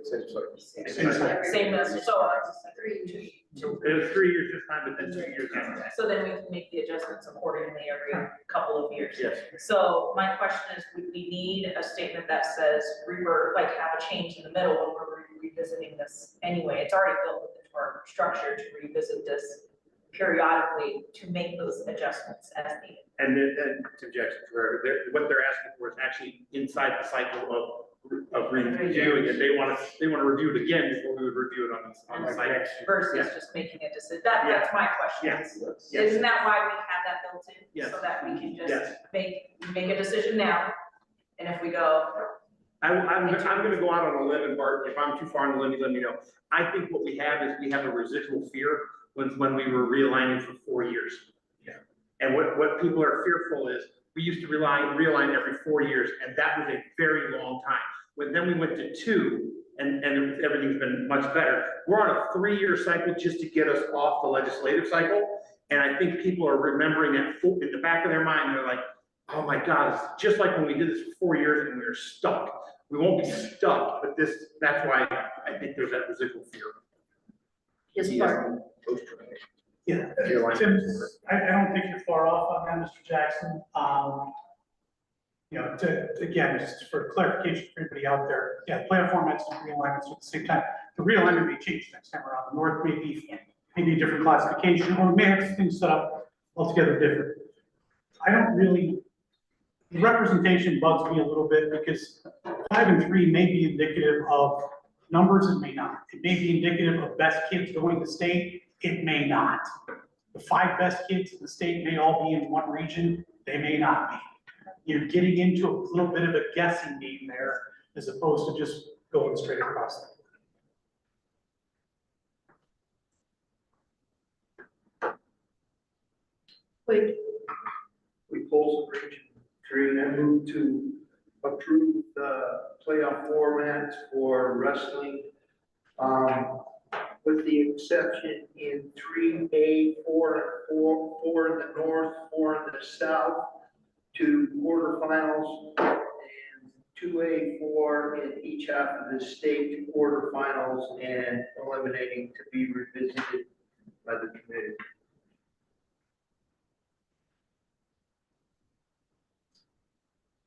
Second. Okay. Okay, so the first by Clay, Alex, we have a second. Any further discussion, comments? All in favor, say aye. Aye. Any opposed? The ayes have it, thank you very One much. second before we go on. I want to bring up a point real quick. One of the things I've strived to do is to find venues that we can secure for multiple years. One of the greatest hurdles to finding venues for multiple years is rotation of representation in state based on geographic location. Example, basketball, when it's in the south, 3-1, when it's in the north, 2-2. What happens if we secure a venue for multiple years in the south? Do we hear it from the north without having multiple years? And that's why it's very important that representation is equitable and equal, even though it's hard to do sometimes. I appreciate that. Thank you. Okay, moving on. Baseball. And that's on page 81 in your packet. You see at the top, the current playoff format that we have for state. Realignment committee recommends no changes to that. We would have equal representation north and south of 5.2 and 1. North is not in 4A in baseball. We go to the top 4 in each of 3 leagues to a 12-team tournament, which we don't like for double elimination because it creates buys and it gets a little bit wonky, but that's my own personal preference. But again, no changes. Okay, I would like to now turn this over to Mr. Jackson because we do need to have a hard-line conversation about spring testing. I'm not just talking AP testing, I'm talking IB testing. So as most of you are aware, we have a shortened spring season, and when we get to the calendar in the future, you're gonna see it's getting even shorter. Thank you, Clark County School District, perhaps, I don't know, maybe graduate before the holiday for me, graduate after. But it's, I'll you tell know, the superintendent. Okay, let Dr. Reaver know. I'll say, Tim said. Tim said, go longer into the spring. But one thing that has become very apparent is this. AP testing is becoming more and more difficult to work around, and I don't think we should be working around it. IB testing has become regimented. And when I say regimented, they're putting the kids in the room at the same time across the country and letting the kids out of the room at the same time across the country. We are an education-based organization, and we need to be aware of it and be cognizant of it. We are going to have to make some changes in the spring, and they're going to be hard conversations.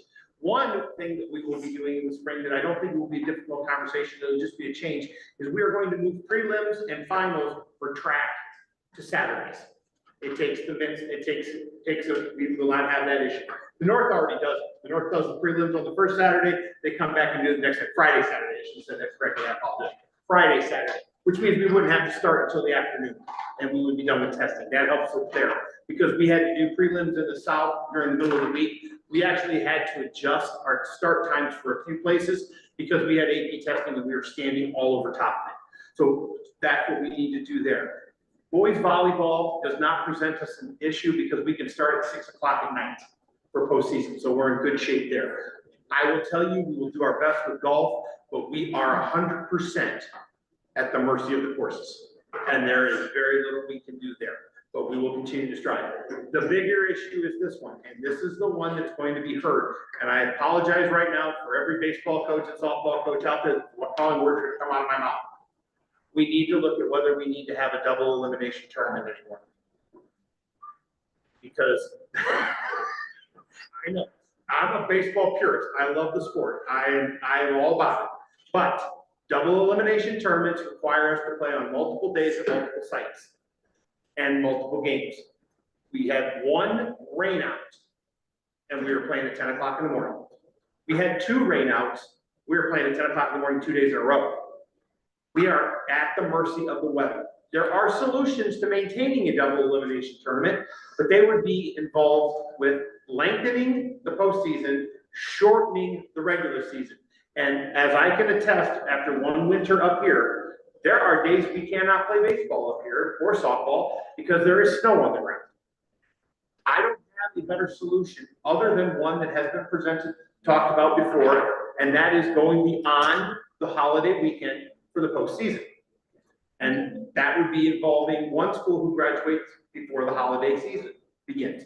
Most of the schools are still in session in the north beyond that holiday season. So it would not impact them as greatly as it would the southern school. I don't know if we can get that through. But what I'm saying is this, we have got to look at what we are doing to our kids in relation to our mission of education-based athletics. Because it's going to happen, and what's going to happen is a kid is going to choose to play in a softball game as opposed to taking that test. Because they're going to look at it and say, I would rather do B than A. And I don't believe that's what we should avoid putting a kid in that situation at all costs. And there's no makeup for an IB, correct? From what I understand, there's no makeup for IB, Is that and it's correct, getting Elizabeth? different. Except in extreme circumstances. And baseball playoffs or softball playoffs would not That's qualify. right. Yeah, I didn't think so. Well, Yeah, I think, that's very important, and I really think we need to kind of look at if our spring sports are gonna be like they are, especially with baseball and softball, why are we taking a team that lost the region to state? The other sports. Yeah, do another sports. we do have, So if we're doing that, take more than two. but Same representation. Separate region. well, I think we might need to look at our overall playoff format and say, we have teams, we're taking teams to state that lose region, that lost region. I know, when I talk to people in Reno about this, when I was in college, I think back in that day, 4 basketball teams from the south came up and played 4 basketball teams from the north for the state championship. Was it 5 and 3? 5 down south. 3 up. It was, and some of those teams had 500 records, they were okay, but I mean, that's a lot of teams going to state and spending money for those kind of tournaments. We're sending baseball teams that have lost the region, come up or come down and play for the state championship. Why don't we have it, and especially the way we have it now, we have the same amount of teams in 5A or 4A baseball, 5A baseball, we have basically the same amount of teams. The best teams don't play each other, do like the college and go 2 out of 3 and make this 2 big tournaments. We'd have to change we'd have to go back to the fall season because we can't just do that to baseball. So I'm just saying, I think teams that lose region shouldn't be going to state.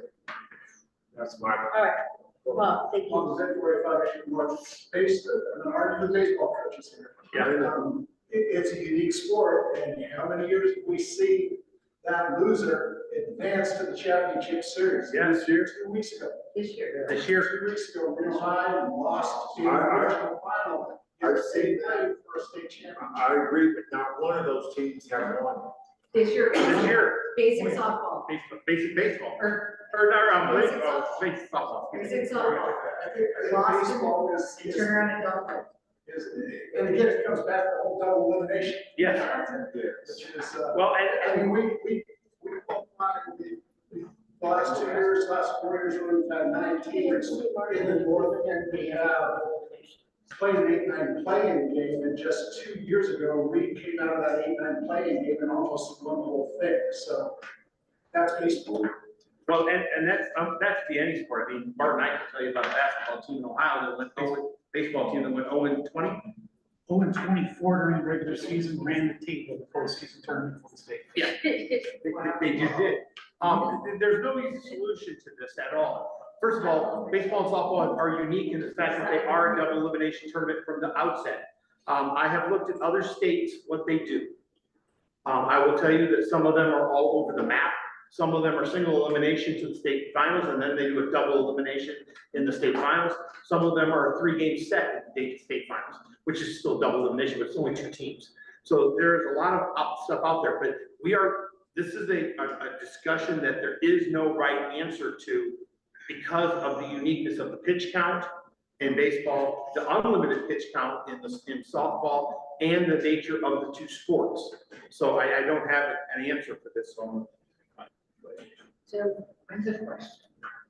Obviously, academics is first and foremost.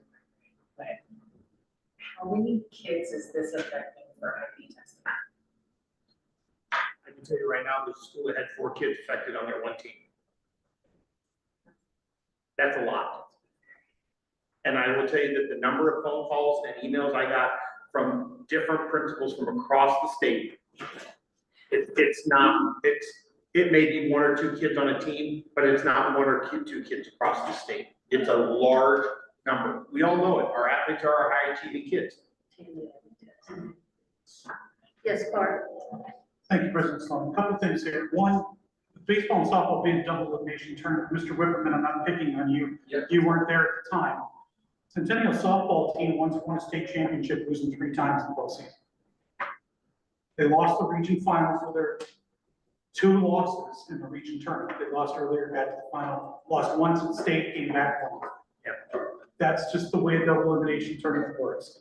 With baseball, the argument's always going to be that this team has an ace pitcher. If he gets to throw all these games, they're going to win. Their number 2 is brutal. We'll beat him. That's going to happen. But the discussion here, they go hand in hand simply because when we start looking at the IB testing, the AP testing, any other type of testing, we want those kids to be able to fulfill their requirements to take those tests. We're looking at not being able to start games until 4:30 in the afternoon. When we have a double elimination tournament, let's say you have 8 teams in the tournament. That's a potential of 15 games to be played in the week. And once you fall into that loser's bracket, it's bam, bam, bam, bam, bam. And you're getting 2 in a day just to stay alive. When you play 2 in a day, many of you know, you don't have a lot of fields with lights. You gotta get them in somewhere. Sorry. A couple things. One, I get my plug in for Virgin County again. We do have lights. I mean, we could play all night long, both softball and baseball. With that said, I really appreciate the conversation. I just respectfully want to point out, you know, on behalf of our student athletes, and I'll use Virgin County, we do not have IB. We do not have AP. It's pretty unlikely that we'll ever have them, and our ACT testing, you know, thanks to the state, takes place in a very controlled environment. And I say with all due respect, it's not just about us, but there are those districts that the conversation really doesn't pertain to, but the overall conversation does pertain to. So I would just ask that you keep that. Okay, go ahead. And I also want to add in the fact that the 1A and the 2A qualify their teams to the postseason on a Friday, Saturday, and they're done at a central site. Now, that to me is very beneficial. And I appreciate you bringing that up, Dennis, because the 1A and the 2A went to a central site, played it, and they were done right there. 3A, 4A, and 5A, the way we have it set up with the qualifying of the teams, we don't have that flexibility right now. If we could get to a Friday, Saturday, I think the double elimination could still work, because then we could keep it at sites that were lit. And if we can get our partners with lights to continue to host, that helps offset that. But there are so few lighted fields in southern Nevada and northern Nevada that won't have that access. Wait, hang on, let me just make another problem is that, and I know Rollins too, and I can speak from the travel side, and we run across this every year about the AP testing, golf, all the other sports. I always get requests from parents. Hey, can the parents fly them up? They gotta take the AP test. But it's really good. We've never had problems because the school works it out, says, hey, listen, you know, there's the makeup. The school will pay for the cost of the makeup. But now with the IB testing, these kids have to take the test.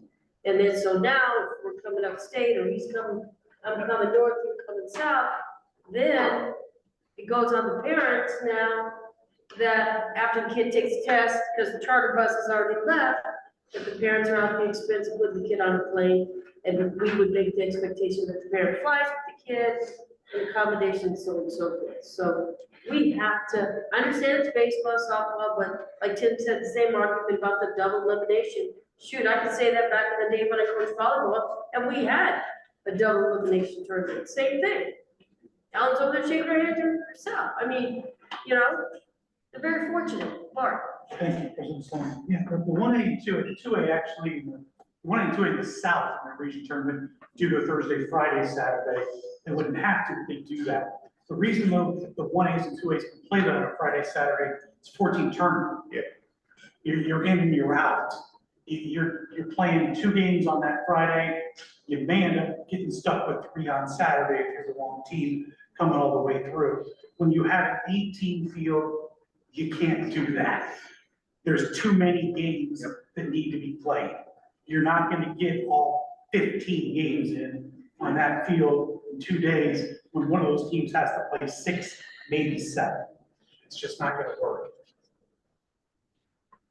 Do we have to solve this today? No, we do not. But we do need to start that conversation. Sure, it goes without saying. Wildly. Oh, 100% unpopular. Yeah. Wildly unpopular. It's tradition, and I hate to say it that way, it's not tradition just in Nevada, it's tradition in baseball. Right. All the way back to the 1890s. The biggest argument in baseball is gonna be the pitcher. Oh, yeah, absolutely. So with that being said, that's why I think this was the perfect time to bring this up. We can do the formats here, because that doesn't change the formats right now. But that allows me now to reach out to Savage up here, reach out to Sam in the South and say, come up with some ideas. How can we work this? What can we do? And then bring that back to the board for discussion. And that's why it had to be said, but saying it out loud the first time was terrifying. Because I'm gonna catch one high and inside. I know it. It's coming in a little chin music. I'm gonna get brushed off the plane. Rice balls. Xavier. Just also gonna put a little note cap down when we talk baseball and softball. We're the only school or teams that have 21 games. Everybody else has 18. Correct. So not only do they have more games, now they're also affording more opportunities in postseason. I'm just making that note. Jason, wanna carry on? You know, that's just. I think X is gonna take one high and inside first. There's, Jason. and there's also the thought, if they're so dead set, we have to keep the double elimination, and we absolutely keep baseball. Yeah. That's a.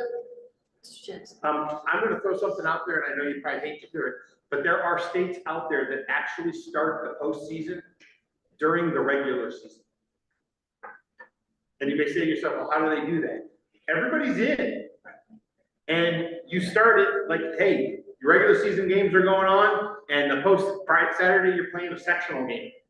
And they play it, and they keep the games going, so they're still playing their games. They can manipulate their pitchers, but they know on the first Friday and the first Saturday of April, all the way to the end of May, you're playing a playoff tournament game. So there are options out there. And it would involve more or less, either way. I just think a decision needs to be made. So when do we need to make this decision? Next board meeting? Yes. Yeah, because January would be way too late. Yes. Way too late. Okay, liaisons, you're tasked with the duty of having these conversations. The schools. All right, so let's go back to baseball. It's already started. Does Jason start that? What's that? Does Jason have that conversation? No, he's done. Remember, he's out. Check. He's out. All right, wait. Move to approve baseball realignment. Alex, Second that. thank you. We have first, we have a second. Any additional questions? Hearing none, all in favor, say aye. Aye. Any opposed, the ayes have it. Thank you. Softball. Woody Polson, Region 3. I move to approve softball 5A, 4A, 3A, 2A, 1A. Thank you. Alex, Second that. Yeah. Any additional questions, comments that I guess I did hear at the beginning? All right, hearing none, all in favor, say aye. Aye. Any opposed? All right, the ayes have it. It is the same conversation, same everything. All right, let's get to boys volleyball. And that is on page 83 of your packet. So we currently do a little bit of change here, and the 5A, it's just going to be all one league. That's why it's top 8. There's no difference in number of teams qualifying. 4A has gotten a little bit bigger. We're going to a 16-team tournament there. So the 12, what that means is they're just starting to be first-round buys, right? You're still looking at kind of the same type of field. You just have 4 more matches that need to be played in the first round. And then we were looking at top 6 only in the 3A. We had this discussion before about boys volleyball and the uncertainty whether some of those teams aligned with 3A will still be aligned at the end of the year.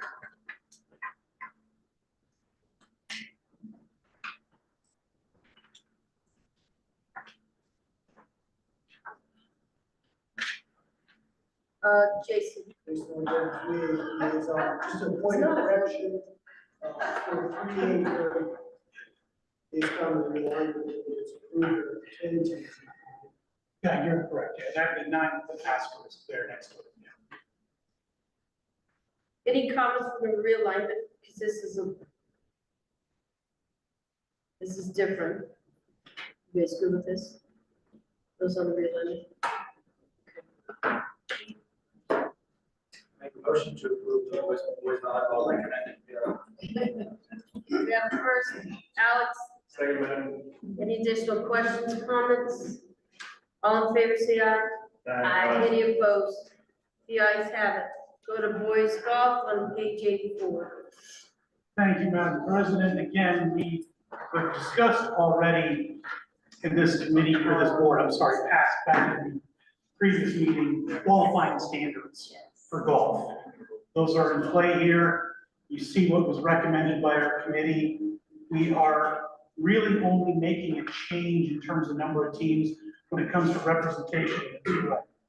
Reason behind that, 2A South basically had 2 full teams in Needles and Lake Mead, and then Tonopah joined them for the postseason tournament. The way we had it structured with 2 and 5, meant everybody that played the region tournament in the South played the state tournament, because we didn't eliminate anybody.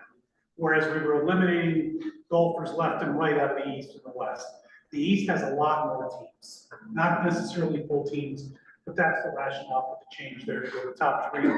The East, still 2 in the West, 1 in the South. And again, those qualifying standards must be met to move forward, as we discussed in the previous meeting. Yes, sir. Sean Gonzalez, 2 liaison, and yes, as Mr. Davis said, the 2A, it's also mixed with 1A for golf, and 1A, 2A, we're on board with this, everyone agreed with that. Thank you. Rick Paulson, Region 3, move to approve boys golf with the recommended realignment. Thank you, Alex. Second, madam. Thank you, sir. We have a first, we have a second. Any additional questions, comments? Hearing none, all in favor, say aye. Aye. Any opposed? The ayes have it. Thank you. Let's go swimming and diving on page 85. And President Sloan, no changes. 4 and 4 in each event, each half of the state, 5A, 3A, each region. Yes, sir. Wade Wilson, Region 3, I move to approve swimming and diving. Alex. Second, madam. Thank you, sir. We have first and we have a second. Any additional questions, comments? All in favor, say aye. Aye. Any opposed? The ayes have it. Thank you very much. Let's go on to track and field on page 86. Here come the calls. Oh,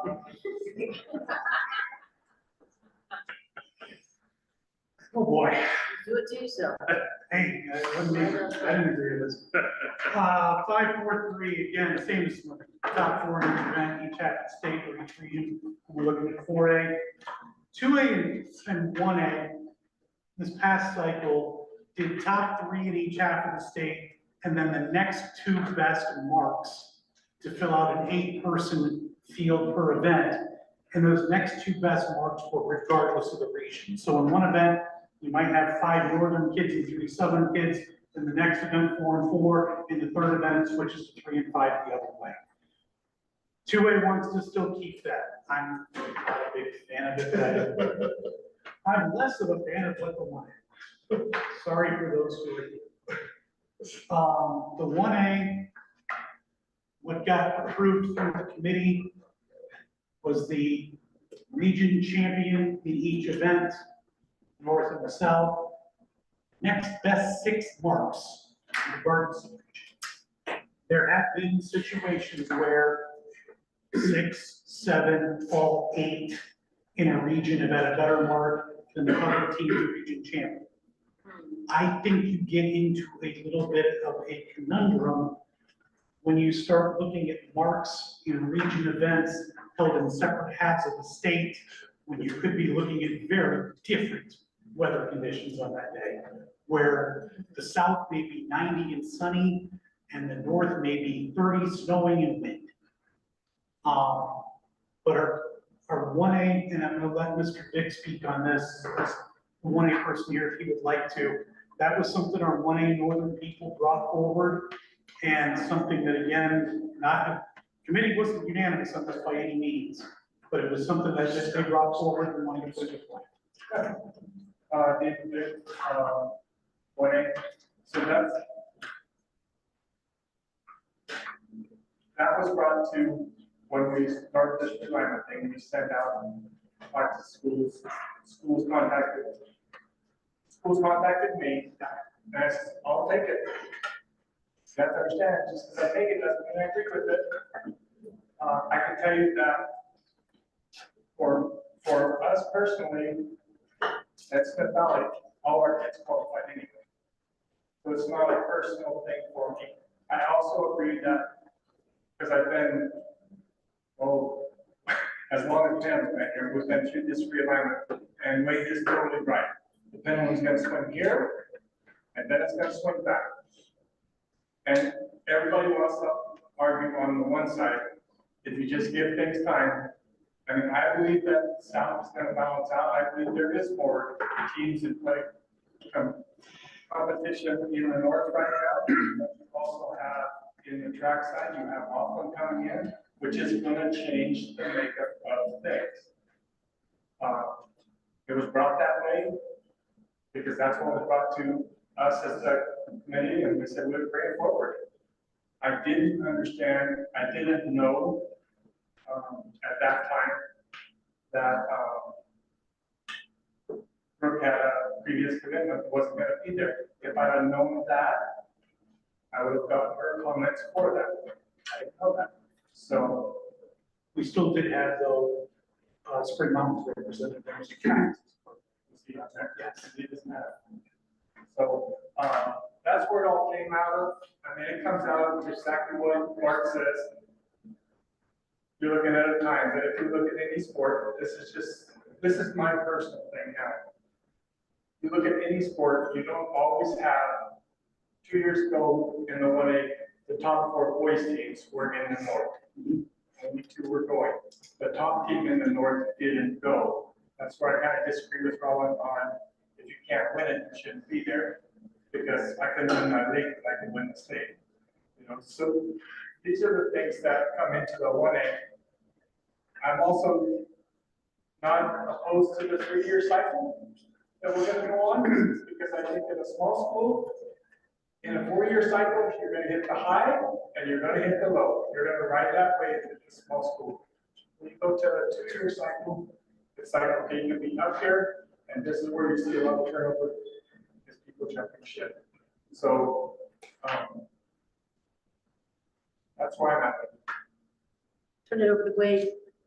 Wade Polson, Region 3, where do I even begin? Being a track coach and being in the 1A, I'll leave it at that. But we worked really hard over the last several years to get something that was fair and equitable to the 1A, because there is differences in the fact that you might have a stronger region than another region. And so that's why we went to the 3 and 3, and then the next two best marks. Because one region can end up with 5 people representing that region in that scenario. Moving to a 1-and-1 is just ridiculous in my opinion. It's not fair to the kids, it's not fair to the sport itself, in my opinion. As I said, it ebbs and flows. 10, 15 years ago, the South was dominating track. You had Spring Mountain, you had Laughlin, Indian Springs, Beatty, Perennia Valley, even Lake Mead was in there. I mean, we had a lot of, the South was representing and just killing it. It's going to swing again. The North has better marks the last couple of years in some events. Yes, that's true. But the pendulum will swing again, especially with Spring Mountain. They can come back into the league at any time. Laughlin is coming in next year. So the South is adding teams into it. And I understand why coaches want to do this, because you want your kids to qualify. But at the same time, if we do this, that one day, as Mark said, I've been up here where it snowed at the state championships at the Bonnie Ranch, you know, and it was pretty tough. Then I've been down to the foothill when it was 110. You know, so it changes, and the weather in the back in the spring, you just never know what's going to happen. I hate to penalize a kid for weather in that one day. But when all comments are through, I'm ready to make a motion. Clark? Thank you, President Sloan. The other thing here in track is a little bit funny, so is swimming, and this is part of the rationale behind what some of the people came to Mr. Vic for.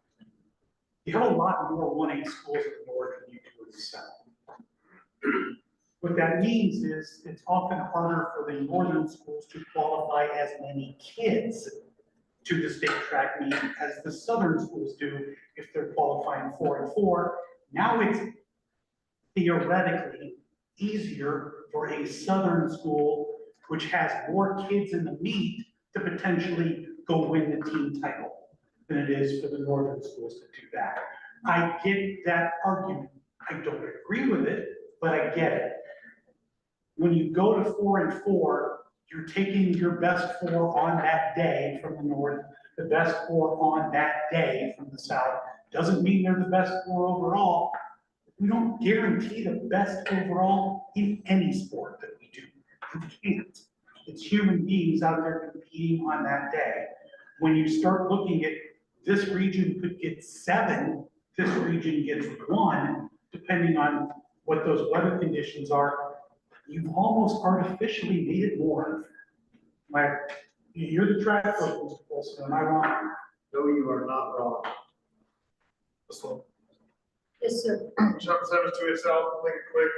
This board approved on January 15th, 2025, the 1A, 2A track field. So this year, said to relate, you took the words out of my mouth, Mr. Davis, there were 17 northern 1A schools and 11 southern 1A schools. Now next year, Addison and Laughlin are joining us now, so it'll be 17, 13. Yeah, Addison, I don't believe this. I don't think they do track. And Mountain View, obviously. Yeah, there's a bunch down there, but anyway, I wanted the board to know, and the members to know, around 17, 11, we're now 17, 12 for the next 2 years. As far as schools, but you took the words out as far as more teams, more schools. Yes, sir. One more thing, one more comment. If the 1A was going to do this, then it should have been done and everybody should have been contacted. The South was not contacted. There is not one coach that I know of. In fact, I've been getting phone calls from and emails from Southern coaches saying, what the heck's going on? So there really wasn't any vetting of the state as a whole in this process. It was just a suggestion that was made, brought forward, realignment, kicked it out. But there was no vetting of all the schools and all the opinions of the different coaches across the state. So that in itself, the process was flawed in this.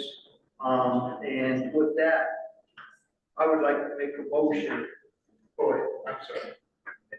No, I'm just gonna make a comment too, because this is just going off of times, and it's not even just weather, sometimes it's also the pool of kids you're running against as well, that makes kids run differently, so at being a track mom, like, I've seen my son run completely different times, for instance, if he has to go up to Brian Hayward versus, you know, what he runs in Nevada, it's just different, so I mean, just doing, I think people are looking at this like, oh, well, you know, 5 kids from down here, you know, have the fastest times, like, that's not necessarily fair, but I'm like, well, they aren't running all against each other, they did the best that day from that pool, so that's just something else I thought we need to take in consideration. I don't like the one-on-one either, just because of that, it's not even just weather, it's the way kids tend to run against their pool peers. Wake Folsom Region 3. I move to approve the track and field postseason for the 5A, 4A, 3A, and 2A as stated. But the 1A remain at 3 per event, each half of the state, the best 2 regardless of requirements. Region, sorry, I said requirements, region. So go back to the current. Yes. I second that motion, Madam. Thank you, sir. Now, first, we have a second. Any further discussion, comments? Jason Odegaard. Yes, Jason? Just going to just thought for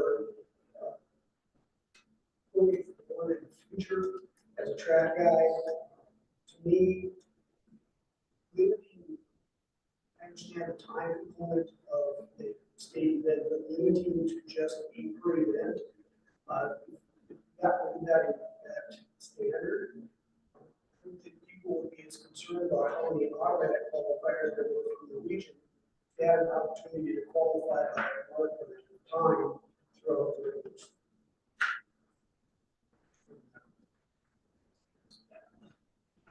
Thank you. Thank you very much. Any other comment? Questions? Okay, hearing none. All in favor, say aye. Aye. Any opposed? The ayes have it. Thank you so much. The alignment is officially done.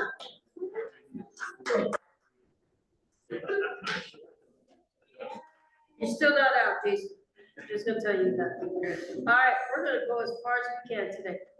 Let's go to page 87.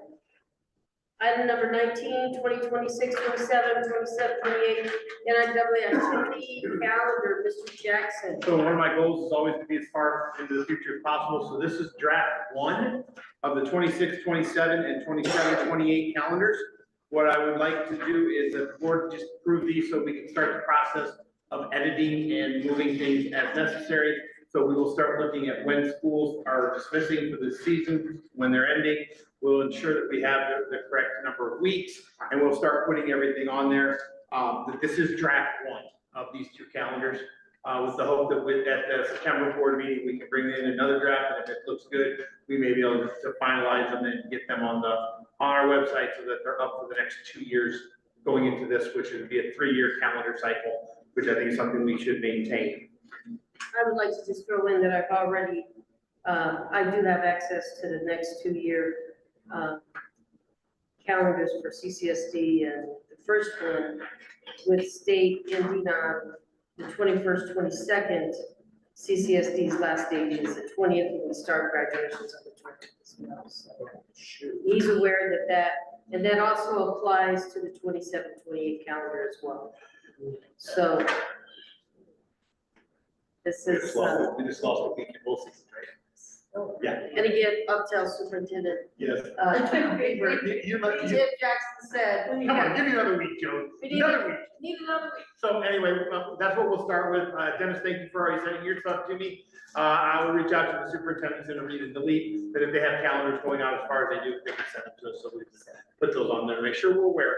But I want to start working on these, and I think these will be works in progress. So my question is, I don't know if we need to approve these, because they're not final, so let's just skip it and not approve it. So let it die for lack of motion, please. Okay.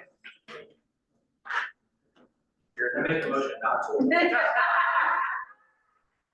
right, we have a first. Thank you. Well done. I'm ready to second that.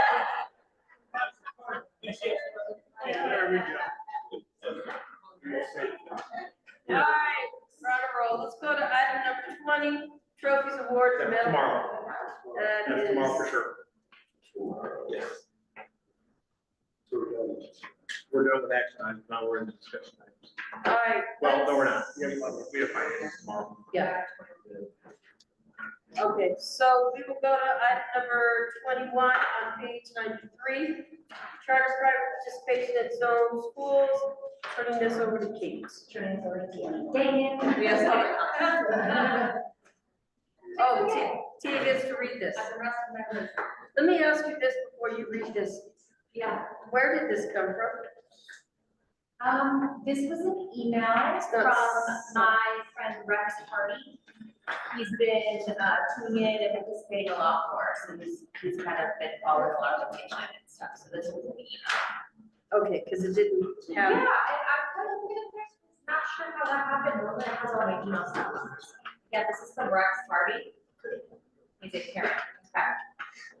I want to provide a comment on discussion item number 21, charter private participation at zone schools. I also provided public comment on this topic at two most recent meetings, rules, regulations, and policies.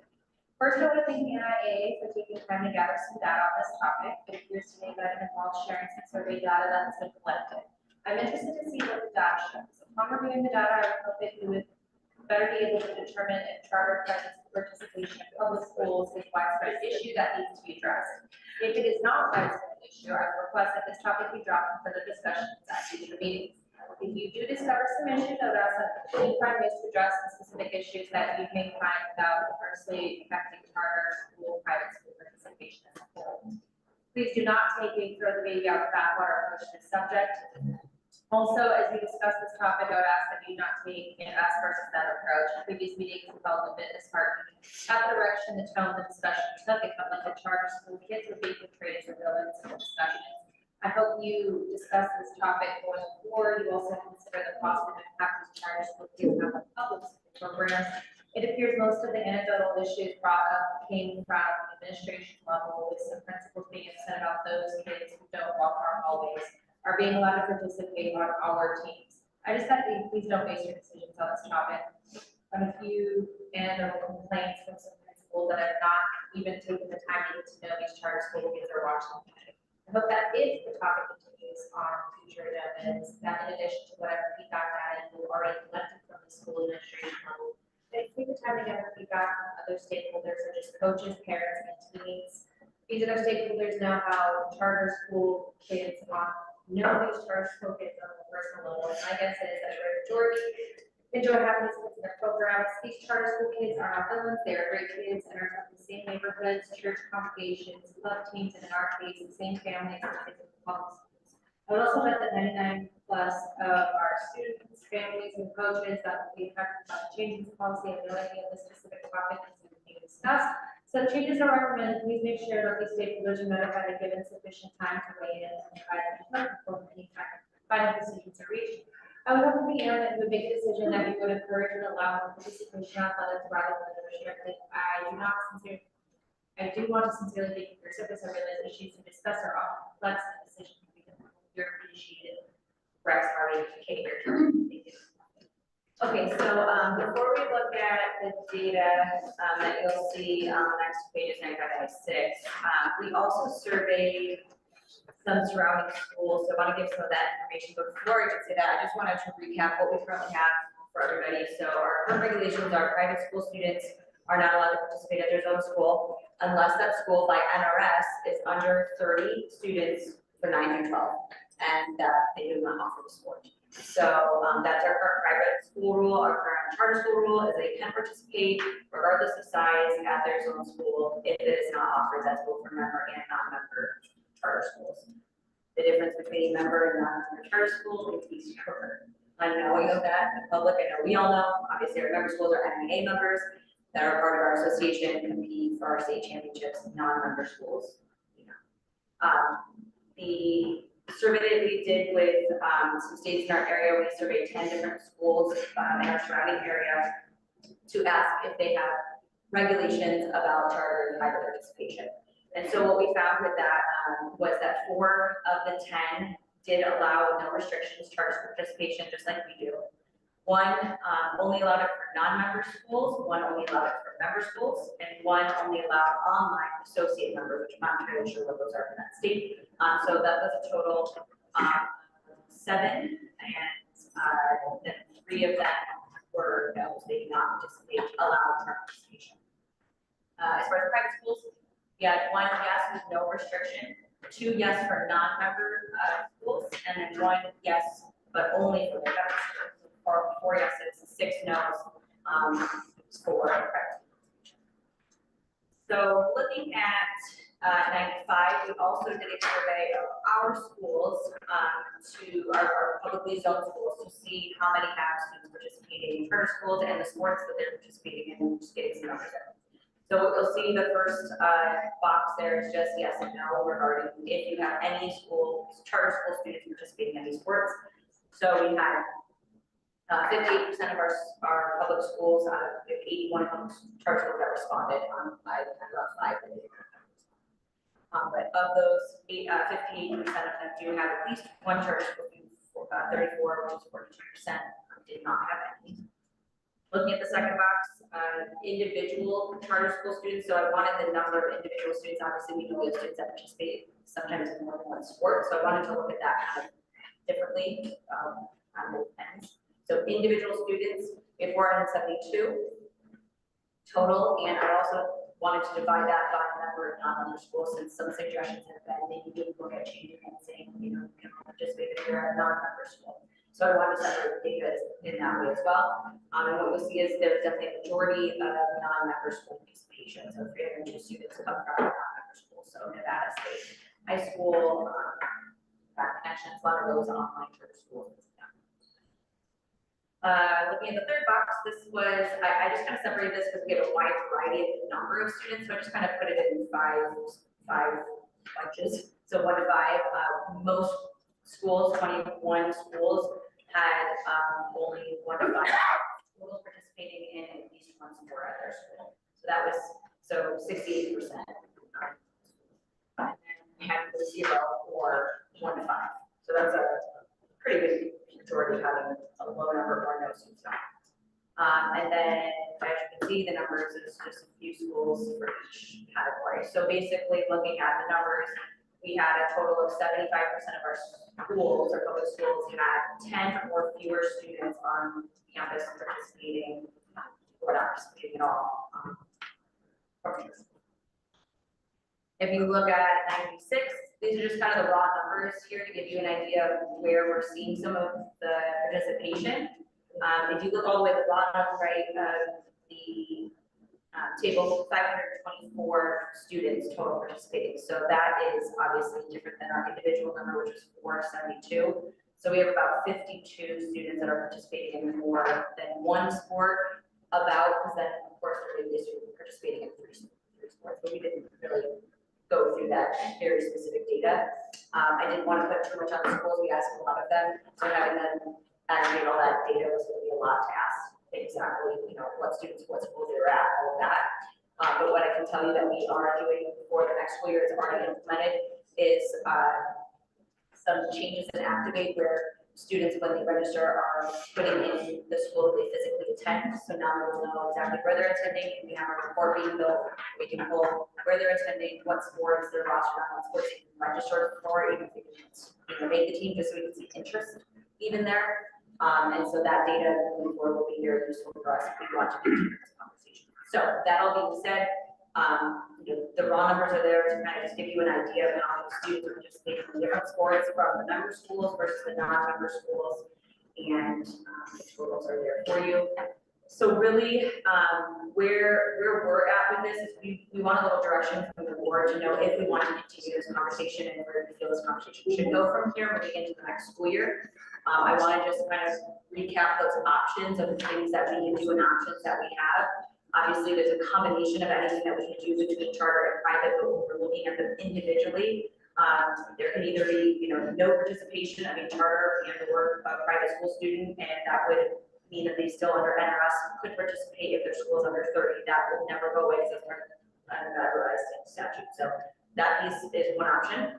Next option could be no members charter schools, or if you wanted to change private, no private member schools. They would still have the under 30.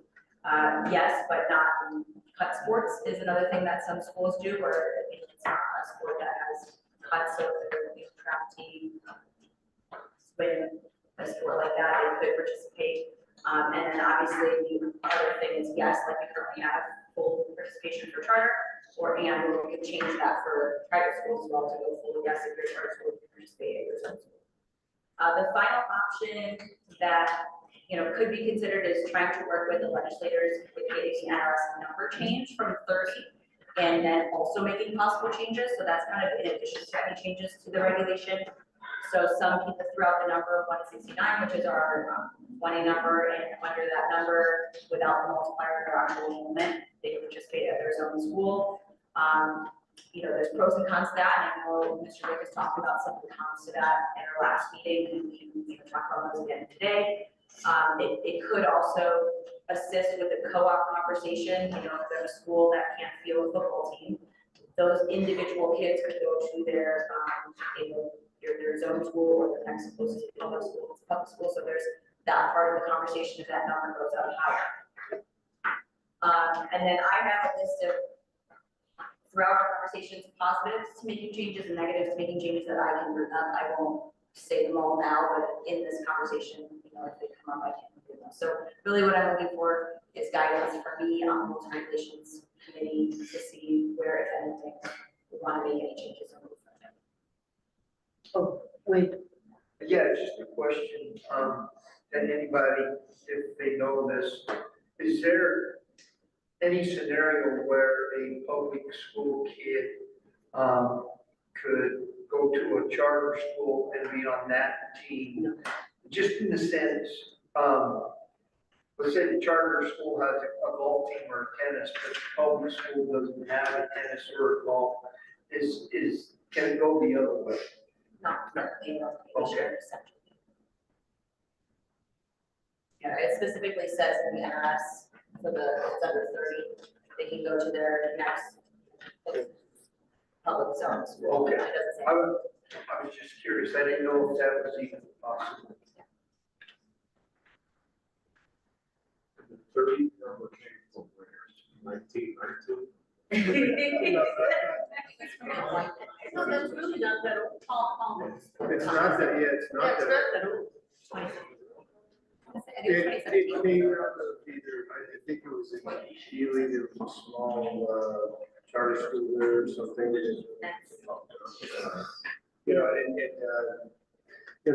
got a legislative board to sponsor the bill. And pass it down for them. Yeah. And what it kind of, well, what it relates to is if you have a school full of 30 kids, it's unlikely you're gonna have the ability to, for instance, the baseball team. Definitely.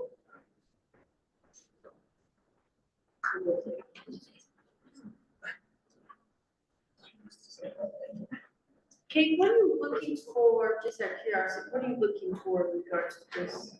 Just direction on if we want to continue the conversation and bring these numbers to, because these numbers have not been brought to the rules and regulations policies committee to look at and talk about. Okay. And the new changes that we need to activate and data that we need specifically from there, like if you want to look at that down the road once we get that data. Jason. Jason, I'm over here to those GA as a group. My conversations with others, it's not a sense of we don't want charter school kids to be able to play, particularly in those who doesn't recruit athletics. I think the concern is the equity. Okay, so my charter school doesn't offer this sport, so I can go play it at this school. I have a perfect example. A couple of years ago, we had two kids from down mountain. They don't have a wrestling team. They wanted to go to tour bars. That wasn't allowed. So had gone home at a charter school, however, they could have used 25 and that's assuming that was controlled. So I think it's not per se, it's the kids. Want as many kids to participate as possible because of that.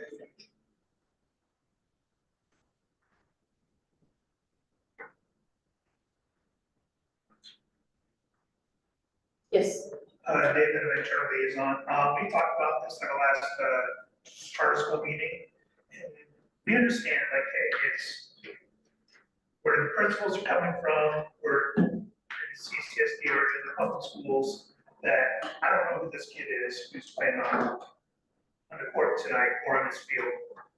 And we were talking about, we're already put in with the double qualifiers, so we're doubling our enrollment, so now we're putting up in 4A, 5A, plus for charter schools are 4A, 5A now, so we realign it.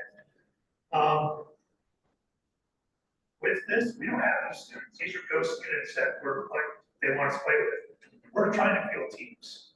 We would love to have every sport filled, but unfortunately, we do not have enough kids in our building to have full football team, full soccer teams, full volleyball teams, cross-country teams.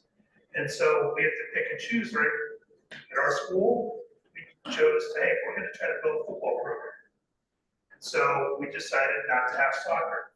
I know I have a handful of girls that play at basic in at Foothill, a couple boys that play at basic, one that plays at Silverado. Or played it, so he's graduating this year. But those kids had an opportunity to play there, but then they come back to our school, and yes, they're playing flag football, playing softball for us. And so they're playing 2 out of 3 seasons here, but at least they have an opportunity to play tennis, golf, and wrestle, along with soccer. And I know it's one of those things where we want to build these teams, and we don't have the numbers. And if you want it, and I'm like, as Tim said, we're not gonna overpromise, hey, we're gonna have all these sports.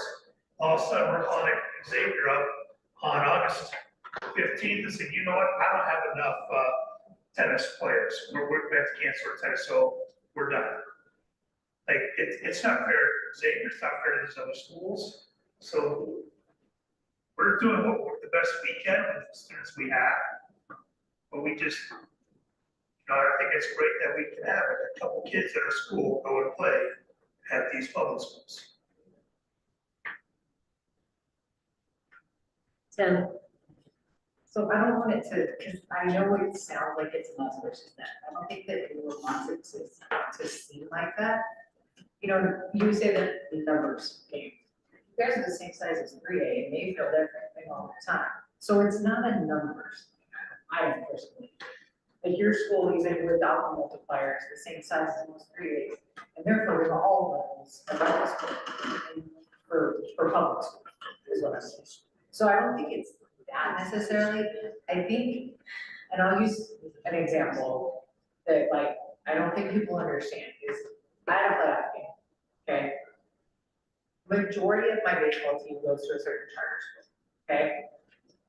We had a volleyball game and a baseball game. We happened to be playing that charter school team in volleyball. They came from the baseball game in their baseball uniforms and were cheering for the charter school in their ladies' team baseball uniforms. Okay, now that's hard for me to watch. It's hard. Like I'm sitting there watching my entire baseball team cheering against my volleyball team. And those are things that other people don't see. That like it's hard because I'm sitting there like you guys are still in your uniform, at least for change. And it's I don't get mad at the kids. I'm like, guys, what are you doing? And they're like, we don't know your kids. These are our friends. I can't be mad at those kids. Like those are their friends. They're cheering for those friends. But it's things like that is hard for us to wrap our head around. And like we said, the whole thing where it's the best, I don't want to say the best of both worlds, but it is the best of both worlds. When you go, like, people have to make decisions sometimes, but charter school kids don't have to make decisions. They get to go and play everything. They get to do all of that. And I think it's not an us versus them. I don't want it to seem like that because it's, yes, I want kids to be able to play sports. But you know, the facility issue always comes up. But you knew that when you went in, that you didn't have those facilities. You knew you didn't have a track. You knew you didn't have a football field. You knew all of those things going in. And the other thing that I still think is one that, this one, I isn't as passionate for me, but like I hear from other people as the liaison, is and I know it's not your charter school in particular, but these charter schools are coming in and they are concentrating on one sport. And they are like, we're not gonna worry about building other sports. We're gonna become the powerhouse in basketball. We're gonna become the powerhouse and they have no intention of trying to build other sports. And I think those are the issues, and it's hard because I don't wanna lump certain, you know, because there are some charter schools that are trying, they really are trying to build more teams, and they are trying to build the programs. But there's some that don't have any intention of ever doing it. So I think that that's where, and I get that, and I don't know what the right answer is, I really don't. I just know that the things that we're dealing with are very, like the fact that I have to sit and watch my entire baseball team cheering against my volleyball team is rough. Like I shouldn't have to sit there and watch it. Right?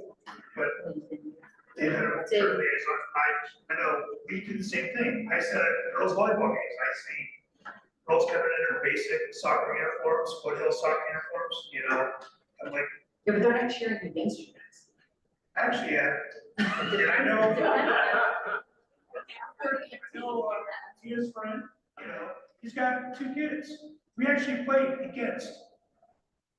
Rex Hardy, his 2 sons actually played against each other. I was like, Yes. So Rex, I've never met. and I think the thing is, one of them, he has 2 kids, and we actually played against, they actually played against each other in a tournament over at Basic, okay? So have another 2 teams that get those 2. But it was awesome to see that out. Yeah, and he has a son that on our team that plays the tennis team over at Basic. And when I see we play foothill and Basic and flag football, we played with softball, and how these girls who were teammates in the fall, now opponents like in the winter, just the interactions they have during the game has been awesome. Like I don't know if you see, instead of seeing like the smack talk that's going on, I know the officials always talk about how, you know, they hit the smack talk that's going on between the teams, just how the friendly, like rival it is between those girls that did like the soccer and now playing against each other and teammates and now opponents. I think it's awesome. So there's some positives in there that have helped, you know, those girls. That's on both sides. Because I've never seen, you know, somebody go down and have the other, like an injury, yet the person in the team going and helping carry their opponent off the field because they were teammates in one sport. So, and I do get like, yeah, it's frustrating to see a bunch of people in like baseball uniforms cheering or team against legacy. For their opponent, yeah, at legacy, yeah. Yes, Alex. I have a comment, just thinking of this. So I know normally when you have that coach-player relationship within the same organization, same school. And I wonder what is that relationship like when there's not that common denominator of the same organization. So I've heard stories where coaches hold their players accountable for actual events that occur at the school. But you don't have that with individuals that don't go to the same school. So I'm curious to know what is the opinions of the coaches? How do the coaches see this thing? If I'm a coach, I know that I have certain leverage with all my athletes that are in my school. I don't know if they have the same type of relationship or the same type of leadership role with kids from our school. Ken, did you have a comment? You know I was gonna say something because Sean goes to a different school. So I mean, there's supposed to be a communication line between the schools, period, and accountability there where they're checking in and the teachers that are in the classroom, you know, are able to talk to the coach. I mean, obviously it's different if the kid's in front of you, but there is supposed to be, you know, at least because even within the same school, like they're not in every class with the kids, right? So the teachers still come back and talk to them. So really it's just on the adults around them to hold the kids accountable and then go back to the coaches. Because no matter where the kids are, the schools know who their athletes are. And they're gonna hold those kids account, you know, they're gonna go back to those coaches and parents and tell them if they're acting up and say, hey, this kid, you know, either congratulate the kid or the kid needs to be disciplined at some point. So just Just coming from the coach's perspective, I coach volleyball and girls volleyball and track, and I had in both sports kids that did not attend my school, whether it was at a tech school or a charter. And just like on the relationship side, I didn't have any different relationship with those kids. I treated them all the same. But I will say, kind of to your point, there is possibly a little bit of that disconnect when it comes to even attendance checking. Like schools and school districts can have attendance policies. It's not an NIAA thing. But, you know, if you want to make sure you're holding your kids accountable for things like attendance and their grades are going to be, that's in regulations, so those are going to be taken care of. But behavior, you might not know unless that school is good at when they're out, which they should, and communicating with the many schools that their kids could be at. Because if you think about a charter school, depending on where those kids are coming from, they could have kids participate in sports at 15, 20 different schools possibly. You don't know how that, you know, and that's something we'll find out with the data as we get that data and activate. But there could be kind of a lack of accountability for some of those kids when it comes to behavior and just those in and out attendance and things like that from a school perspective. So that's a good point. So at this point, Casey's looking where to go. This is not an action item. Do we maintain this, continue this conversation? This is valuable information to have. Kate, what can I ask for your recommendation? I think it's something that's continuously come up over the years. I don't think it's a conversation that's going to stop even if we stop talking about it. I think it's going to continue to come up through different liaisons and member schools.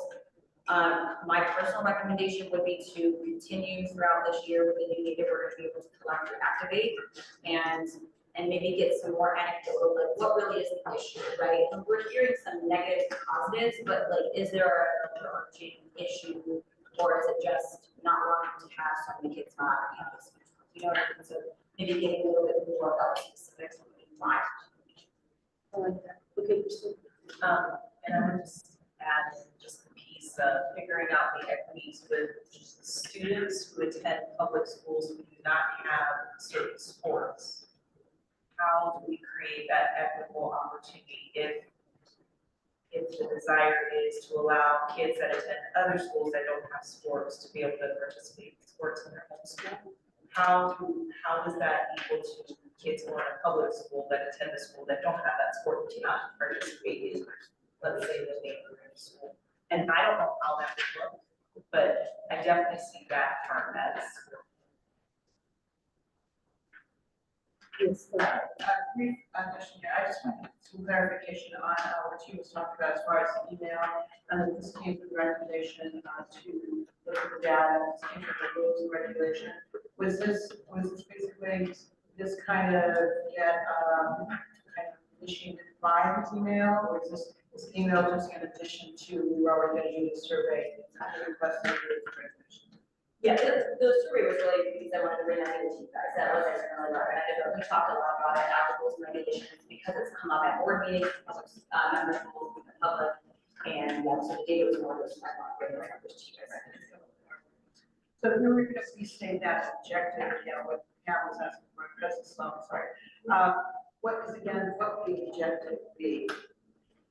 To get more specifics of the conversation. Yeah, my thought would be to continue to collect data over this year now that we have, this was all information that came from the schools. I didn't get every single school's information, and it's not divided by the schools that they're attending. So maybe getting data about what schools are attending and what sports they're playing in to see if there's like a majority, from those schools and that nature. And yeah, just getting more specifics about what the actual concerns are. No, that was the out of someone else, that all 80, I got 80 ones. Thank you. This one, Just a question, because I don't know, we don't have this, I mean, we have the homeschool thing, but that's about it. How does the financials work, for the kid that's coming from the charter that is going to the public? Is there, an extra payment to the school, or how does that work? would you like to ask Rollins? And then I would be more than happy to answer in behalf of CCSD. Go ahead. Stephen. Yeah. So what we did. There's actually a statute that allows you to charge. Okay. Yeah, and I didn't know that. CCSD charges. Yes. We charge a fee. Oh, There's okay. charges. Yes. That was ordered. But it goes to. It goes to.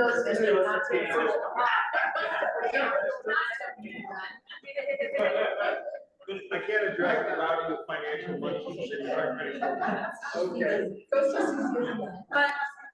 But I will say, with the work of this gentleman and Xavier in our office, we have put that money that we have collected to good use, because we recognize multi-sport athletes, and it's just equality in it.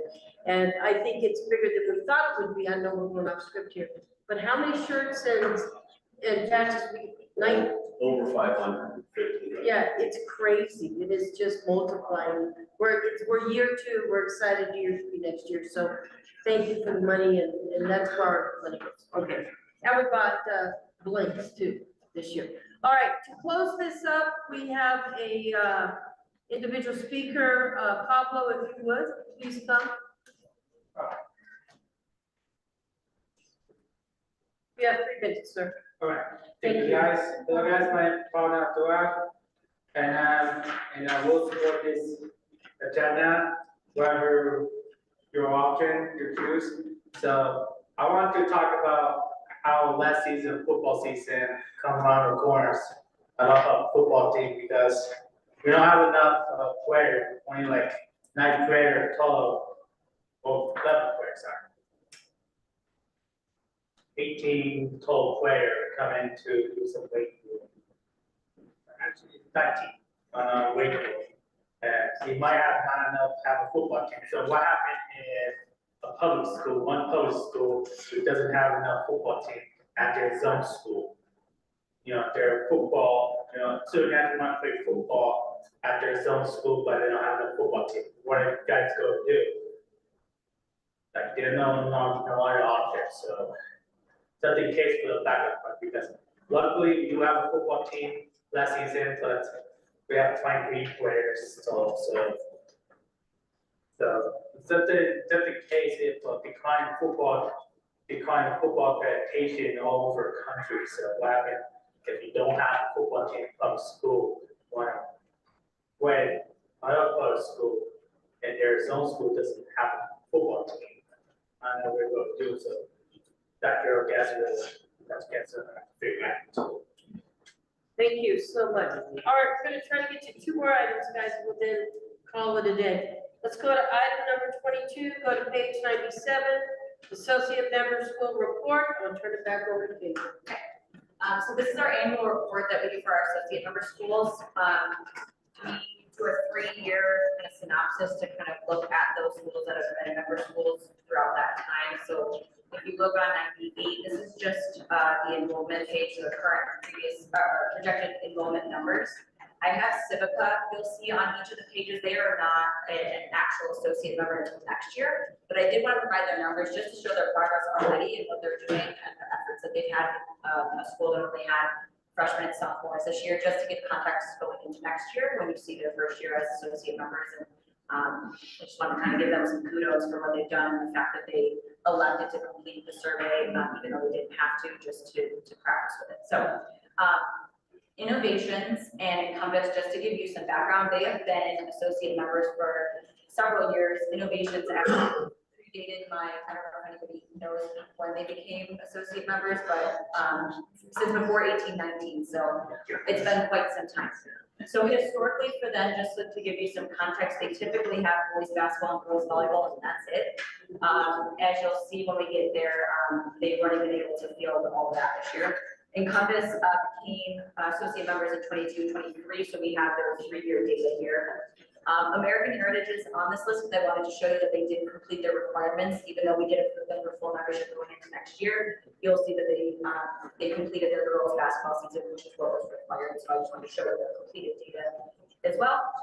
Trinity, you'll see this was their first year and as an associate member, so you'll see their data there as well. So moving on from their enrollment numbers, if you go down to 99, you will see what they were fielding over the past 3 years, here, but focusing on this year, the numbers from this year.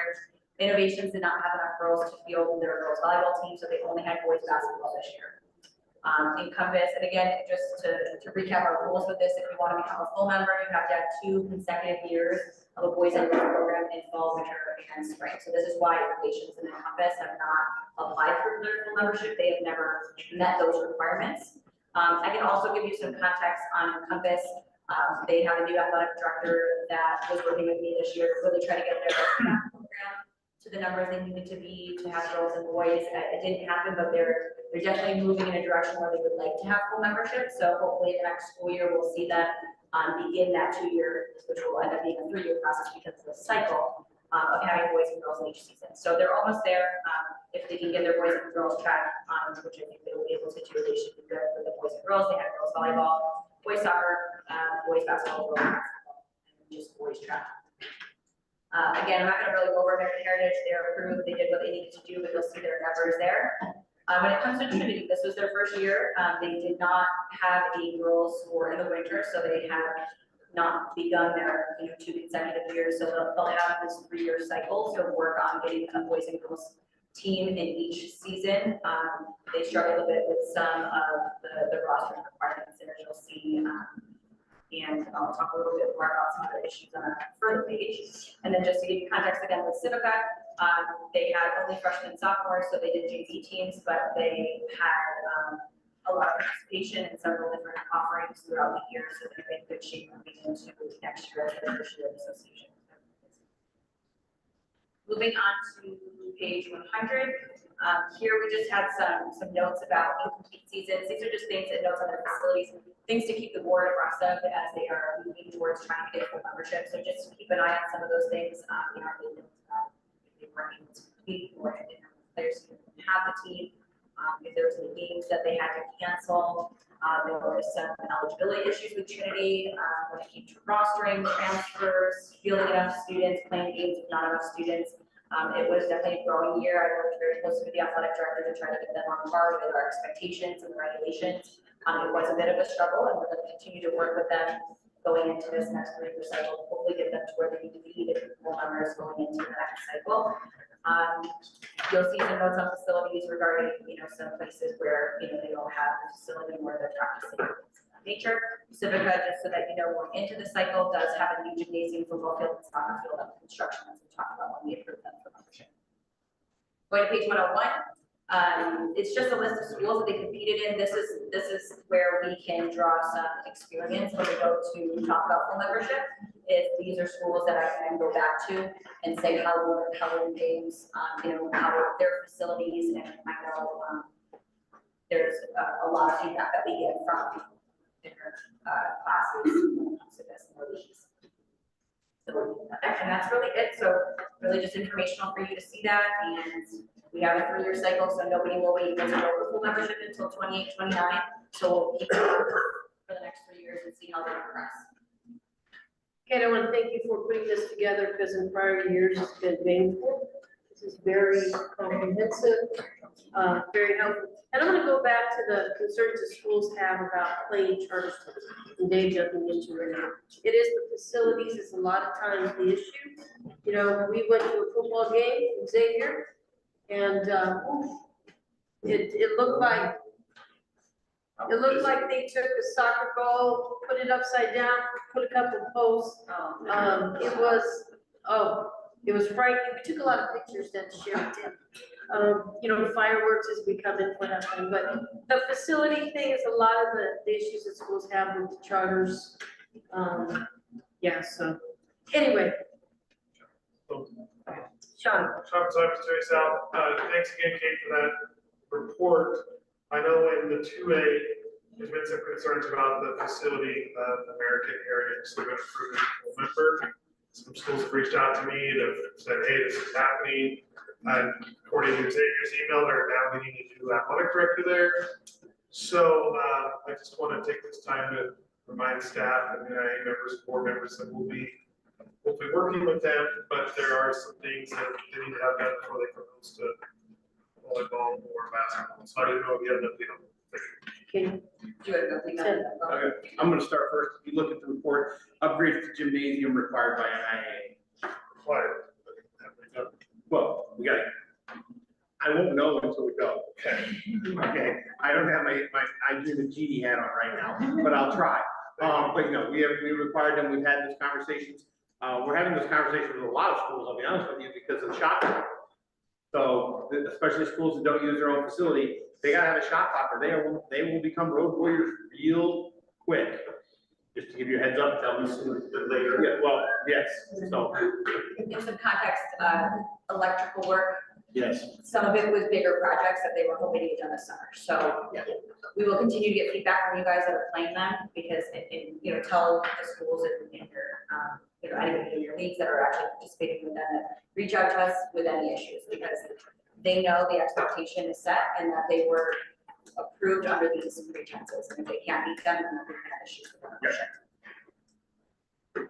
Ellen. Ellen Townsend, resource liaison.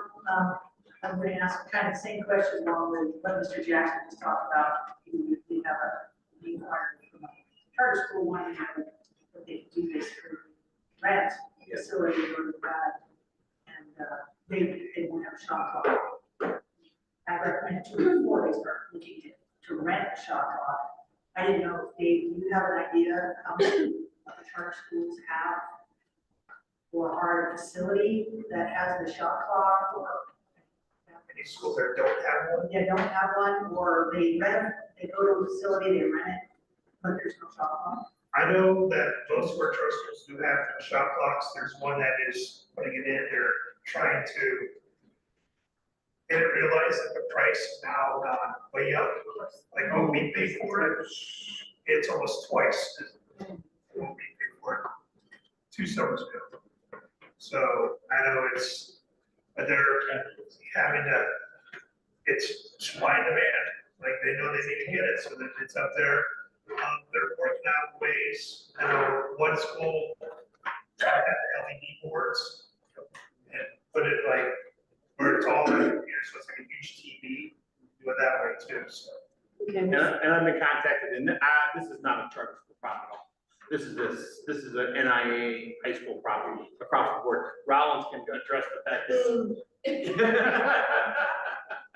that I thought that his shot clocks were going to be in during the month that started with J and had an A, and now we're at a J with a U, and he's still fretting it. But we've also been working with other schools that have that problem as well.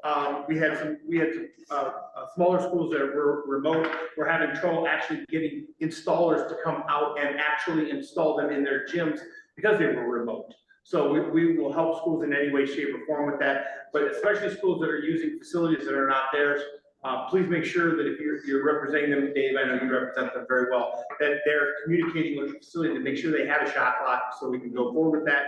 And I know Rollins, you're very communicative and very emotional about the whole shot clock thing that you've been dealing with, but we'll get there on that. So thank you, Ellen. It was a conversation that we've had in our office when we get contacted. Also, if somebody out there is having trouble securing shot clocks, Ellen has been very gracious to offer to help with the rental area as a suggestion. And I used to have a connection in Southern Nevada that doesn't have them anymore. His wife just has to go out the garage, but we'll also work with those if we have to.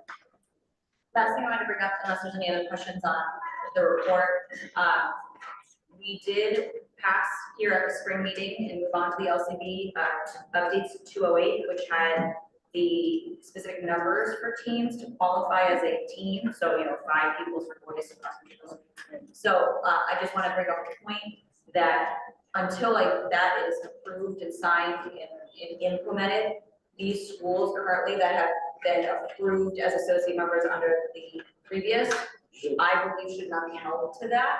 And I just wanted to have kind of a conversation on that, make sure that we're okay with that, and I would say anybody that's applying for membership after this is fully implemented would then be subject to these numbers, and I just want to get thoughts on that.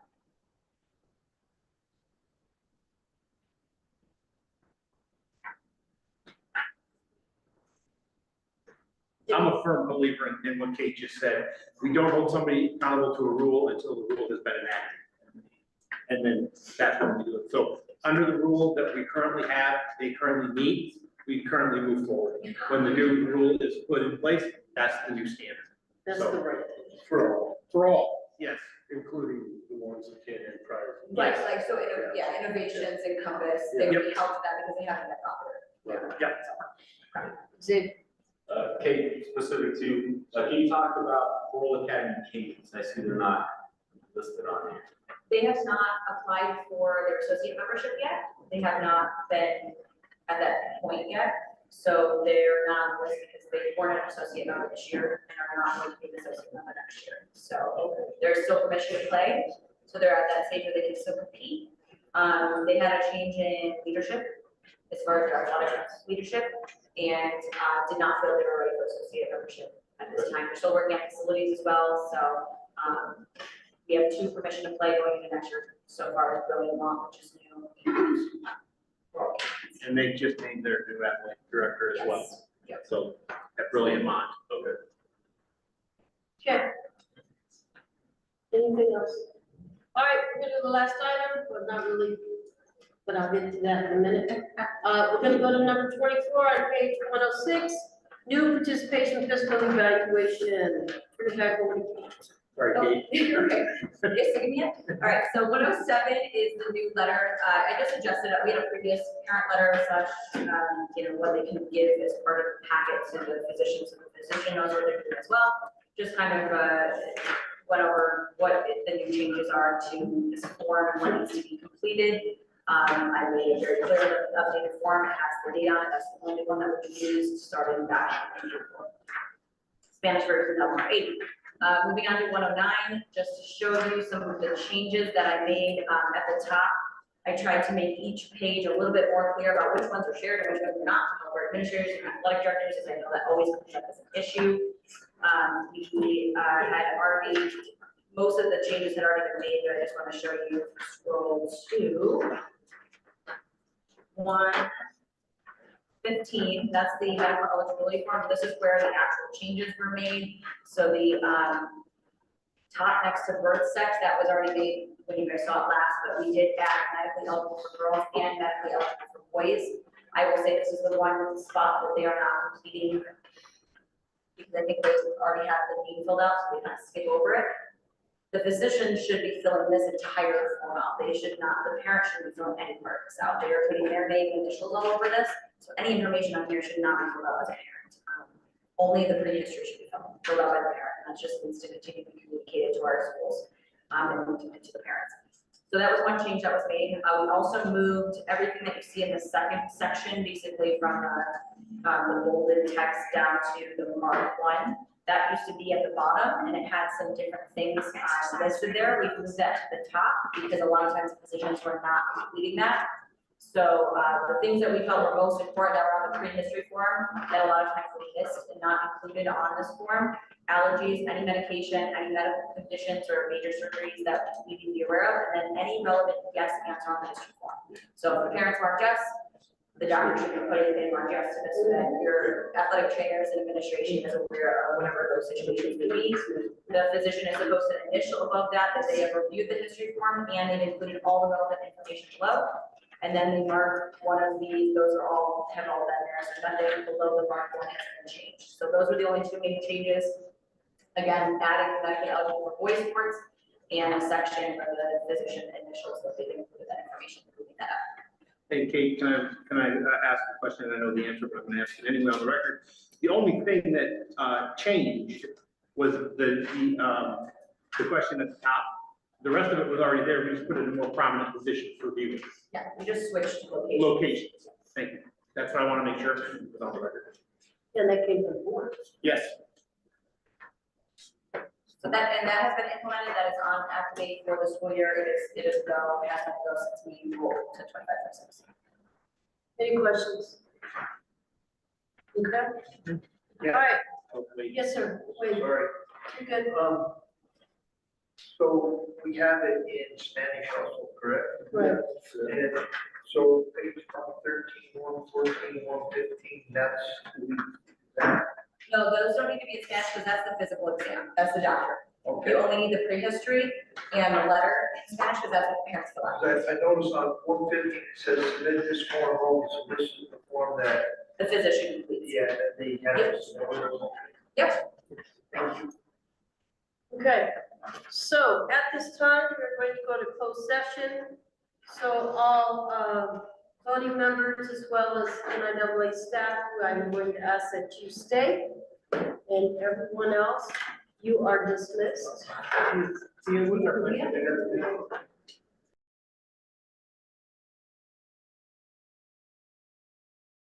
Okay, so we're gonna have, anybody who wants to join us for dinner, we're gonna go to Chicky and Pete's, which is in the GSR. Yes. What is it? Chicky and Pete's, it's a sports bar. Chicken feet. Oh, we stay there. Are we taking the bus and this? Wait. Hold on, logistics. Yes.